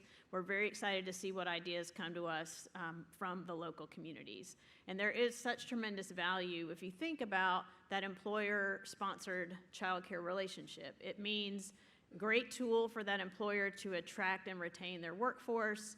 It is also a great way to more closely align supply and demand, so you can design childcare that meets the structure of that employer's workday. Maybe they have second, third shift, maybe they start at 5 a.m., but it creates that opportunity to really more closely align supply and demand. And then also it can be a more sustainable source of revenue for that provider so they can stay open. So very excited that we've been able to announce that opportunity and look forward to seeing the applications we get so we can review and really fund those projects that seem to have the greatest opportunity for success. So it continues to be a very exciting time in the child care space. We have been focused on transformation and appreciate all the many of you in this room who have been a part of this transformation journey, for continuing to bring your passion and your creativity and your persistence in helping us move child care forward. So thank you very much.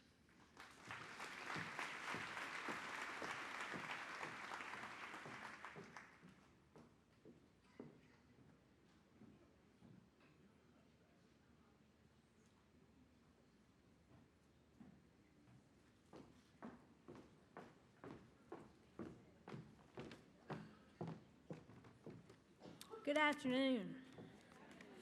Y'all have had lunch. It's raining outside. It's always a blessing and an incredible honor to be here with my colleagues from Department of Human Services, colleagues from Department of Health. Commissioner, so excited about you being here from Kentucky and our state. You're doing great work. And of course, everyone else. We had DCS Commissioner up here speaking. As y'all know, if you've been here before, I'm going to start with a song. That's what I always do. So I've hooked this song up with what y'all are focused on today, right? Being the change. Now, I'm hoping that the technology in here will allow me to do this, so if you will just bear with me. And as I'm getting it prepared, why don't you stand up right now from your seat? And let's see if you can recognize this song. Let's see if this song will play.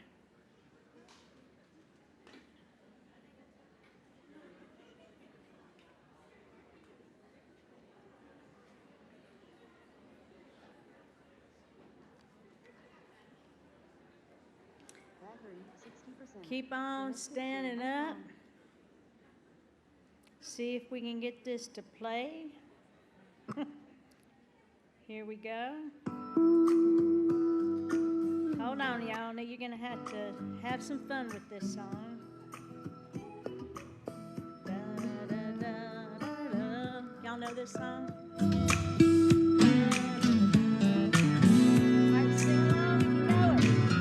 If I could reach the stars, pour one down for you, shining on my heart, so you could see the truth. And this love I have inside is everything it seems. But for now I find it's only in my dreams. Now here's the, if I could change the world, I would be the sunlight in the universe. You would think my love was really something good. baby, if I could change the world. Yeah, okay.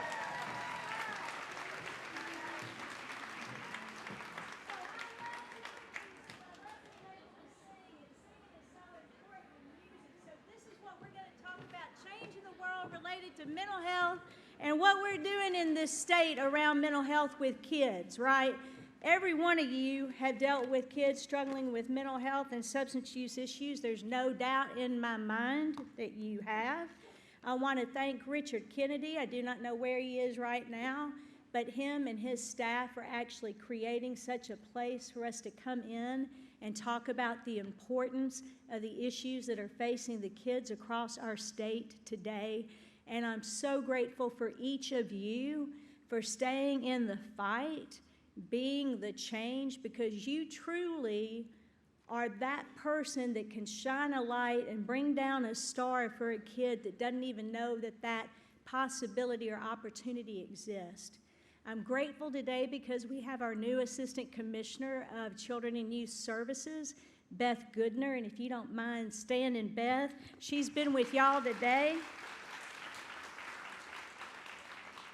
She has been with you guys today, and she is being incredible in her leadership role around our efforts. And then I would ask if any of our other staff, Carrie, Kayla, anyone else, here, there y'all are.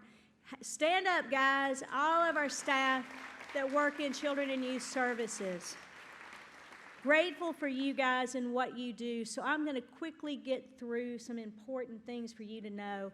Under Governor Lee's administration and the legislature's leadership, we have seen increases in kid and youth services around behavioral health unlike any other time.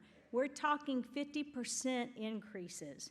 I'm going to go over the key points, and if you're interested in finding out about what I go over, go to our website.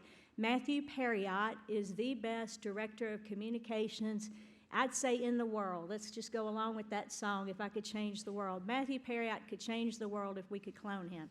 You go on our website, and you will easily be able to see anything that I'm talking about. Just Google the word, Google Tennessee Department of Mental Health and Substance Abuse Services.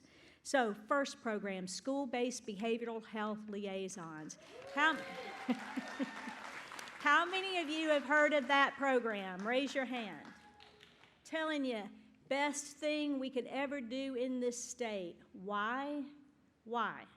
Because if we're committed to school resource officers in every school, right, that looks at physical safety, why would we not invest in behavioral health safety, right? Behavioral health, so that we can prevent and intervene. I am so grateful for the governor because he absolutely supports this program, and the legislature has continued to add money. In FY21, we got $3.14 million for the program. In FY22, adding $4 million, $23, $8 million. In FY24, we're asking for another $6 million. We have been able to go from like 6 or 7 liaisons that have been hired by many of you in the audience that are providers, community behavioral health providers.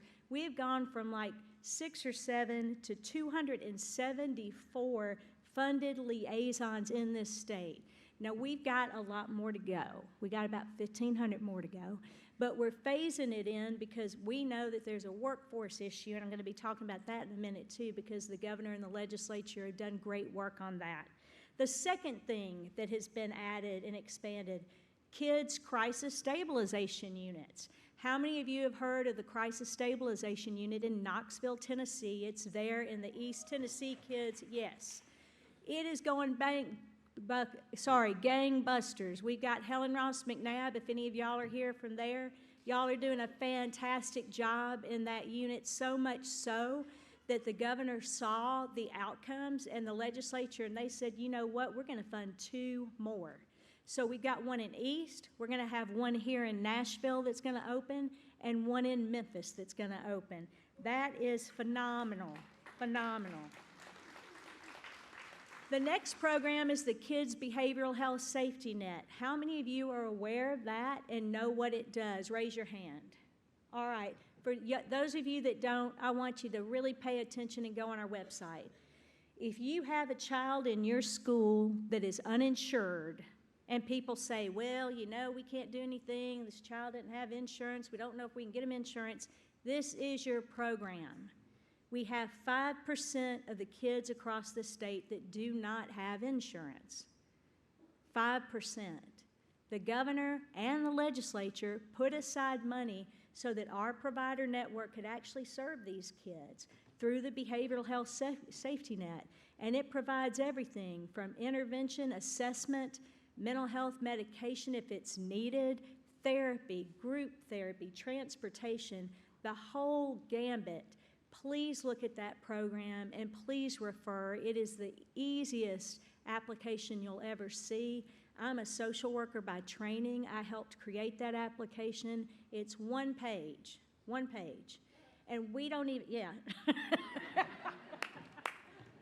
That, yeah. How many of you have applied for something that was only one page? Talk to me about that. Raise your hand. Yeah, it's one page because what we did as a department is we realized that when you're dealing with crisis, you don't need to be wasting your time trying to find information that does not matter. So it's one page. Our providers are funded to do the services. I think Alicia, do I see you out there? Hey, Alicia from TAMHO. One page, providers do the services, and then we come in and monitor on the back end when that child's stable, right? In addition to that program, you've got the family program, the adult safety net, that also, same thing, one page, come in and audit and monitor on the back end. I also want to talk about the services around substance use. We've got Mary Linden in the audience today who represents TADIS and all of our substance abuse providers. They are there. I was at a huge event yesterday in Chattanooga talking to Paul Fushkar. He is tickled pink. He's expanding his adolescent residential program for kids that are struggling with abuse, also looking at IOP. I mean, guys, we know that our kids are struggling. Please go to our website because we've got phenomenal providers and we really are increasing services across this state. The next one is the Tennessee Resiliency Project, that we have funded multiple projects in concert with educators and behavioral health providers across the state. The Tennessee Suicide Prevention Network, unbelievable work. How many of you all have heard of 988? And I bet, did Commissioner Alvarado speak? Yes, sir. Okay. 988, press 0. You don't have to wait for those prompts. 988, press 0. We are grateful for our mobile crisis teams and our providers across the state that answered those phone lines. Grateful for TADIS who answers the red line. Please, if you need help, it's 24/7. We are fortunate that we can fund you guys to answer these lines 24/7 every day of the week. So when you get upset and you want to complain because somebody might have taken a little time, I'd like to ask you, how would you feel if you were in Alaska? They don't have 24/7, 365.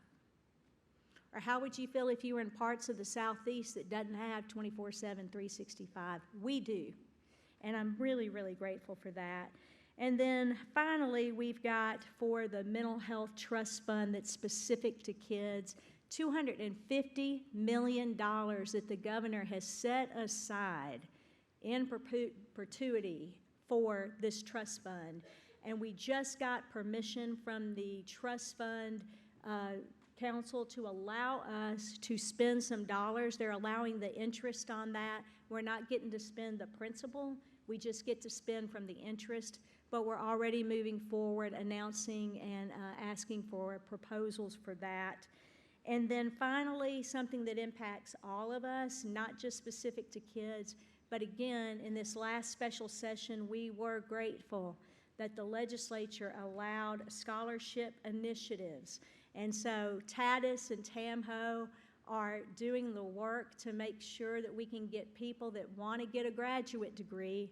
So if you're out there and you want a graduate degree and you're willing to commit, if that graduate degree takes 2 years and you're willing to commit to that provider that says, I'll work with you, we've got money for that now. We've got $15,000 per year, up to 2 years. Think about that, y'all. $15,000 per year, up to 2 years, in return for services contracted with our department. And then finally, I've got 2 minutes. I'm doing good. Finally, wanted to tell you guys that we saw a recent poll that came out. Don't know how many of y'all saw that. But in so many things, we sometimes lose heart. You know, you're thinking, man, there's nothing, seems like it's moving forward, and I'm seeing all this need and need and need and need. Tennessee just got ranked #1 in the country for access to care for youth. Access to care for youth, #1. And it is a study, an analysis that looked at multiple areas, and what I was proud of, they looked at the safety net. So many of these programs that are doing data stuff don't even look at the safety net and the kids that get covered from that, or any of the other uninsured services. So this one did, and I'm just grateful to serve, and I hope y'all have a blessed rest of your day, and that you get to be the change, be the one, get that star, and just really have a great rest of your day. Thank you.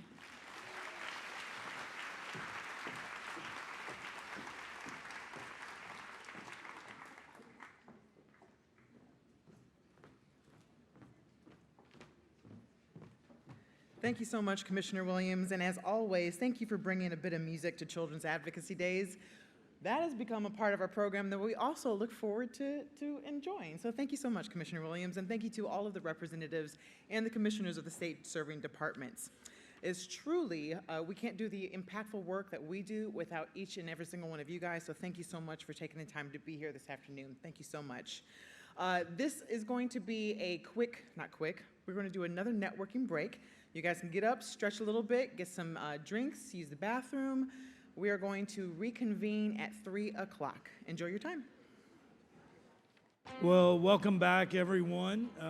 Certainly hope that you are enjoying the planned networking breaks that we have built into the agenda. It makes me really happy to hear all of the chatter and the laughter across this room, because I know you guys are plotting big things and connecting with, coordinating with each other in ways that I can't even imagine.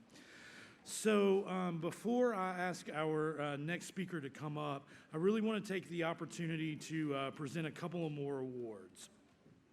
So all of the awards that we present here at Children's Advocacy Days are incredibly important for a variety of reasons, and all of our team have different awards that are their favorite to present. But this award truly is one of my most favorite to be able to present. In June in 2018, and on occasion of her retirement, the 21 members of the Tennessee Commission on Children and Youth voted to create the Linda O'Neill Lifetime Achievement Award, perpetually honoring her 30 years service as Executive Director of the Commission on Children and Youth.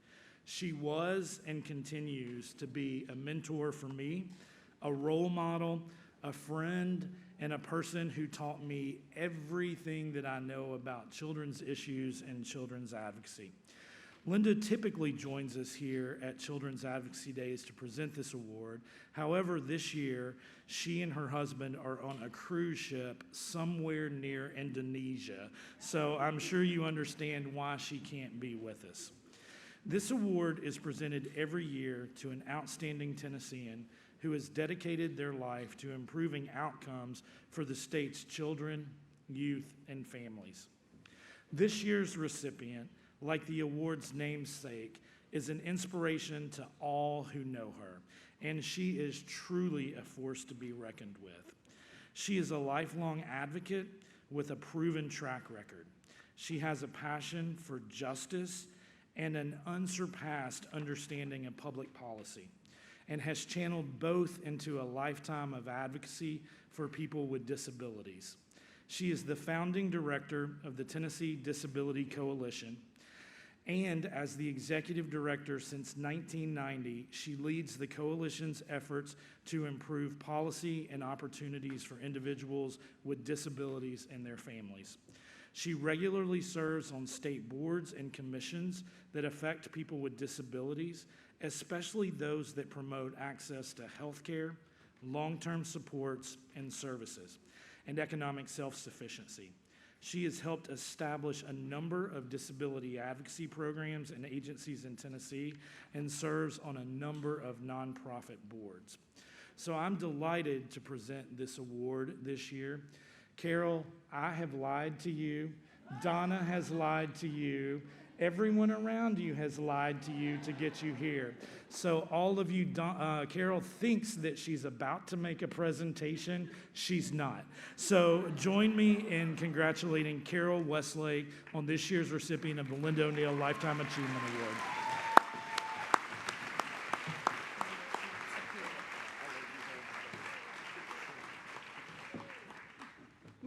I'm sorry I had to lie, but it was so worth it. False pretenses. That's all I've got to say. Yeah, and I've got a whole little talk that's going to be great. No, I'm stunned. I'm speechless, which for me is really, really different. It's an honor to get an award that's named for Linda. I'm going to cry because Linda O'Neill, many of you have known her, I'm sure, before her retirement and hopefully after. Amazing woman, an amazing mentor to many of us. Me, Richard, I know you, and probably many of you in this room. A really hard one to walk in her footsteps, actually. But she has also been just an amazing partner over the years as we work on behalf of children and youth with and without disabilities, frankly. And no better person to understand the state budget, by the way. So when you're doing policy work, when you're doing advocacy, you got to understand the money, and Linda always did. So again, thank you so much, and what a shock and surprise. And I see one of my staff people, and I'll hurt you later. And my husband. I went running home and took off my jeans, at least. They said, quick, you got to go do this. So anyway, thank you so much. I am really, really honored. Yeah, just know it's not attached, obviously. We've got a couple of more awards to present. And I've got a box that you can wrap that. Congratulations, Carol. There is no more worthy recipient for this award this year. All right. So on to some other awards that are equally my favorite awards to give, are Youth Excellence Awards.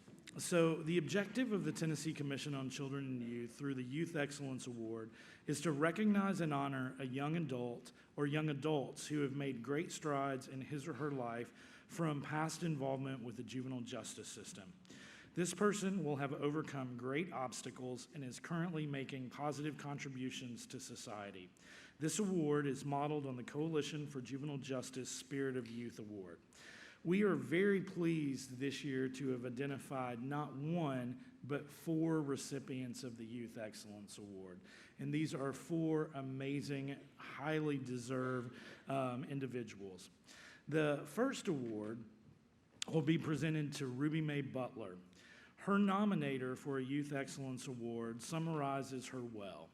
She said, Ruby has transformed abandonment into connection, neglect into service, and addiction into healing and support for herself, her child, her siblings, many of whom were also adopted, and her community.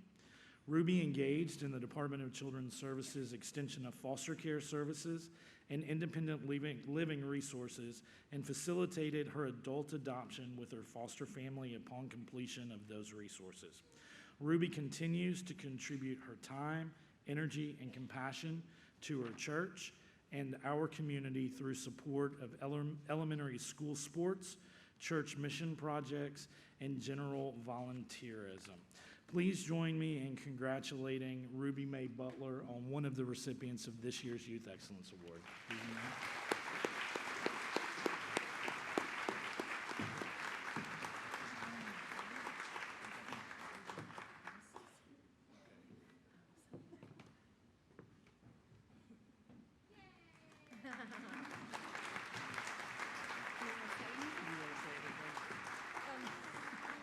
Just thank you for everybody that has helped me get to where I am today.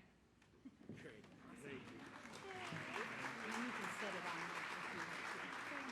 Thank you. Thank you. Carry that. All right. All right. Okay, we're gonna keep being flexible. All righty. The next recipient of a Youth Excellence Award is Logan Thomas. Logan was nominated by Morgan Tate from Power of Putnam, and he is also here with his grandmother. So Morgan, Logan, and Grandmom, if you would make your way to the stage. And also maybe a girlfriend and a couple of other friends, so bring anyone you want. So Logan Thomas experienced adversity during his teen years, including interaction with the youth justice system, foster care placement, and behaviors that put him at risk. Through community service with Power of Putnam and with the support of his foster family, Logan used his experience to work with and educate other youth on turning adversity into positive experiences. Logan uses support from his foster-turned-adoptive family, his faith family, and his relationships to continue to move past those earlier life adversities. Morgan Tate of Power of Putnam nominated Logan, sharing, "I have watched firsthand how Logan changes lives. Although he is still in high school, he is so influential. Peer-to-peer education is the best way to reach youth, and he gives back to the community that helped him whenever he can." Congratulations, Logan, on being a 2024 Youth Excellence Award.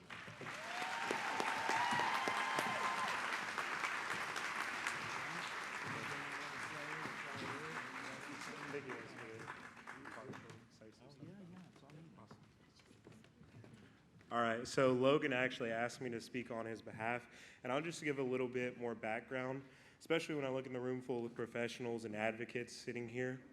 This is my why, youth like Logan. He's the exact reason that we do this stuff.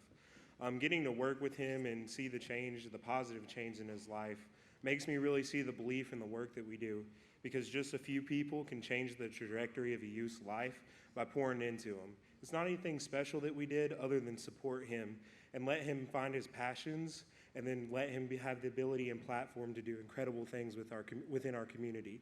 He speaks to the same intervention classes that he attended, and it's like the floor drops when he's in there, because peers see another peer that looks exactly like them, experiencing the same struggles that he experienced as well too.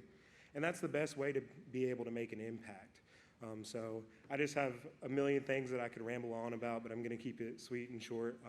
This is one of the most inspiring youth and people that I've ever met, and I'm glad to call him an equal and also call him a friend when we work in projects together. So thank you guys so much.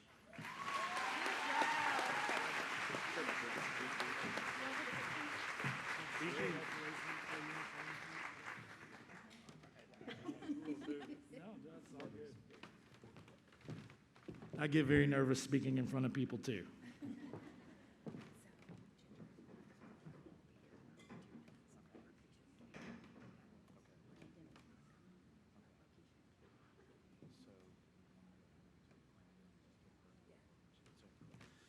We're strategizing. All right. So we are expecting another goodness gracious, another young person to join us in person, and we think they are en route, but another young person is not going to. Cam. Is that Cam? Oh, hey, Cam. All right. Well, hey, we do. Let me figure out what I'm doing here. All right. Hey, Cam, is Rokisha here? She's what? Okay. Guys, hang tight for just a second. How do the bees sound again? Okay, all right. And so, how about this? What I don't know is how many of you guys are from West Tennessee? Will our West Tennessee folks stand up? Stand up, West Tennessee people. So let's hear some West Tennessee buzzing. All right, all right. How about our Middle Tennessee folks? Stand up, Middle Tennessee folks. I love it. Any Middle Tennessee buzzing happening there? All right. I love it. How about we go over to East Tennessee? East Tennessee folks? I love it. I love it. Good deal. And I don't know if we should or not, but any Northeast, tippy-top Northeast Tennessee people? All right. All right. Leave it to Hope to represent Northeast Tennessee. So, congratulations. Okay, so Rokisha is here, we think? Rokisha is not here, but we're going to go ahead and go. All right, all right.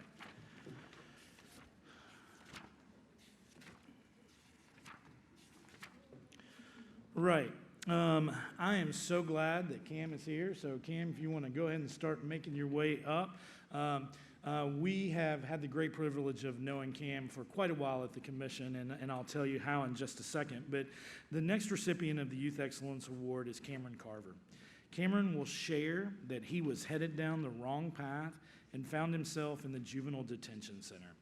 During his time in the detention center, he shifted his focus to take advantage of the programs offered to him, including joining Cafe Momentum when he participated in a pop-up dinner and was introduced to the culinary arts. That event later created an employment opportunity for him with a local high-end restaurant, where he now serves as a supervisor and manages other chefs twice his age. He also now sits on the board of directors of Cafe Momentum Nashville and is helping them to develop intentional workforce development programming for local justice-involved youth. And why he's so important to us is that he serves as a youth member here at the Tennessee Commission on Children and Youth. Rokisha Bryan of Cafe Momentum stated, Cameron has used his life experience and voice to be a change agent on a local and national level. At 20 years old, Cameron's contributions and impacts on this community have just begun. Congratulations, Cam, and we'll let you make any comments.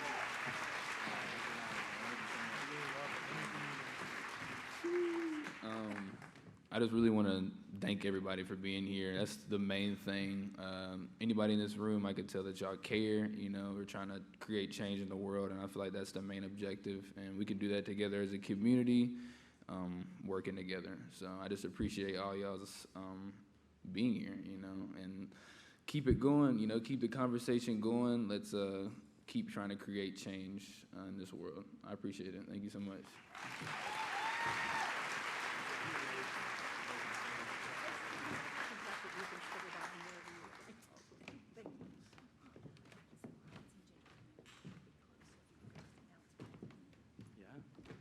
So I didn't tell you Cam's restaurant, so if you're curious about his restaurant, I'll let you ask him, but it is well worth a trip. It's some good food.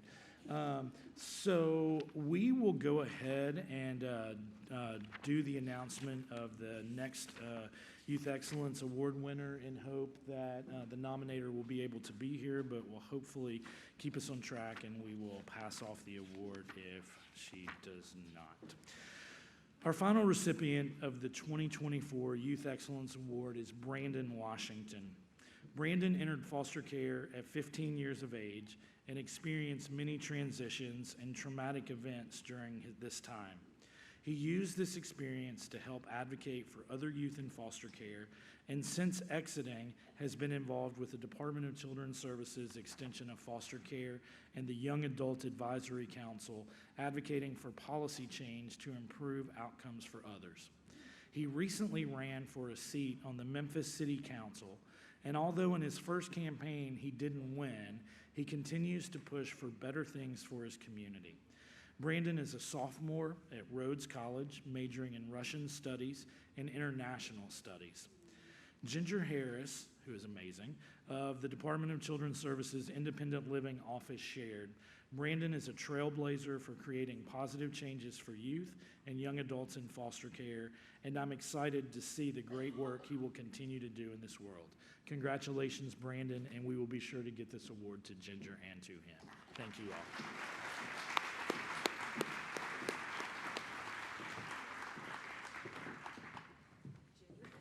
This is Ginger. She's in the parking lot trying to park. So she was his mom. She just wanted to say thank you. Hey, do you want to go on speaker and talk to Ginger? Okay, she's walking. Well, come on. Okay. Brandon couldn't be with us because he has to work. Are you good? You guys good with hanging out? All right, so why don't you stand up while we're waiting on Ginger? Stand up. Stand up. All right. I get really tired of sitting, and so I know you guys do. So I want you to take your right hand and stretch up as high as you can, and then I want you to point towards the ground with your other finger. All right, now I want you to switch. All right. I want you to bend over and touch your knees. Okay, and then I want you to put your hands all the way up again. All right, I want you to see someone you don't know and high five them. High five someone you don't know. All right. I want you to see someone else you don't know and shake their hands. All right. And now I want you to sit down and simmer down. All right. I just made it. So it is my privilege and honor to introduce you guys to the amazing Ginger Harris with the Department of Children's Services Independent Living, who nominated Brandon, and certainly say any comments that you would like to make. We are so proud of Brandon, and we just appreciate TCCY for choosing him. He could not be here today, but we are so proud, and we know he's going to continue to do great work in the community. Thank you. Thank you.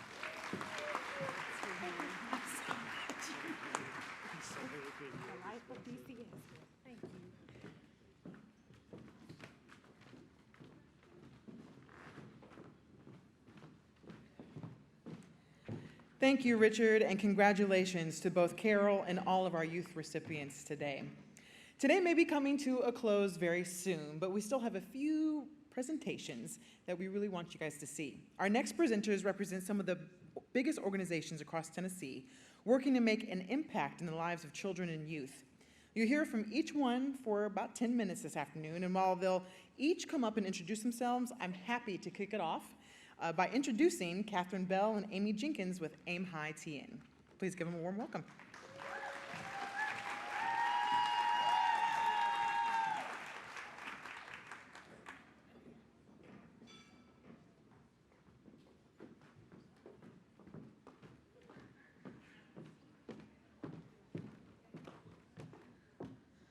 Hello, everyone.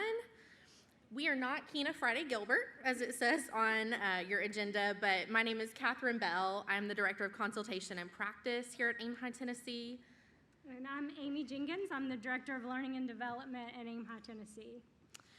So we're going to give you a brief overview of infant mental health in Tennessee. Tennessee has experienced a true infant mental health movement.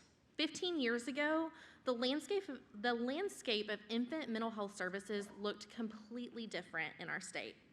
As you heard this morning, in 2010, a group of professionals began meeting. This group called themselves the Tennessee Infant and Early Childhood Mental Health Initiative. Their focus was aimed at considering what could be done to support mental health prior to kindergarten. By 2016, the initiative was awarded funding for a state infant mental health association. This was the birth of Aim High Tennessee. And since 2017, Aim High Tennessee has seen unprecedented growth. A nonprofit mission gives an organization a framework for decision-making and a pathway forward. Aim High exists to support professionals through training, resources, and advocacy to foster early relational health of infants, young children, and their families. We take care of the professionals who take care of the babies. I'm going to offer 3 key ideas pertaining to infant mental health. First, in thinking about a definition of infant mental health, we need to expand what we think of when we say infant. In the infant mental health field, we address children from birth through age 5. And this is based on developmental, attachment, and emotional needs within this cohort of ages. The second key idea involves an understanding of what we mean by infant mental health. In short, we're talking about early relational health. In infant mental health, we seek to foster the early relational and emotional well-being of infants and young children. The third key idea reminds us that whenever we think about any child and family, we must hold in mind where the child lives, their environment, and the cultural background of the family. And next, I want to give you 3 key ideas or key areas of service within the infant mental health support. So promotion are the universal supports for all children and families, the things that every kiddo in our state need for optimal development. Prevention looks at some of the children and families who need a little bit more support to promote their optimal development. And finally, treatment is really aimed at supporting some of the kids in Tennessee who may have additional developmental needs or those who have already experienced adversity or trauma. Infant mental health treatment includes additional family-centered therapeutic services to get children back on track.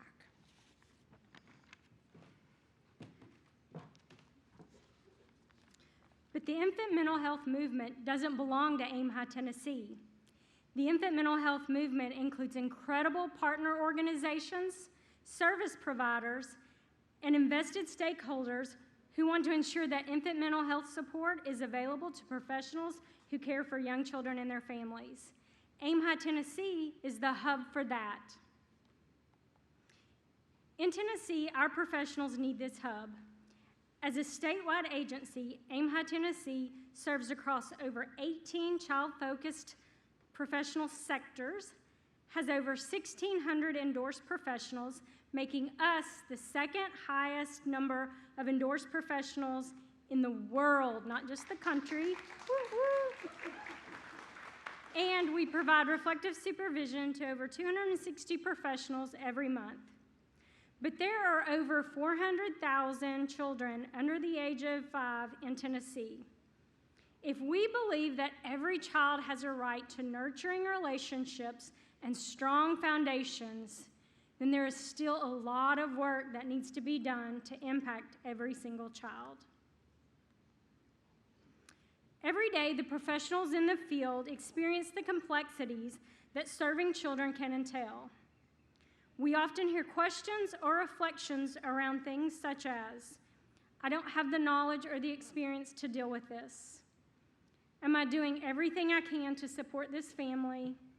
Or I don't know if I can continue to do this work. I am proud to say AIM High Tennessee is dedicated to supporting those who support our most vulnerable littles in Tennessee. With that in mind, we know children in Tennessee need us just as much. Just a few of the numerous risk factors that could lead to social and emotional difficulties in children include 1 in 4 women reporting poor mental health. 1 in 4. That is not acceptable. 43% of children living in poverty. 13% of families reporting not feeling resilient enough to face or overcome daily challenges. And 12 out of 1,000 children living or will experience maltreatment. These are sad numbers. 0 to 3 has identified 5 common policies that are proven to have positive impact on families. These include paid family leave, paid sick leave to include caring for children, TANF, or temporary assistance for needy families, state earned income credit, state child tax credit. However, Tennessee is only implementing currently TANF. We need to do better for our children and our families. So how does Aim High Tennessee help? We are always evaluating our programs to ensure we have the resources and supports needed to meet the needs of our professionals so they can meet the needs of the children and families that they serve. This slide shows you an overview of the core programs and services that we provide that include things such as endorsement, trainings, reflective supervision, community engagement, infant and early childhood mental health warm line, emergency preparedness, inclusion, belonging, and the list goes on. I could actually stand up here for quite some time and talk about every one of these programs, but I don't think Jonathan wants to share his time with me, so I will tell you, you can go to our website and check out all of these trainings at aimhightn.org.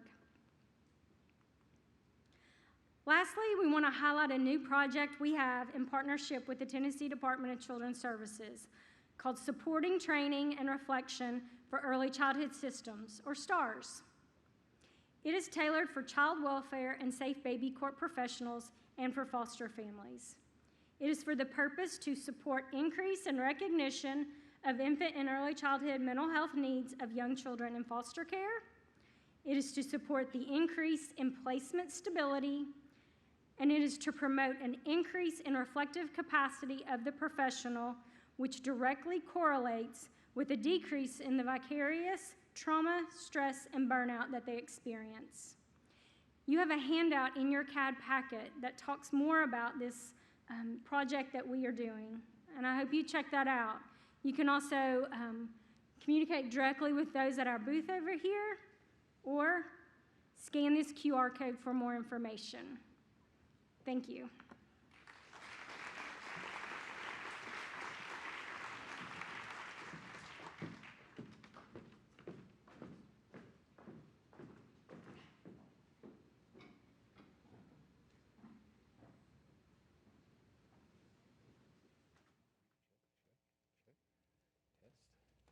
Hello, check. Hello, test. You guys hear me? How's everybody doing? Anybody still awake? I know my crew over here is awake because it's like, there we go. Because they can't feel their fingers because it's so cold, right? That's the trick. So I hope you all are doing well. Good afternoon. My name is Jonathan Schoonover. I serve as the Senior Vice President of Strategic Practice for Tennesseans for Quality Early Education. I also serve as the Director for the Bright Start Tennessee Network. And I'm here today to talk to you a little bit about kind of something that has been a theme throughout the day. We got kicked off earlier this morning with our first keynote speaker talking about collective impact. I talked to him right afterwards, and the thing that I don't think he realized is that we have collective impact here in our community, in our state, and we're going to talk a little bit about what that looks like. So Tennesseans for Quality Early Education as a whole, we are a group of we're essentially a nonpartisan coalition for Tennessee's youngest learners. We're focused on that birth through age 8 space, and we're really focused on kind of two things. We're trying to promote statewide policy and practices that benefit children from birth all the way through age 8 so that they can get the high quality care and education that they need. We know that in our state that we're kind of at this crisis point with reading and math proficiency at 3rd grade. And so while there's like 40% of our students at 3rd grade level are performing proficiently in reading and math, we know that this is kind of a universal problem, but it's also a targeted problem. There's concerns within specific subgroups where there's opportunity gaps and achievement gaps that we see across the board. These are the ELA numbers. The math numbers are the same. And so when we look at this, we want to make sure that we're really focused on what we can do to provide children the success that they need by age 8 or by 3rd grade, because there's so much that is kind of dependent on that from there. We know also from the science, and this is an economist that's telling us this, teachers and educators and social workers have said this for years and years, but finally an economist says it, and we can believe it. is that the earlier we invest in children, the higher the return on investment. This does not mean that a 5th grader, a 6th grader, or a high schooler, when we're pouring into those kiddos, that it's a waste of time or effort or anything like that. We just know that it takes more investment and it takes more work to kind of catch them up at that point. So the earlier we can invest in children, the better off our return on investment is, and the less that we have to play catch up later on. So that's what this curve tells us. So my question for you is this. I was given a theme. I'm all about a theme. What can bees teach us? What can we learn from the world of bees? I want you to take a trip with me. We're going to go back to my childhood. For some of you, this is going to date me, and for some of you, you're like, oh yeah, I remember this. 1989, you're sitting at your desk in your classroom. There's a substitute teacher in school that day, and they wheel in the cart, the AV cart, right? Are you with me? Some of you guys are like, I don't even know what you're talking about. They find the plug, they pull the thing out of the cart, they go in here, they fire up the VCR, right? VHS, you with me? Okay. That's the mind frame you need to be in. Now, here we go. Let's press play on this thing and see if it works like a VHS. We're about 50% of the time those work, right? Let's see what we got here. Honeybees have some fascinating abilities, among them being able to communicate by performing a unique dance. It informs hive mates where a newly discovered food source is located. Every cycle of this waggle dance roughly describes the shape of the figure 8. Let's rewind and look in more detail. The bee only waggles on a part of its route, the straight run, indicated here by the waved line. The secret lies in the direction of the straight run, or to be more precise, in the angle between the straight run and the perpendicular, which in this case is 90 degrees to the left. This tells the other bees that food is available 90 degrees to the left of the sun. If the angle is 60 degrees to the right, they'll be flying 60 degrees to the right of the sun. So this is fascinating. The voice that he uses is nowhere near the energy he should have. This is groundbreaking. You're telling me that a Voyager bee goes out, it finds its nectar from some sort of plant somewhere, and then it comes back and it can communicate with the rest of these bees where it is? It gets even better. Not only are they showing you directionally where things are going, hey, this is where the plant is, the length of time that they do the waggle, I'll spare you all from my version of this, the length of the time that they do the waggle shows how far away the plant is. Every second's worth is about 750 meters. It gets even better. Every 4 minutes, the Earth is in a different place related to where the sun is, right? Because it's rotating. There's a degree that changes every 4 minutes. The bees calculate for that. They know how long it takes them to fly back, and then they adjust, and then they do their little dance, and they say, this is where it is, and they go do it. Did you guys know that about bees? Okay, thank you. It's an amazing work that they have together to communicate, to work together, to do all these things to make like our whole world run, right? Bees are critical for all of our lives to keep all the plants and all the nutrients and all the food that we eat and all that sort of stuff. That's what we've got here too. This time of working together across all sectors for birth through age 8 work is critical for us. And so what we started was something called Bright Start Tennessee Network. This is exactly what it says up here. It's a statewide network of community partners that's focused on closing achievement gaps and opportunity gaps for children birth through age 8. I'm not going to read all this, but basically communities are gathering together and developing early care and education plans at a local level, while at the same time sifting up policy barriers and policy issues that we can address across the state. The first cohort has already been through the planning process. They went through something called collective impact. You've learned about that this morning. They've gone through this work, and then now they're kind of implementing those things. So this is really exciting. We know that to get to 3rd grade reading and math proficiency, you can't focus just on the academics, and we know that you have to start way before, kindergarten. So we've got to focus on kind of all 3 of these domains functioning well. High quality early learning environments health, mental health, and development all being on track beginning at birth, and then families and communities having the supports that they need. All of these things have to work together. And so we've got a framework that we use with these 5 of them, 5 measures of success within each of these, and all of those things have to be functioning. So we give all of our communities data on this. Here's where you stand. This is where your current community is. And then we give them a whole series of evidence-based best practices with our clearinghouse that exists online.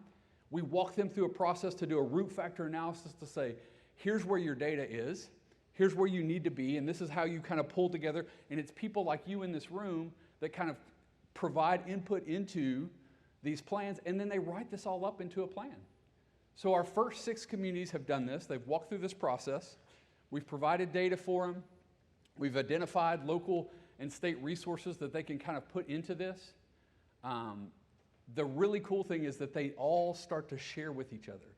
There's this ready for it, pollination that happens between these groups. I was in Chattanooga yesterday, and our Bright Start Fellows all gathered together. We try to get together in person quarterly. And we got to share best practices like, hey, this is working here. And not only is this working here, but this isn't working here, and this is why. And how can we work together on these things? And how can we solve each other's problems together? So it's a really fun and engaging thing for us to do. And all of this then is in this practice world, and it then sifts up into policy that we use to create our policy blueprint. And out of the policy blueprint that we have, we kind of create our legislative agenda that every year we bring to the state legislature to say, these are the things that are policy issues that we're hearing from across the state that we want to address. And so kind of that's our whole process and our whole system. Here are communities that we're working with now. You'll see 8 stars up there. 6 of these were in the first cohort and are now in implementing stages.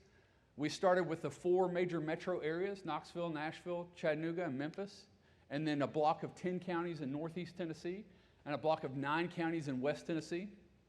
And now we've added 14 counties in Upper Cumberland, and we've added 7 counties in South Central that we're working on right now. They're in the process of putting together their steering committees and their working groups to start the process of kind of diving into the data to create their plans.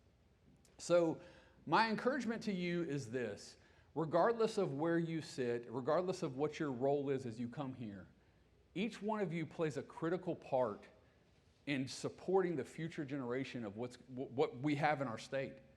Whether you're an evidence-based home visitor, whether you're a pediatrician, whether you're diving into social work or clinical psychology, all of the things that you're doing, whether you're a safe baby court person, all of the things that you're doing are critical for the state of for the future of our state.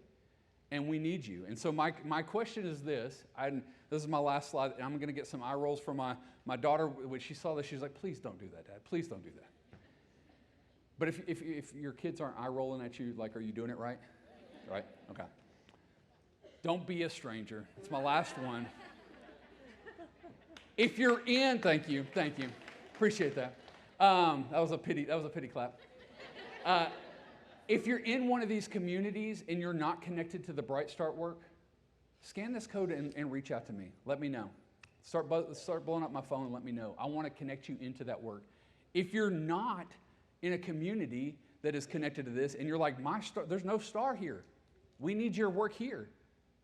Call me, text me, whatever you can to reach me. We would love to be there because we want to expand across the whole state. We're about 62% of the state now, and we want to expand the whole state.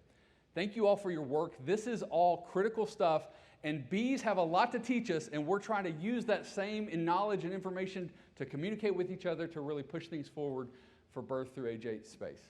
Thank you so much.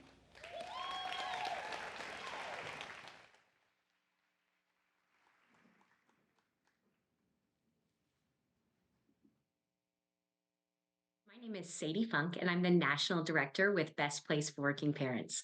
I'm thrilled to be here with you all today for Tennessee's Children's Advocacy Day, and thrilled to come alongside you guys as we collaborate to make Tennessee the best place for working parents. So let's go ahead and get started. The case for family-friendly presented by Best Place for Working Parents. Before we dive deep into what the Best Place for Working Parents, I always like to start with the why. Why Best Place for Working Parents? Probably comes as no surprise to those of you, but over the past 30 years, the workforce has drastically changed. And with that, the needs of the workforce have also changed drastically. Most families today are dual working households. In fact, 75% of the workforce identify as caregivers, which means we have a drastically changing workforce with different needs. 60% of non-working parents say childcare is a top reason they do not participate in the workforce, while 73% of highly credentialed women who have left the workforce say they would have stayed had they had more access to flexibility alone. And within this hot labor market, employers really are competing to attract and retain top talent. And when we think about family friendly, it's no longer just a woman's issue, but rather 83% of millennials have said they would leave one job for another with stronger policies. And we see those same stats in line with fathers. Everything I just shared was pre-COVID. Then fast forward to March of 2020, COVID drove women's labor force participation rate to a 33-year low. The good news is that many businesses adapted and really put policies in place that support families and support working parents, which has led to the recovery. And we really see that family-friendly businesses have been driving the trend and the opportunity for women to come back in the workforce. A second critical point is that employers lose $23 billion annually in productivity costs due to childcare challenges faced by the workforce. So we know this is a critical issue, childcare, but also more broadly, how families and how businesses are thinking about the suite of policies that come together to support their working parents so their working parents can show up their best selves to work. So what does family-friendly look like in this new era? We know that 80% of all respondents we surveyed back in 2021, this was a cohort of parents who had previously been working prior to the pandemic. And in 2021, about half of them were working and about half of them were still unemployed. But 80% said they would leave their job for one that had more family-friendly benefits. And across both those that were unemployed as well as those that were working full-time, about 80% of parents said childcare was a major requirement for them to be within the workforce. But it wasn't just childcare alone. When we looked at how parents rated these top policies, we see coming up at the top is flexibility, which is in line with what we know about highly credentialed women who have left the workforce, followed by paid time off, childcare assistance, remote work, and parental leave. So this really highlights that there's really a suite of options available to employers to support their working parents. There's no single policy that's going to be that silver bullet, but rather a range of options. And the really good news is that all 5 of these policies cited by parents are included in the Best Place for Working Parents top 10 family-friendly strategies that are proven to not only support working parents, but businesses' bottom line. So, what is the Best Place for Working Parents? The Best Place for Working Parents is a growing network of businesses and regions across the country, proving that family-friendly is business-friendly through the top 10 research-backed policies proven to not only support working parents, but businesses' bottom line. This was developed hand in hand with our business community and grounded in the national research about those specific policies that support businesses and their working parents. So each of these top 10 policies are tied to a host of metrics that really dives into that return on investment for the employers themselves. We know that businesses want to support their working parents, but they need to do it in a way that supports their overall business success. When we look at things like increased profitability, employee loyalty, employee performance, all of these are deeply meaningful for our business community.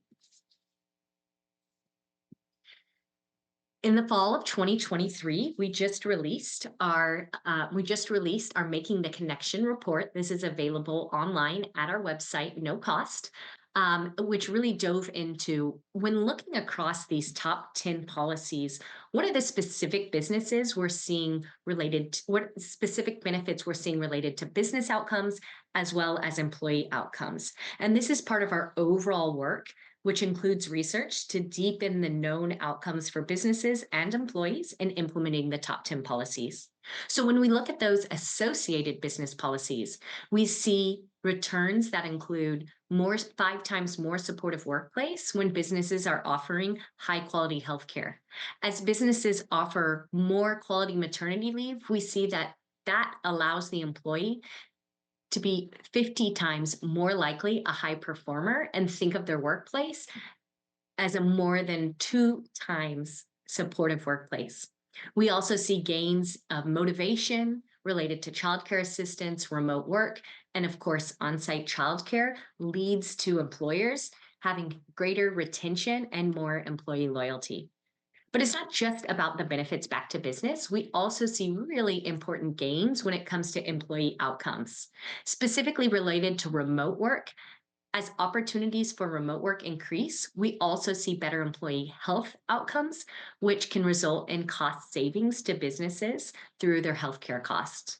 We see personal relationship satisfaction increase with better paid time off policies. As childcare assistance comes into play, we see better family life satisfaction and higher personal relationship satisfaction. And then on-site childcare has been shown to provide a greater sense of social and well-being at work. So this is just a high-level overview of some of those benefits to businesses and employees that come about through implementing the top 10 Best Place for Working Parents policies. So Best Place for Working Parents is really built off a 3-minute self-assessment that really targets your leadership team, your C-suite leadership team, to really allow them to have a blueprint for how they fare today and what are their opportunities moving forward. It provides real-time results and instant badging for those who earn the Best Place for Working Parents designation and is no cost to businesses to take. In diving into the assessment itself, it allows businesses to see key metrics of how they stack up against others of like size and industry. So you can see with this sample, ABC Company, they rated 60%, and others in their industry and size are rated at 50%. Going deeper, the self-assessment provides a breakdown across each of the top 10 policies for how your business fares against others of size and industry. This provides a really critical blueprint for business leaders to identify pathways for them to move forward and become even more family friendly as a means to stay competitive for their workforce. So today, the Best Place for Working Parents National Network has grown to include 10 states, 17 regions, and more than 1,000 cities nationwide. We have more than 1,200 companies that have earned the Best Place for Working Parents designation, employing more than 3 million employees nationally. What's most exciting, perhaps, is that we have businesses of all sizes earning the Best Place for Working Parents designation, and the majority are micro and small businesses, which really pushes against that myth that family-friendly is only for big business, really highlighting that businesses of all sizes have an opportunity to pull together a unique suite of policies that really work for their employees, their business, in their region, and their industry. Best Place for Working Parents regularly releases research and resources that can support the implementation and improvement of Best Place for Working Parents businesses. We also release key tools that can provide guidance in implementing and options such as our childcare toolkit, which provides a range of options across the continuum from no cost, building on there to higher end cost solutions when it comes to childcare, as well as our annual National Trends Report. This year's annual National Trends Report was really exciting because new data tells us that 2/3 of children under the age of 6 have both parents in the workforce, and more than 75% of the workforce are caregivers. Two key trends we want to highlight from this year's National Trends Report, with more than 2,000 businesses that have taken the self-assessment, include that childcare. The first one I'll highlight is that childcare support benefits are here to stay and they are going to continue to grow. So on-site childcare is growing faster than any other benefit, with a 47% increase since 2019. And while large businesses lead the way, it's not just for large businesses. We see that micro-sized businesses are really helping to lead in this space, with the second highest share of businesses offering on-site childcare. We also know there's clear gains for businesses who do offer on-site childcare, and there's ways to support your employees with childcare beyond on-site childcare. So we were really delighted to see that backup childcare and childcare assistance also had meaningful gains across businesses of all sizes.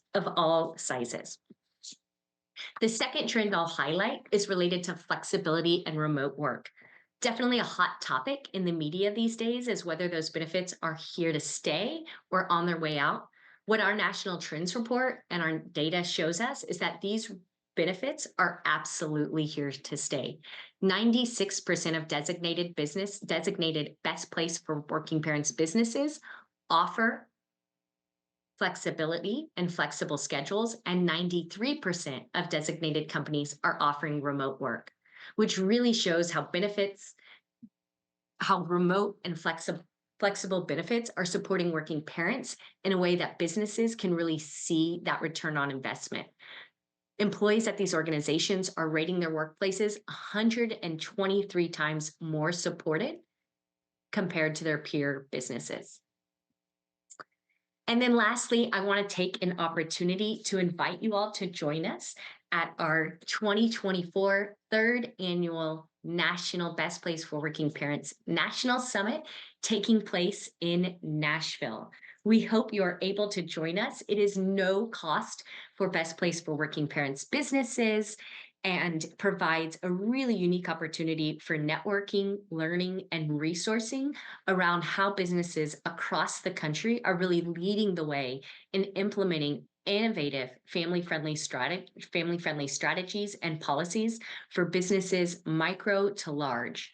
This year, we're really excited. You can see some of the businesses that will be hosting and speaking up on the screen. And we're going to be doing a deep dive into better understanding how businesses are adapting and providing benefits to their shift workers. How are small businesses really standing out? How does dependent care and deepening the impact, and then also taking a dive into childcare supports. So we hope you're able to join us. Once you're there, we will wine and dine you. And like I said, it is no cost to attend for Best Place for Working Parents businesses, and you can find the registration link through our website. So how to attend? Easiest step, go ahead, become a Best Place for Working Parents business today. Scan this QR code, go online, take this 3-minute self-assessment and see if you qualify as a Best Place for Working Parents business. You can also use the report that is provided at the end as an opportunity to think about additional ways to support your working parents. And then, of course, once you've earned that designation, we're excited to welcome you and see you at the Best Place for Working Parents National Summit in Nashville.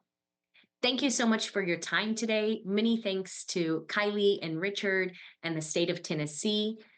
Please feel free to reach out to me with any questions. Once again, my name is Sadie Funk. I'm the National Director here with Best Place for Working Parents.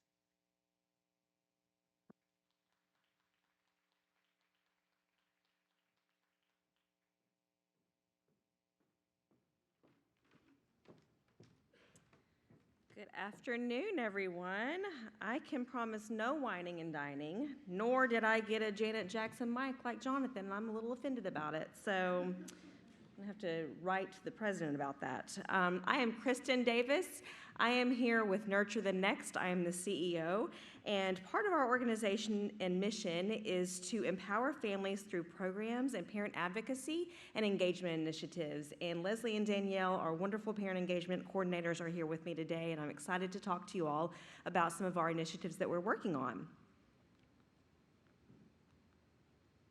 So I'd like to share a little bit about our cultivating parent leaders and building powerful partnerships. We've proudly led the charge in developing parent leadership in Tennessee for the past 18 years. We act as the backbone for CBCAP's statewide parent leadership collaborative, ensuring consistent and effective training and support across the state. But our efforts are not just about equipping parents. They're about building strong and lasting partnerships. We empower parents through diverse methods like training, support teams, community dialogues, and even more. This empowers them to advocate effectively for shaping the direction of programs and services to benefit their children's specific needs, representing the voices and concerns of other parents, leading to program improvement and better outcomes, and actively contributing to positive social change by sharing their perspectives and experiences. Our engagement is grounded in the well-established strengthening families model and protective factors framework, ensuring our strategies are evidence-based and promote healthy family dynamics.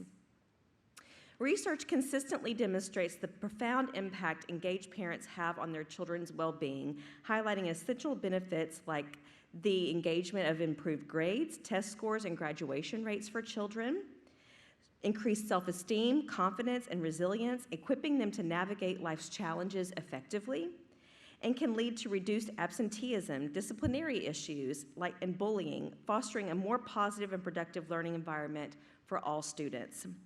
But the benefits extend beyond the individual children, positively impacting families as a whole. We see improved service delivery when parents become actively involved and share their experiences and perspectives. Agencies and organizations can better tailor their services to meet the specific needs of families that they serve. We see strong partnerships between parents and service providers, fostering a collaborative environment, leading to a more effective and sustainable solution for families facing challenges. When parents are actively engaged, communities become more vibrant and more supportive. This collective effort creates a ripple effect, leading to a positive change and better outcomes for all. Parent advocacy can take many forms, each contributing to positive progress. We see parents sharing personal experiences and expertise, providing valuable insights can inform programs and development and service delivery, ensuring they are relevant and truly meeting families' needs. We see offering perspectives and representing parent voices in decision-making processes, leading to policies and programs that better reflect the realities faced by parents. Advocating for policies and funding that supports families and children directly influences the systems and structures that impact their lives. Sharing knowledge, resources, and experiences creates a network of support, empowering others to become active participants in their communities and advocates for their families. So as we celebrate the importance of parent advocacy, let's turn our attention to a dedicated month that highlights these crucial efforts. February is National Parent Leadership Month, and it provides a dedicated platform to celebrate the passion, dedication, and tireless efforts of parents and caregivers across the country. This month-long observance serves a vital purpose. It ensures their concerns, experience, and perspectives are heard and valued by amplifying their voices. It empowers meaningful participation, highlighting the essential role parents play in shaping the programs and policies that affect their children's lives. And it underscores the importance of engagement, emphasizing the critical need for state agencies and nonprofit organizations to deeply engage parents in their work, fostering true collaboration and ensuring services offered reflect the true needs of families they serve. To further recognize the exceptional contributions of parent leaders, we'd really like to share some exciting news about a unique award called Unsung Heroes. The Unsung Hero Award is a prestigious recognition honoring exceptional parent leaders whose remarkable contributions often go unnoticed. This award shines a light on their dedication and the transformative impact they have on their communities. The award serves two critical functions. It shines the spotlight on the transformative impact the individuals have on their communities, and also by celebrating the unsung heroes, we inspire others to step forward, embrace their leadership potential, and advocate for the well-being of their families and communities. I'd like to highlight a few of our previous award recipients. Ethel Johnson, who, assuming care of her 11-year-old grandchild and 2-year-old great-grandnephew, became a peer mentor and advocate for other caregivers with children on the autism spectrum. Mary Bird, mother of 2 and an active member of the Foster Care Review Board, who also volunteers at the Campbell County Children's Advocacy Center. And our winner this year, Mariah Wolf. Mariah, a member of the statewide Parent Leadership Collaborative, consistently advocates for children and families in Northeast Tennessee and runs a large social media group called Mountain Moms, where nearly 800 members support each other, share resources with other parents, and encourage involvement in the communities. We're thrilled to partner with the Tennessee Commission on Children and Youth to establish a new joint Unsung Hero Award. This award aims to reach and celebrate parent leaders across all corners of Tennessee. Each year during Children's Advocacy Days, the award will proudly honor one parent who exemplifies advocacy, tireless championing of children and families, collaboration, building bridges and working effectively with others, and dedication, unwavering commitment to strengthening families and communities. This award serves as a powerful symbol of our collective belief in the power of parent voices. It underscores the incredible difference parents can make when their experiences are valued and their potential is unleashed. Parents possess an undeniable power to drive positive change. Our organization remains dedicated to working together with parents, fostering true partnership that leads to stronger communities and brighter futures for children and families across Tennessee. Over the next year, we will share information about the Unsung Hero Award, including the nomination process and timeline. So be sure to stay tuned for that and think about parents in your lives who would make great nominees. Thank you for all of you for your engagement and your investment in the parents and the communities where you serve, and for your attention and support in the Unsung Hero Award. Thank you.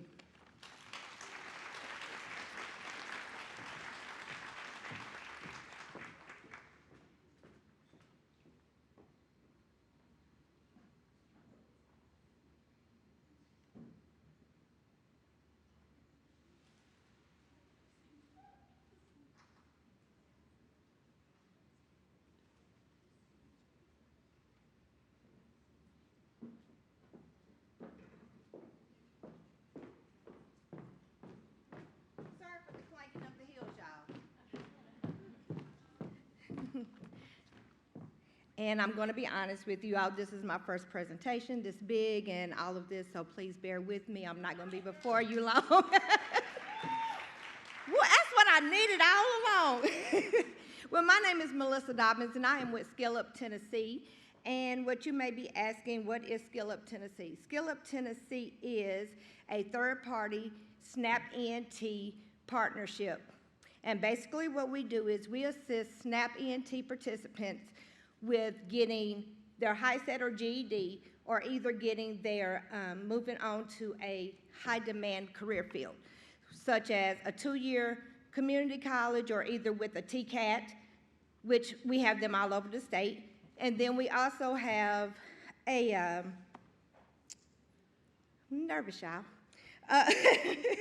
But that's it for that one. So now we have 3 career navigators. We are located in all 95 counties. We are with Extension, UT Extension. There is 1 career navigator per region. For the central region is me, Melissa Dobbins. For the western region, you have Miss Lanita Watts. And for the eastern region, you have Miss Lindsay Lips. Okay, our objectives for this slideshow is going to be very simple. It's going to be to connect, build and strengthen, and share. The overview, I kind of jumped a little ahead of myself, was we are a third-party SNAP ENT participant, and basically the only eligibility that a person has to have is, A, they must be a SNAP participant. B, they cannot be receiving TANF or Families First. And 3, they must be willing to work once they're out, once they've completed everything. And the next thing is outreach. To complete outreach, I'm going to need help from everybody. The outreach portion of it doesn't just stop with you all, it's because we want to get our word out to everyone. And then connect also means that we're going to connect with you all, TCCY, as well as with other partners that could possibly be here or across the state of Tennessee. We have Miss Marion Martin. She is one of our participants who graduated and is now making $29 an hour as a licensed practical nurse. I don't know if I'm going to be able to get her slideshow to get her thing to go or not, but I'm going to tell you a little bit about Miss Marion. Miss Marion was, when she came to us, she was facing eviction. She could no longer pay for her schooling at TCAT. TCAT got her in contact with us, and we were able to assist her. Now, she is a West Tennessee participant, and what we did, she was having, if you know anything about going to a TCAT or even into nursing, you have to pass the NCLEX. The NCLEX is a very expensive program, is a very expensive test. She failed it 3 times, and we kept paying for it. So on the 4th time, we had to talk to her, look, we need to see what we need to do. Do you need to get a tutor? Do you need help? How are we going to move forward? Well, guess what? On that 4th time, she passed. She was able to work with the career navigator. She was able to leave the housing projects from where she was living. She still has some health issues, but this is a lady who had to get special accommodations for her health because she needed 2 hip replacements. Now, can you imagine being out there, standing on the floor, doing clinicals, and you're still needing 2 hip replacements? Although we couldn't assist her with that, she still has her degree, and she is a wonderful candidate, and she is definitely spreading the word for us as far as Skill Up is concerned.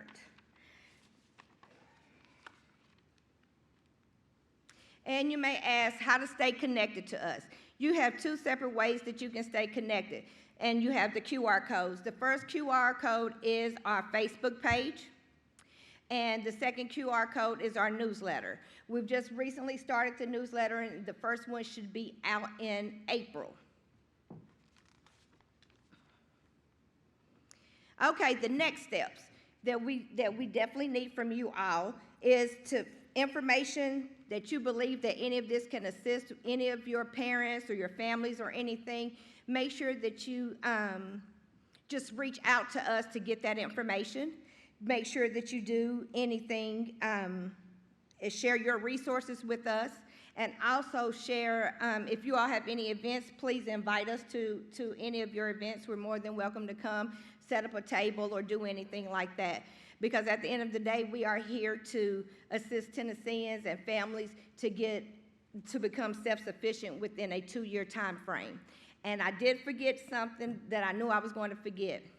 You may ask, okay, so you sit around here and you pay for, I don't think I even went over this. So you pay for the tuition, if a person wants to do it, if there's anything that is needed with a high set, we will also assist them with that. We offer monthly gas cards. Now, we do need proof of the participant actually going into school and staying the allotted amount of hours. So there's a tracker that we have to give them, and then they fill it back and they give it back to us. Everything is digital. Take a picture of it, send it to us, and we'll be on our way to get you that $150 gas card. We also partner with WIOA, which is a part of American Job Centers, and a lot of people think, well, if I have WIOA, I can't have Skill Up, but you can have both. Because what they don't pay for, we're more than likely going to be able to pay for, and what we can't pay for, they will pay for. So that is the end of my presentation. And again, our career navigators in the Western region is Ms. Lanita Watts. And then you have me in the Central region, and then for the Eastern region, you have Ms. Lindsay Lips.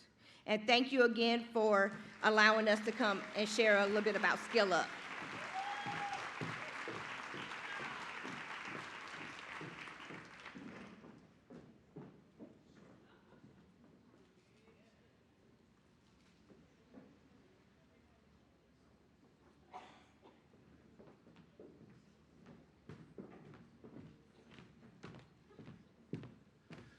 Thank you to all of the partners who did Ignite presentations today. Thank you for the incredible work that you are each doing across the state.